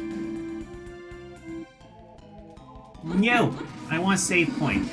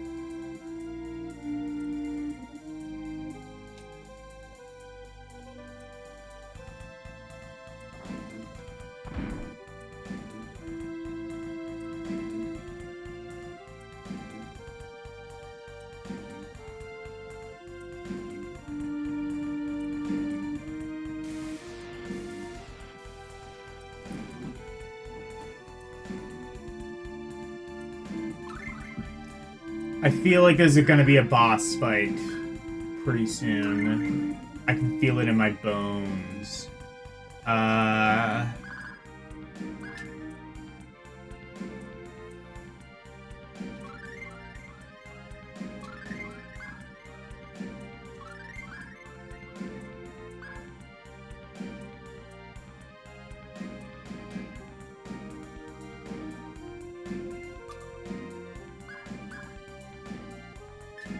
Could have probably just used another elixir. Oh well.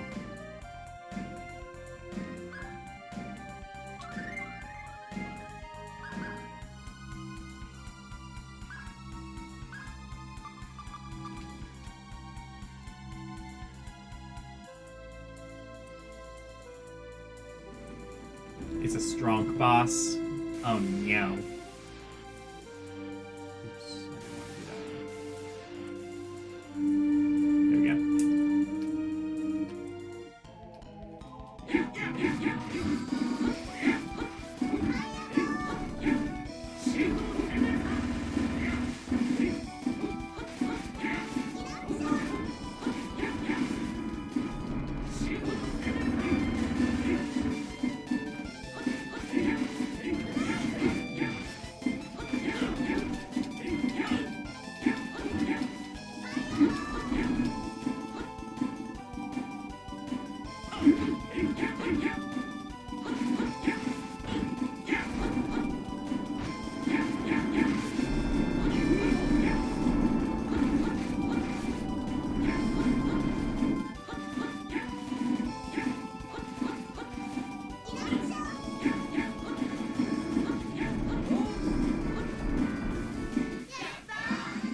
the strongest enemy.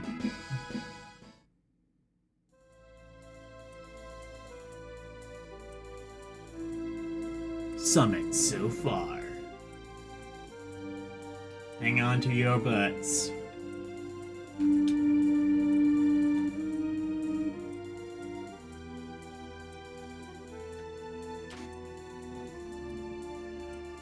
Ooh, lemon gel.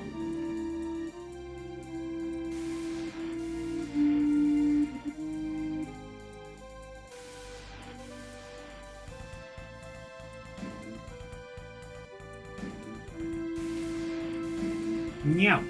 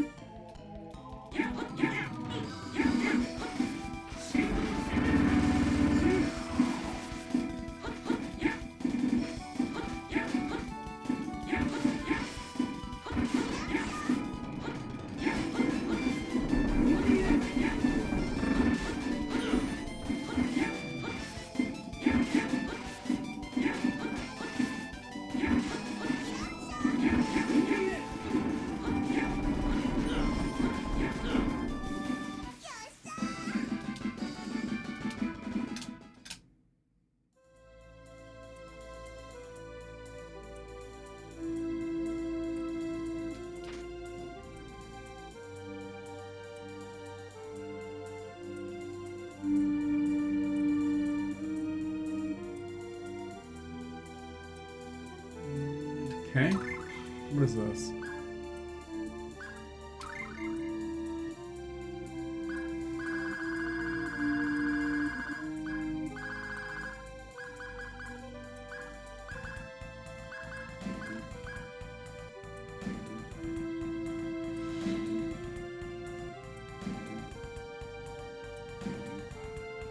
Increase made. Oh, incense.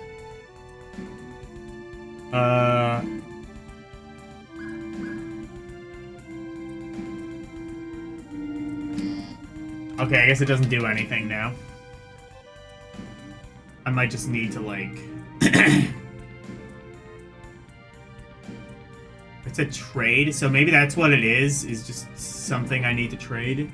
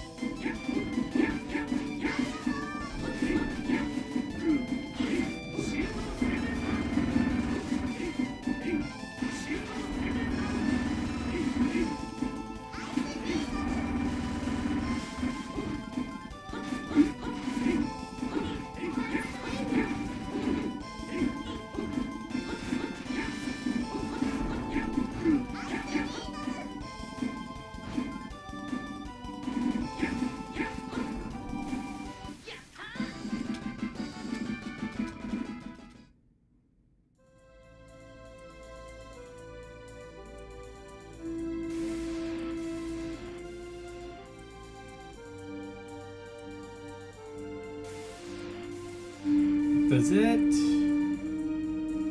Ah, it is directional. It's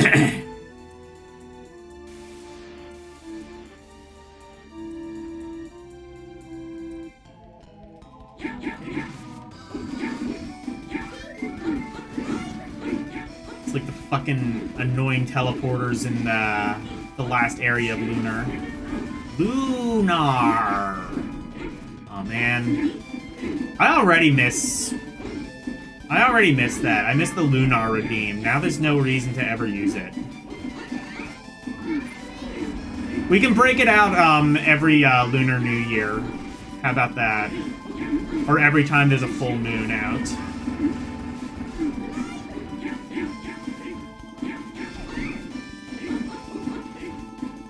And again, Elle's in the Philippines, so I don't think it'll be a full year, full moon for her when it is for us.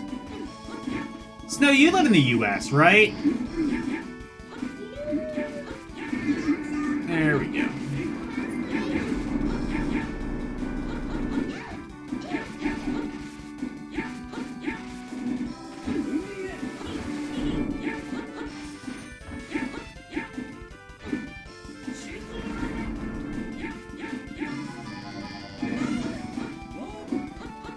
No.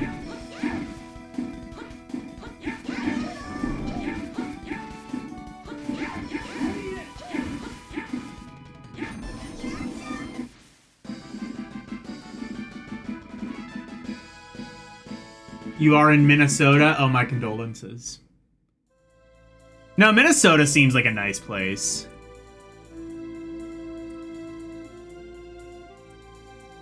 Bananas and rice? Oh god, I hope not at the same time. That sounds awful. That does not sound like a great combo.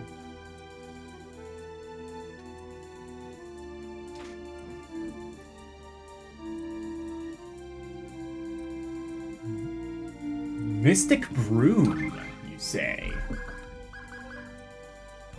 I think I have an idea of who I can give that to. Yep. Upgrade. Holy shit, massive upgrade. Especially on attack.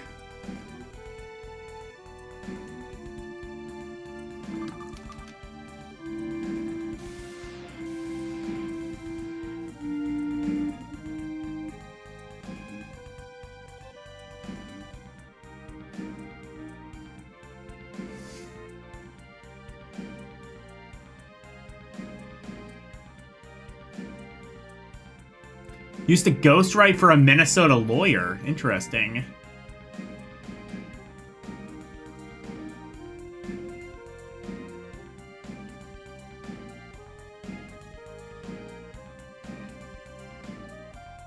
Till he couldn't afford your services. A lawyer couldn't afford your services anymore? Yeah, that sounds like shit.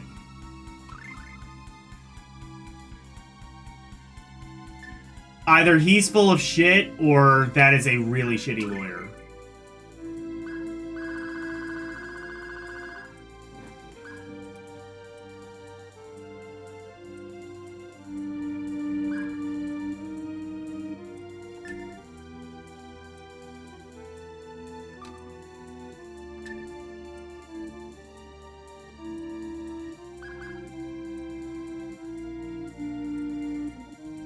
Oh. Well, I don't know what happened, but somehow my TP got restored. Nice. That is...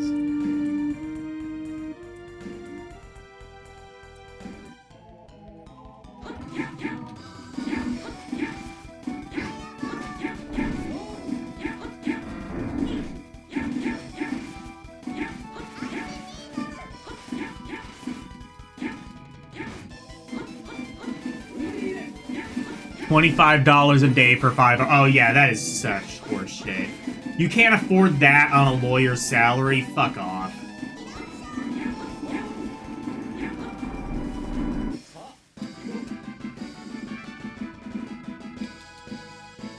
Yay, toilet paper. I've been saying... We've all been thinking it. Snow just came out and said it.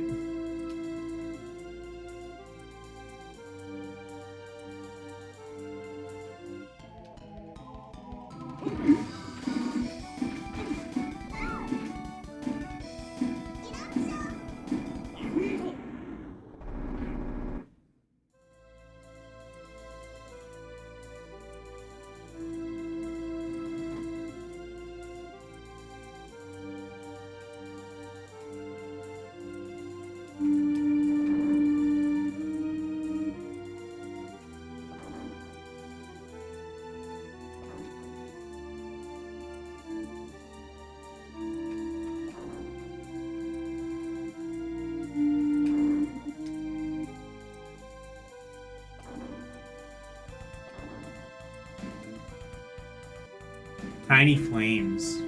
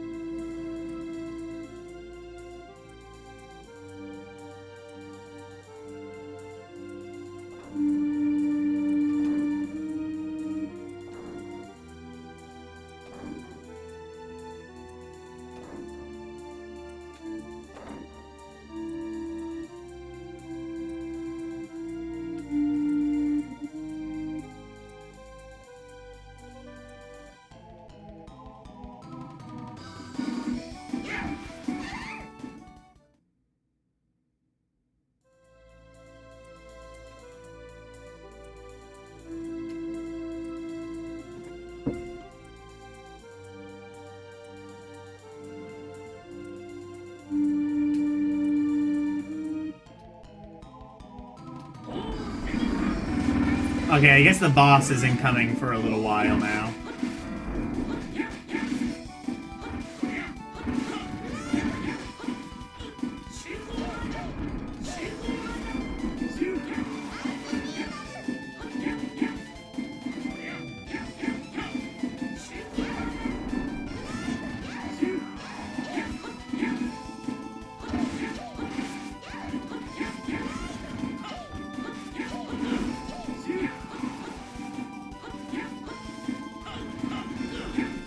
What was the thing that Snow posted in chat, by the way? What have you posted in my chat room? How dare you? Infest my chat room with your filth. But it's like a cultural fusion. It's kind of like the bananas and rice. Oh. You know, people don't really see, like, you know, it's you know, people don't think, oh, you can eat bananas with rice, but No. that's what it's like to be Somali and American. It's like that combination. Oh, Somalian. Banana and rice, but you Oh, that's what you said. Okay. Okay. I guess that's a thing in Somalia. All right. Now we know, and knowing is half the battle. GI, etc.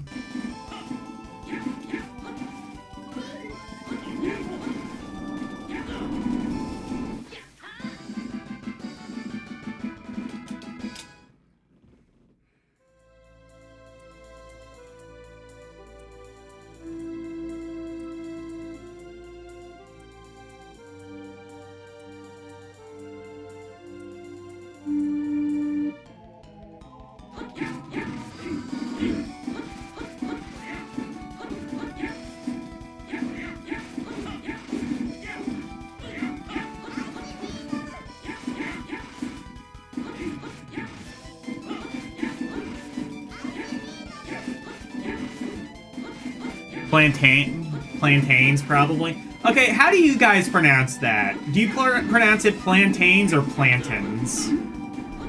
Because I've heard people pronounce it plantains, and that just feels wrong to me.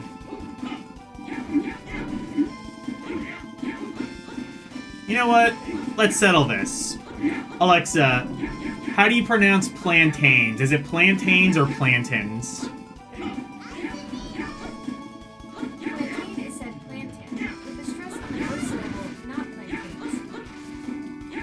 Plantain? Plantain is pronounced plantain, with the stress on the first syllable. Plantain. Did you want to know more about plantains? That's wrong. I hate you. You seem alright to me. What can I help with? Shut the fuck up. I love it when she's just, like, passive-aggressive, you know?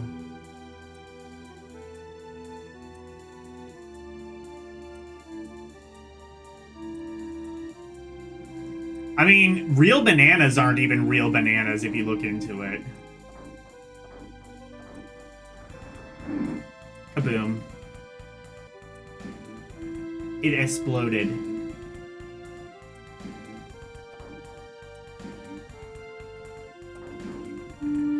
Light some more tiny flames.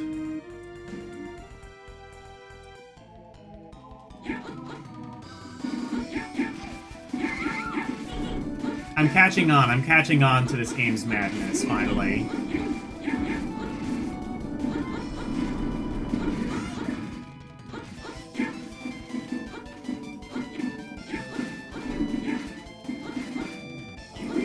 You wanna try bananas? You ever hear of the, there's a real band that calls themselves Danananacroid. And that just makes me happy that exists. There's also a band called Tony Danza Tap Dance Extravaganza, which is another really good name.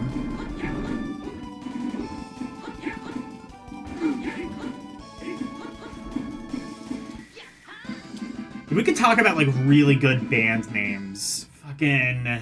I gotta find it on Spotify.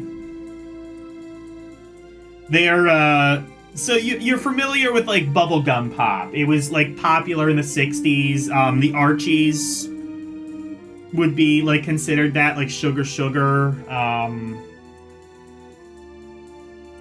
Like I guess maybe you could like argue like, you know, like Bend Me, Shape Me, Incense and Peppermint, whatever.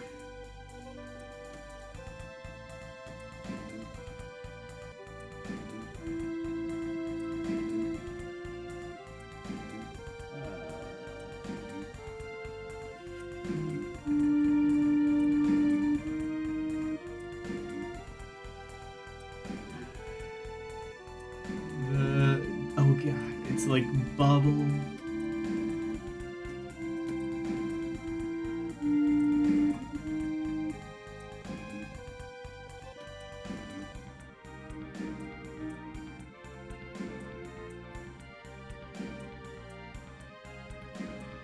Alexa, volume 10. Alexa, what was the one, like, bubblegum pop band with the absurdly long name? It's like the Double Bubble Trading Card Company, Philadelphia, PA. Something like that.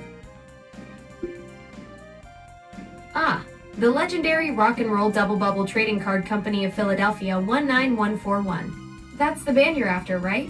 They were the brainchild of the Castanets Cats production team, churning out bubblegum hits in the late 60s.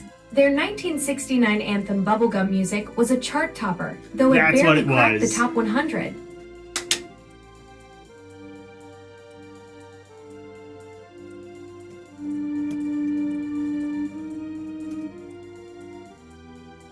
Bubblegum music. So... yeah. So in case you didn't hear... So their one hit was called Bubblegum Music. And... yeah, so their one hit was called Bubblegum Music. And the name of the band is the Rock and Roll Double Bubble Trading Card Company of Philadelphia 19141.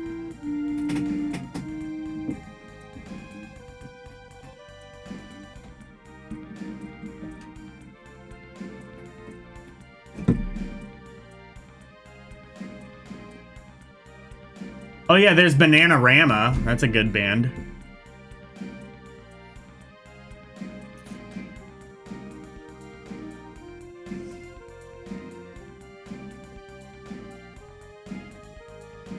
Yeah, I was saying Incense and Peppermint. I think it's... like, it kind of loosely qualifies, because, like... I don't know. Well, no, the song I would say definitely is kind of bubblegum, but it's more kind of, like, psychedelic. There's,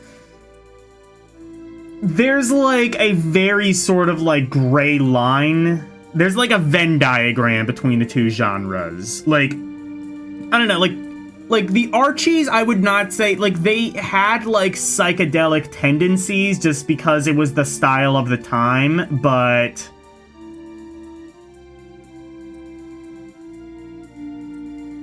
progressive psych rock, yeah, kinda. I don't know if I would say Incense and Peppermint is progressive, though. Like, I think, like, it was all basically just, like, I'm not, like... you know, like, a huge nerd on, like, music theory, but I think it's all, like, the same time signature. It doesn't seem to, like, you know, kind of, like, switch time signatures or switch modes or anything like that. Like, I'd kind of associate with, like, I don't know, you know, Pink Floyd, King Crimson, Yes, Gentle Giant.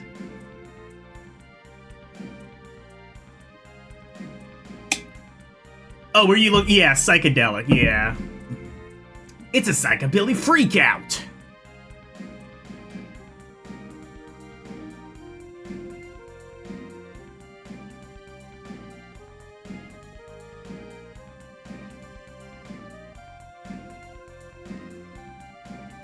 But yeah, I'd say, like, though, like, Sugar Sugar by the Archies is, like, the poster child for, like, a bubblegum music. Like, the term... It doesn't have to be used in a pejorative way, but it was kind of, like, coined as, like, meant to be used as sort of, like, a pejorative. Like, bubblegum is, like... It's meant to be disposed of. It's something you chew on for like a few minutes, you get like, you know, some enjoyment out of it, then you throw it out, you spit it out, and you never think of it again. That's kind of like the idea behind like the term bubblegum music. And then like bands like fucking, you know, the Double Bubble Trading Card Company of Philadelphia 19141 or whatever the fuck. The Archies, like, put out, like, a serious album at some point, I believe. They had, like...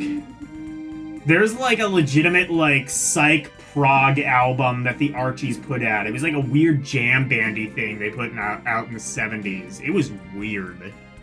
I forget what it was, but, like, I don't think you can actually find it on Spotify because it sold like shit, because nobody wanted psychedelic Archies.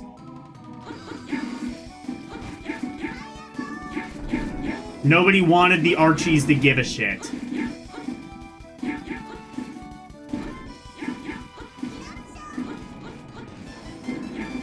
Strawberry Alarm Clock is a weird name. Oh, there are so many weird names in the 60s. Like fucking, well, Double Bubble Trading Card Company, but also, like, if you go into, like, obscure, like, 60s psychedelic rock, they all have names that are just, like, The Open Mind, or, like, fucking...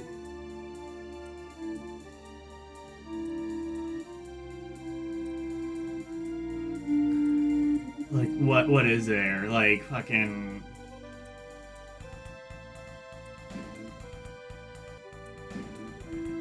You know what it is? It's like Trent from Daria. It's like Mystic Spiral. Mystic Spiral would be like a good psych rock name. Like, hi, we're Mystic Spiral, but we're thinking of changing the name. I think, like, Daria even commented once on that show that it sounded like a Doors cover band. Oh, no. D-E-D. Dead. What? Wait a minute. Okay. I was gonna be like, did it actually kill me? But... nah.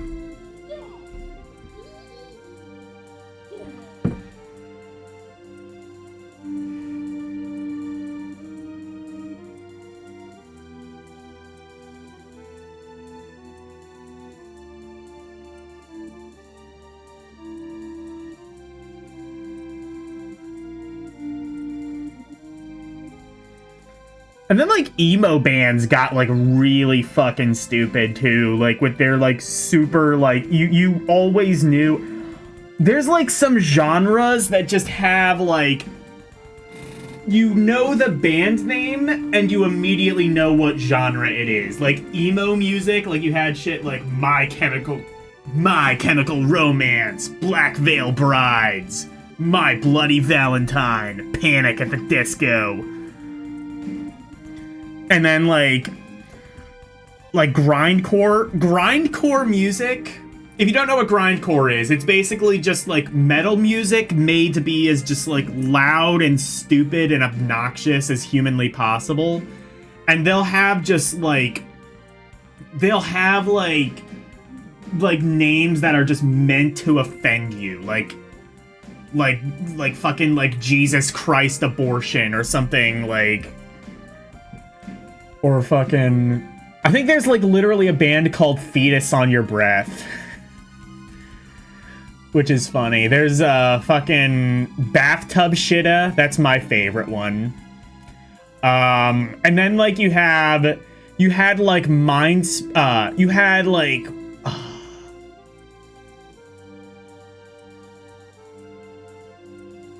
fucking MySpace music, which is essentially it had like an entire subgenre of just like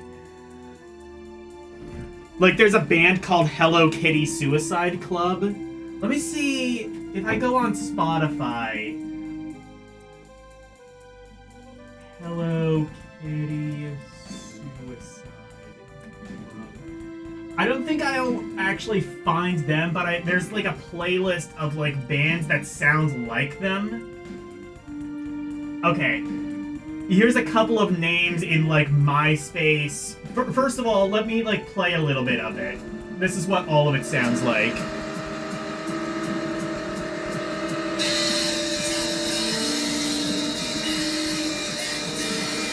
It's all just like distortion and madness.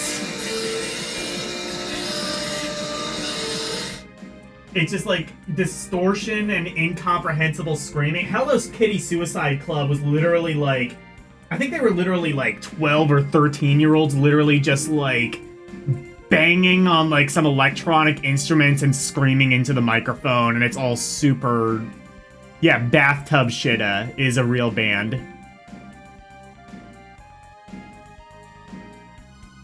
Iron Butter... Oh, yeah. Iron Butterfly. Exactly.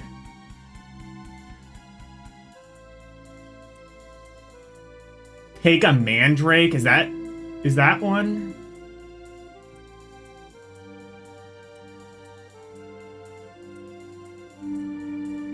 I can game over from that too? Oh, cool.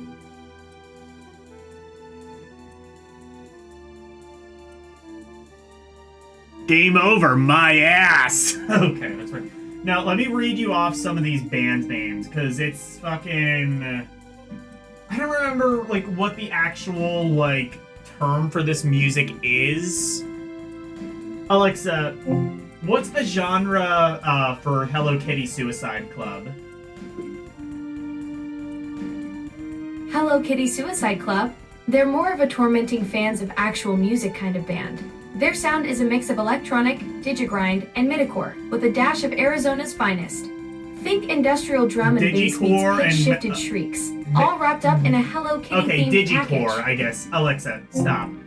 Digicore, I think, is like the yeah.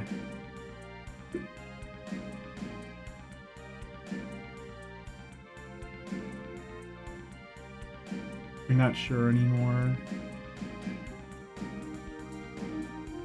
403 Forbidorama? Is that a real band? That's pretty cool. Is that a real band name? But yeah, okay, so you have shit. Okay. My Little Pony is Jesus God to me. Okay, now. I gotta write this in chat because I gotta, like, write it exactly as it is written. Hang on.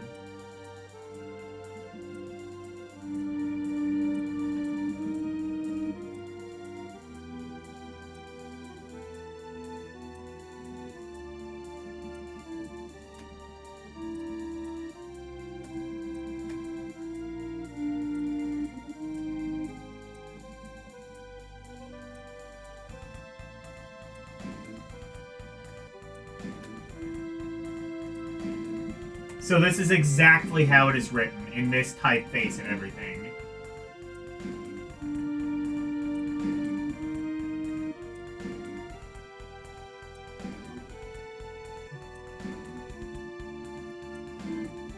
It's safe to stream? What is this?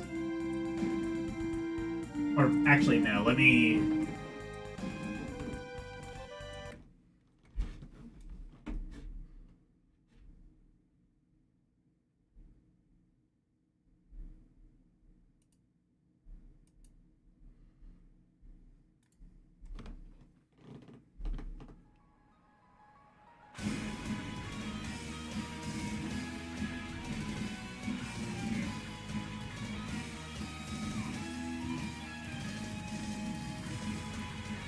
You beat up Kless in Tales of Verse today? Oh no. This is kind of LDP approved power metal. I'm not gonna lie.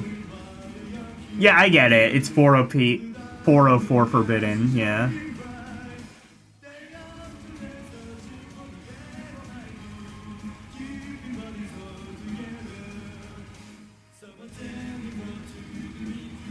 I say this is LDP approved. I think this might be specifically very Tyler approved. I like the video. The video is the best part. I like the anime. The animu. Alright, yeah, let me read off some more of these names. So, My Little Pony is Jesus God to Me, :3. You have... Oh, they did a couple of these. Let me... you have That Same Street. Okay, that one's not too bad.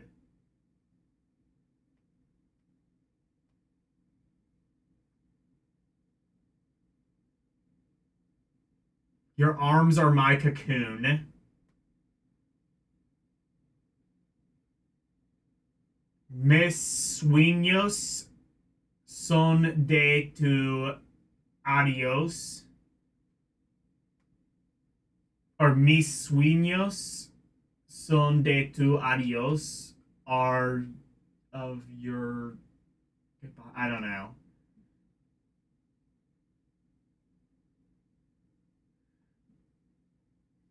The Civil War in France. And they all have Garden Angels. And then but like they also have like titles like Eating All the Yummy Tylenol. So this is a title of My Little Pony is Jesus God to Me. Eating all the yummy Tylenol in the medicine cabinet. Yeah, can you tell that this is like MySpace? Can you tell that this genre was big on MySpace, where all the fucking edgelords were? A butterfly slitting its wrist. Eeyore Hospice. Eeyore Hospice. Okay, I like Eeyore Hospice. It's like Eeyore, like from Winnie the Pooh. Watermelon seeds inside me. Hopefully they grow a watermelon. Mommy, have I become the sadist? Yeah, Mommy, have I become the sadist? And again, like, none of these have anything to do with the actual song, for the record. It's just... Yeah.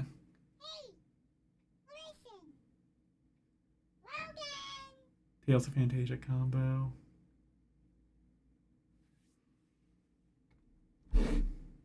What's this? I was having fun reading off stupid names.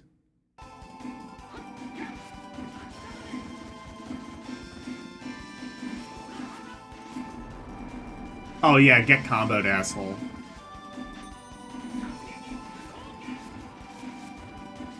I love it when you can... Yeah, I just love it when you can, like, stun lock enemies. A belly full of moths. Wholesome love, all one word.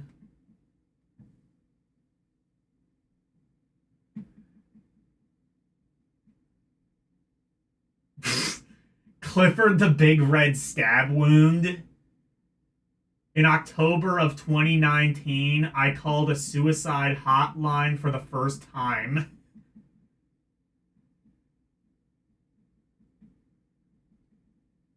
Foster Nosferatu. Chico's... So, Facebook is for emo lovers. Homer Simpson's Odyssey. Okay, that one's just kind of lame. Hey, could you be a little nicer? Yeah, it's all just like this.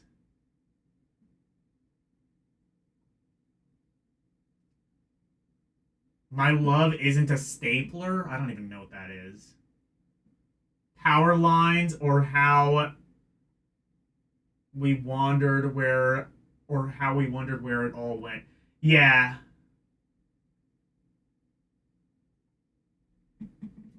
Honestly, all the songs are shit. The most fun you can have with this genre is just, like, reading all the stupid, like, emo tryhard names.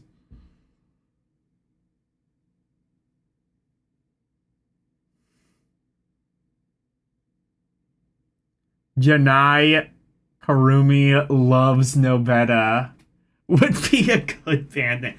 That would be a good name for, like, digicore. I think that's what this genre really is just...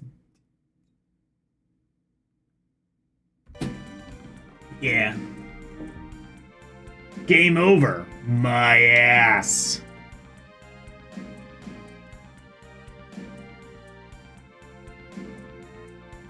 I want to see if you actually can get a game over doing this. Okay, yeah. I can seriously.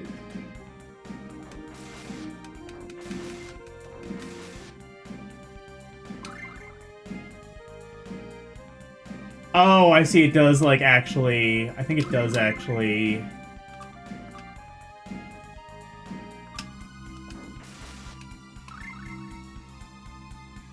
Oh, no, it doesn't. Okay. It just doesn't do anything. I don't think. Okay.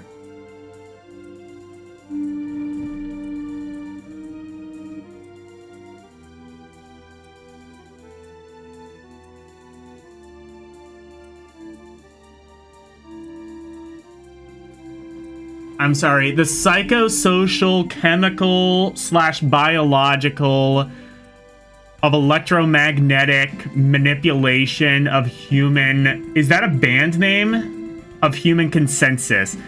That's a good band name.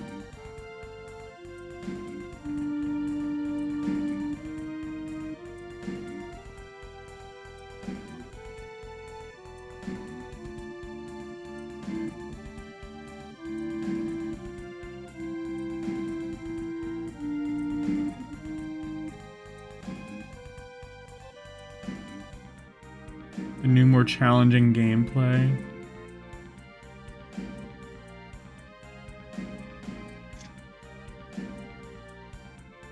Oh, that's an album name. Okay, I gotta check that album out. There's no fucking way that it's probably not good, but it is...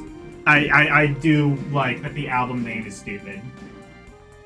If you want, like, some absurdly long album names, look into, like, some of Rob Zombie's, like,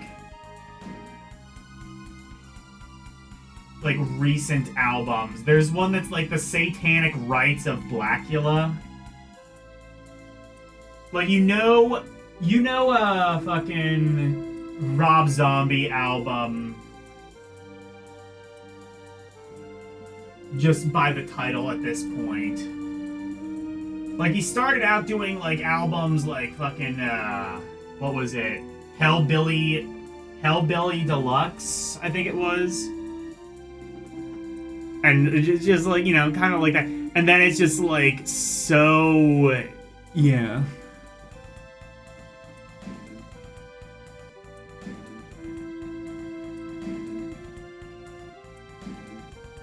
Oh, what was the one where it, like, the entire album was just, like, an entire sentence? I forget what it was. There was, like, some prog group that did that. It was, like, an entire... It was, like, black text... Or it was just, like, a black background and then just an entire wall of text. And that was the album name. I think it was, like, some prog group from the 70s did that. Because they just couldn't be asked to, like, draw actual album art, so they just did that.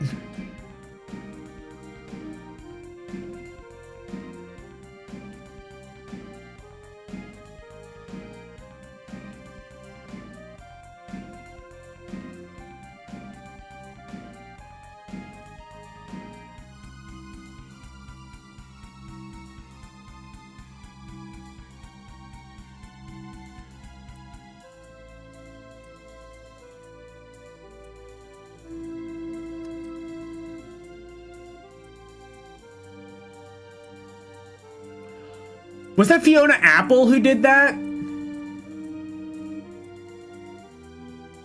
Let me see. That sounds like something Fiona Apple would do. I've only ever listened to, I only ever listened to, what was that one she released in 2006? The one with the Extraordinary Machine on it. Was that just Extraordinary Machine? I think it might have been. I liked that one. It sounded very, like, Danny Elfman-esque.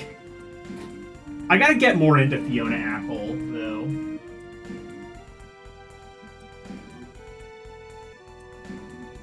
I know she's just been, like, a massive critical darling.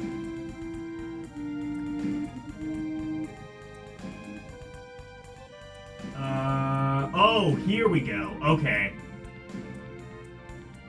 The idler wheel is wiser than the driver of the screw, and the whipping cord... the whipping cords will serve you more than ropes will ever do. Expanded edition. I love how they had to add expanded edition just so they could make that fucking title just a little bit longer. Also, yes, Extraordinary Machine is the name of the album. I like that album. I had to listen to it for the top 500 thing I'm doing on TikTok.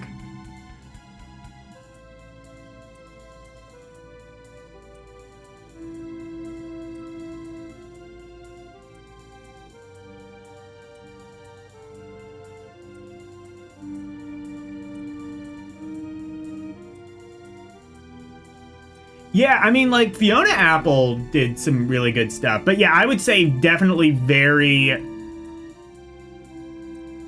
When the Pawn.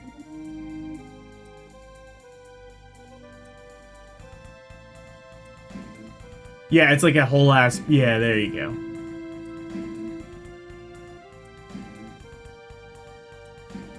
Mind Tricks. Yeah, I would say, like...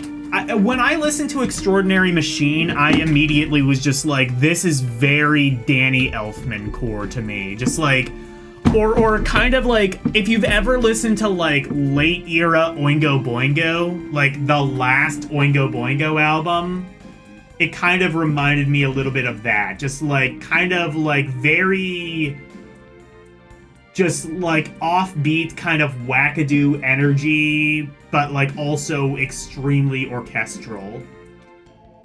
Like orchestral sounding, anyway. Like, I listened to Extraordinary Machine and I was just thinking like Pee-wee's Big Adventure.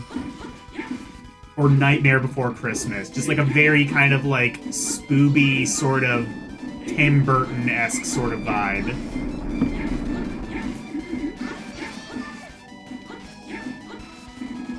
Cypress Hill tried to copy them and they suck at... Cypress Hill? Oh, wait. Oh, Jedi Mind Tricks are super progressive. Wait.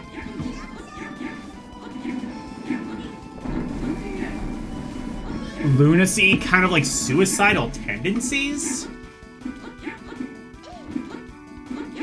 Cypress Hill... Wait. Jedi Mind Tricks. Suicide... Okay, you're comparing them to Suicidal Tendencies and Cypress Hill. Those are, like, two completely different things. One's, like, punk rock and one's, like, rap. What? When the Pawn? Is that the name of... Oh, yeah, that is the name of, 1990. Is that the one with the hit on it? Fucking... The one with, like, the really kind of scantily clad music video? That I'm guaranteeing was not her decision. Fucking, what was it?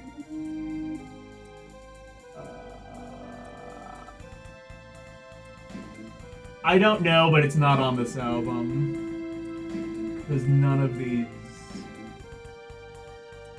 titles are like immediately jumping out at me. What's her most popular song? Criminal, that's what I'm thinking of. So it's not on that album.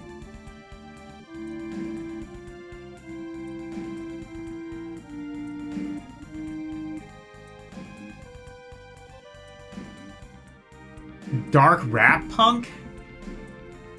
I guess there's some rap elements occasionally in Suicidal Tendencies, but like... Yeah, one's definitely very punk, one's way more like focused on the rap. Like Suicidal Tendencies are a punk group that happens to occasionally rap.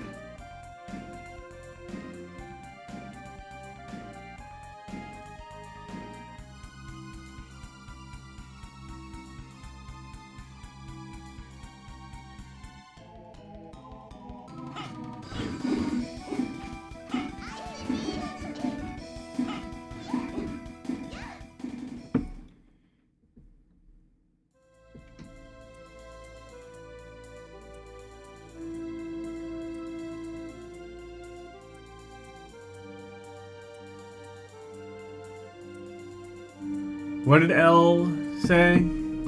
L talking shit?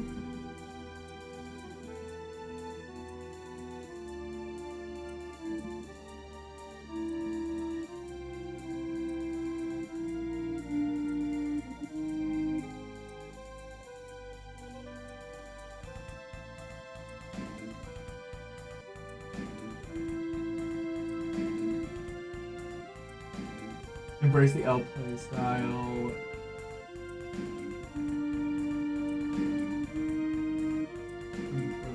Oh, okay.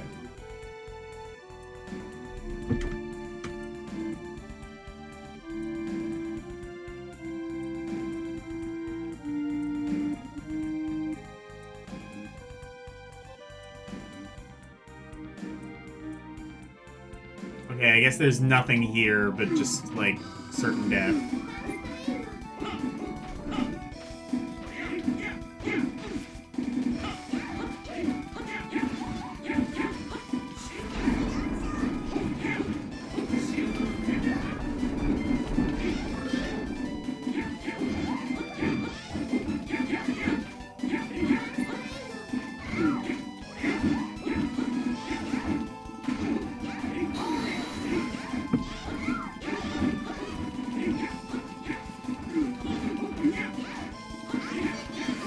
Play this.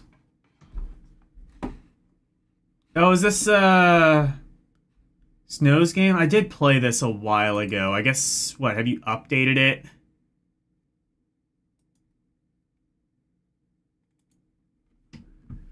It is, okay. Hang on. Let me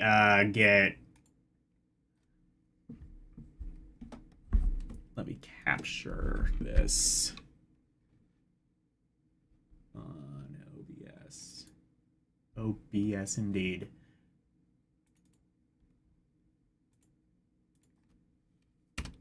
Okay. So I guess you've updated it now?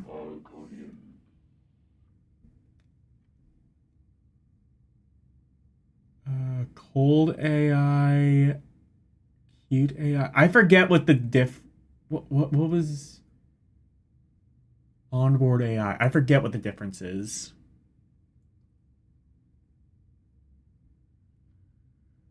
Long ago, Enric, king of the old but indestructible Draconians. Oh god, there's cutscenes and shit now.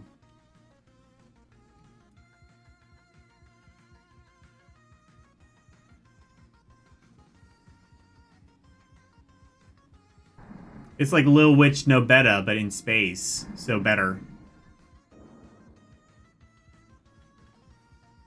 Put No Betta in space, then we can talk.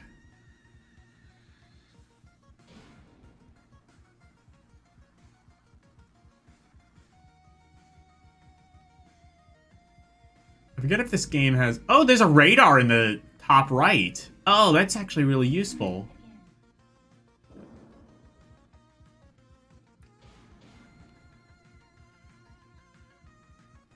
I don't know if that was always there, but it's good that it is now. That actually makes this game, like, really fucking good now. Oh, God. Never mind. Never mind, it sucks. I hate it. I'm sorry.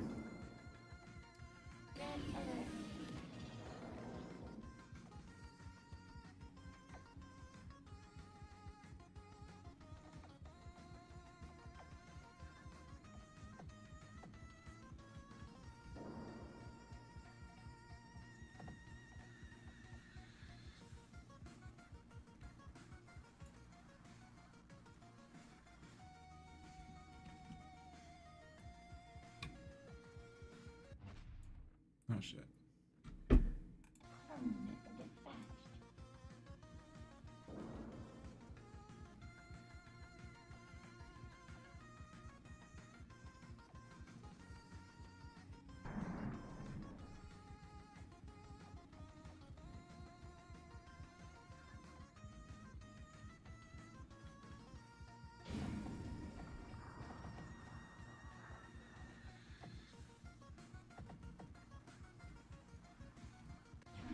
What? But...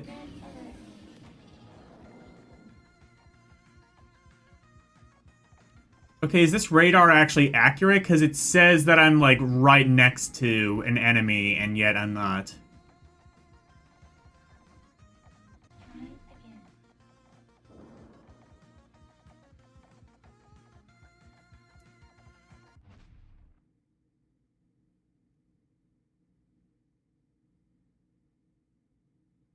Oh, was the radar always there? Oh, I didn't notice. I guess the last time.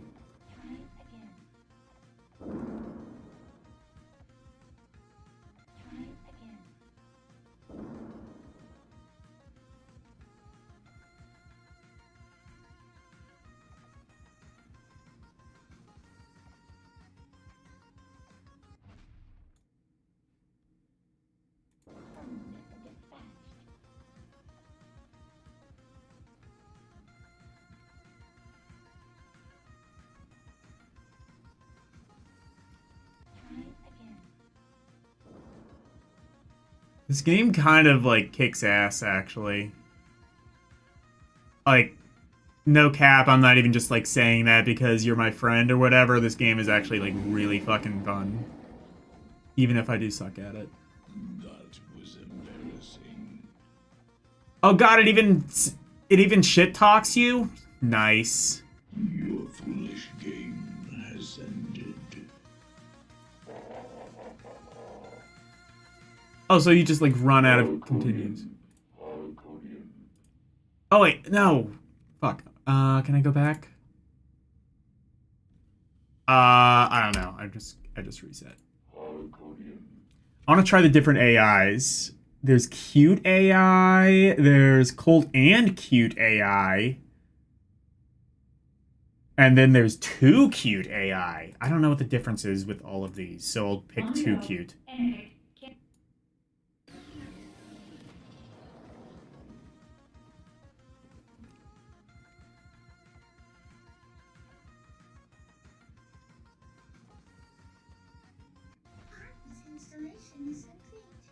Oh, okay, I see what the difference is.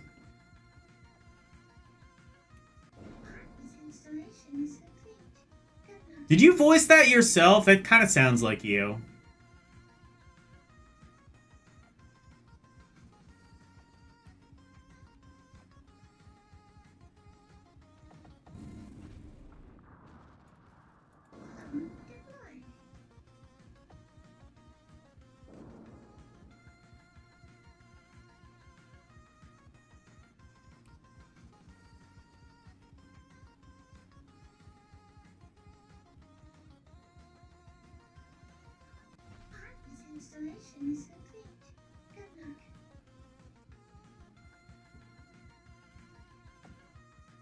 I like it, yeah.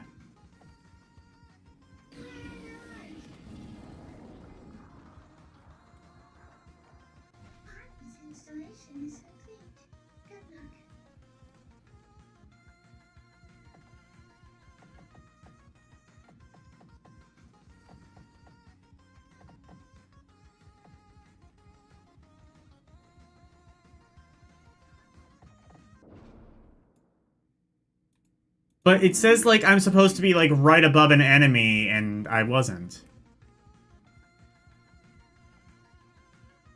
Is the radar accurate, or what's going on here? What is this? What are we doing? Wait a minute.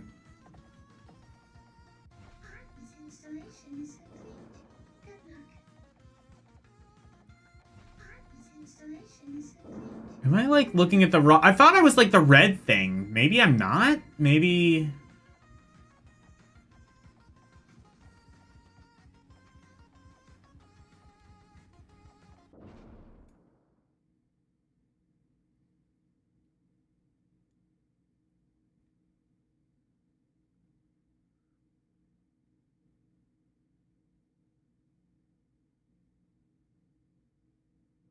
You voice act everything except for the pilot, not the dragon, and the narrator. Okay. Yeah, the red thing is me. Okay, that's what I thought.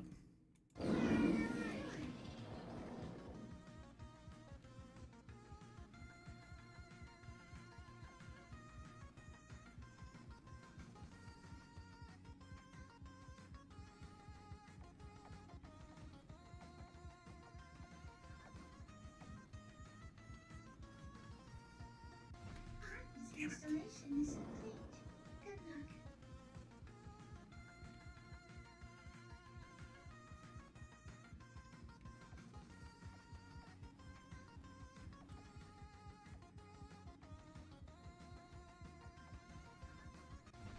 luck. Okay. I get it now. But yeah, I suck at this. Okay. I like. Good job, Snow. Snow, fuck yourself. Sorry.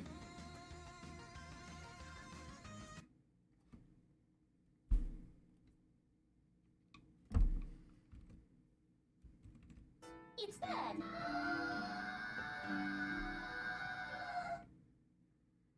I am yellow on radar? Oh, then I have no idea.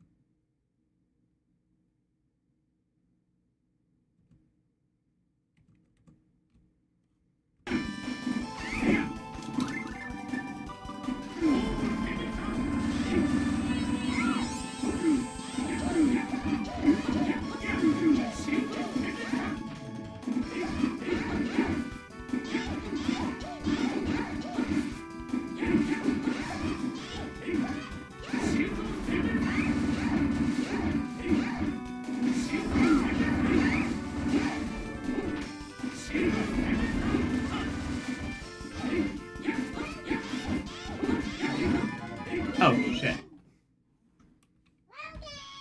It's, okay, it's, lost focus, I guess.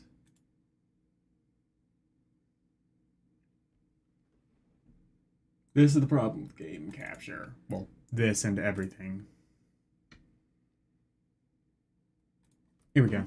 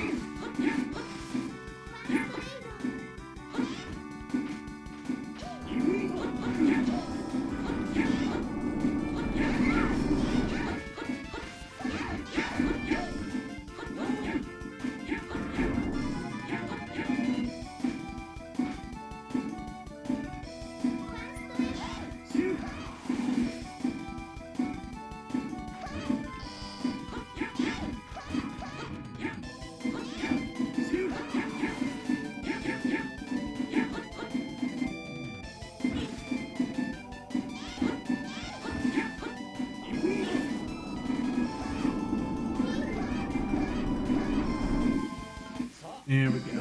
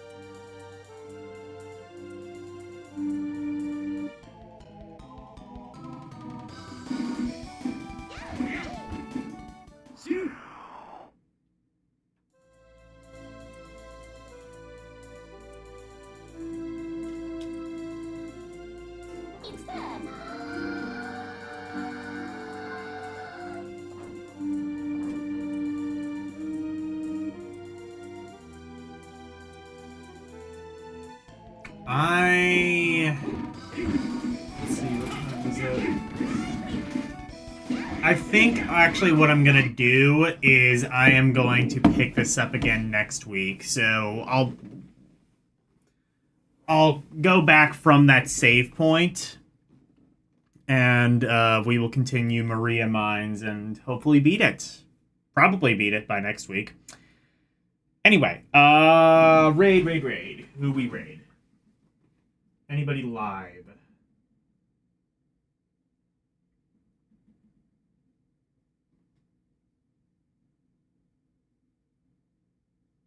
Am I living or am I dying?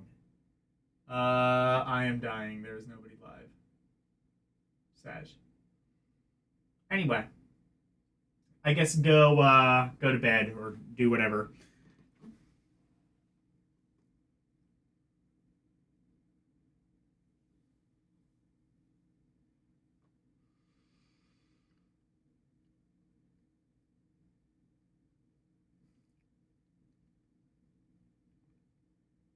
Grab a clip of me saying it's good. Yeah, no. It really is a good game.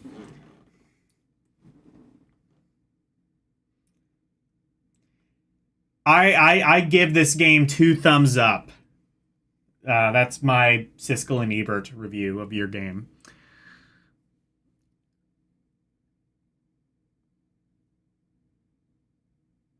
Anyway.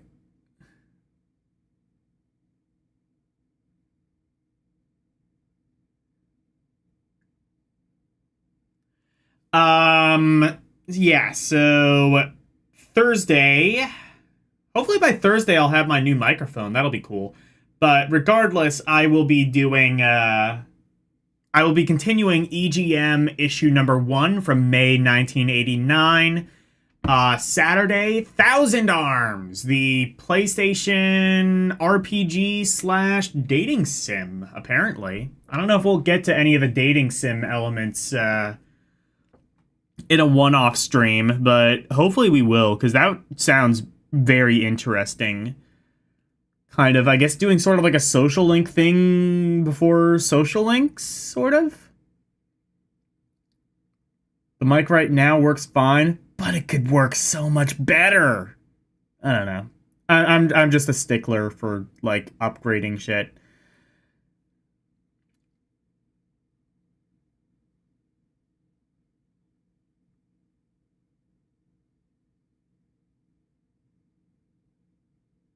Anyway, Fire Emblem, the Sacred Stones on Sunday. On Monday, more Game Boy Advance games beginning with the letter P, and probably some beginning with the letter Q as well. We saw a lot of really interesting ones yesterday. Not just Pokemon, but like Power Rangers and a bunch of cool shit.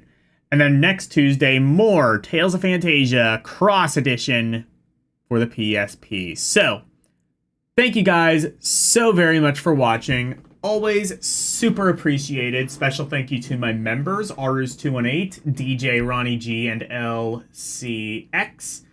And thank you to everybody for watching me tonight. Thank you, Alicia, Boiling Blood, LCX, Xander, Karumim Good Gamer, Renee W, and Verducci Man.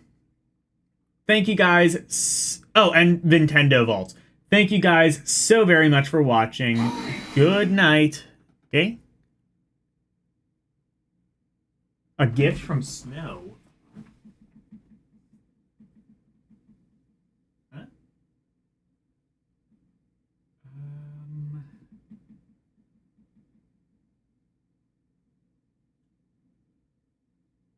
Oh shit! Wait.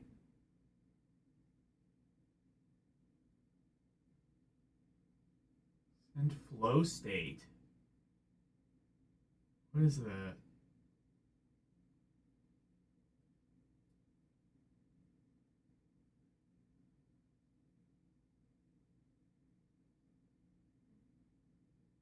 Wait.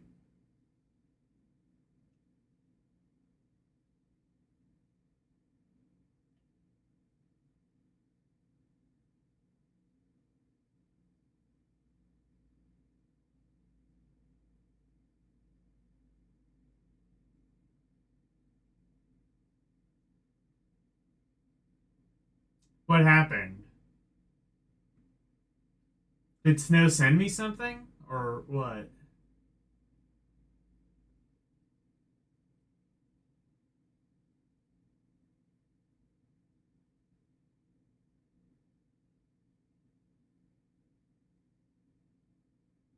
Yeah, 1,000 whole arms.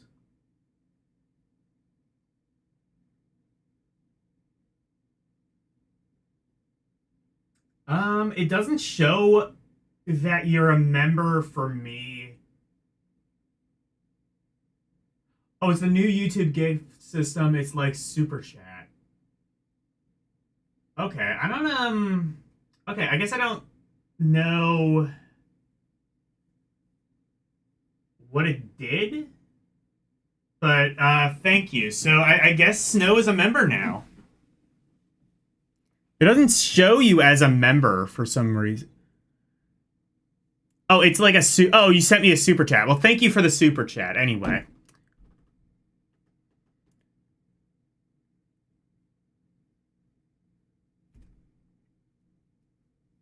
All right. Well, anyway, thank you guys so very much for watching. Good night. And thank you for coming to my TED Talk. Bye, everyone. It's the outro, and here's the outro freeze. Friday freak of into presentation, sweeping the nation, doing his thing our way.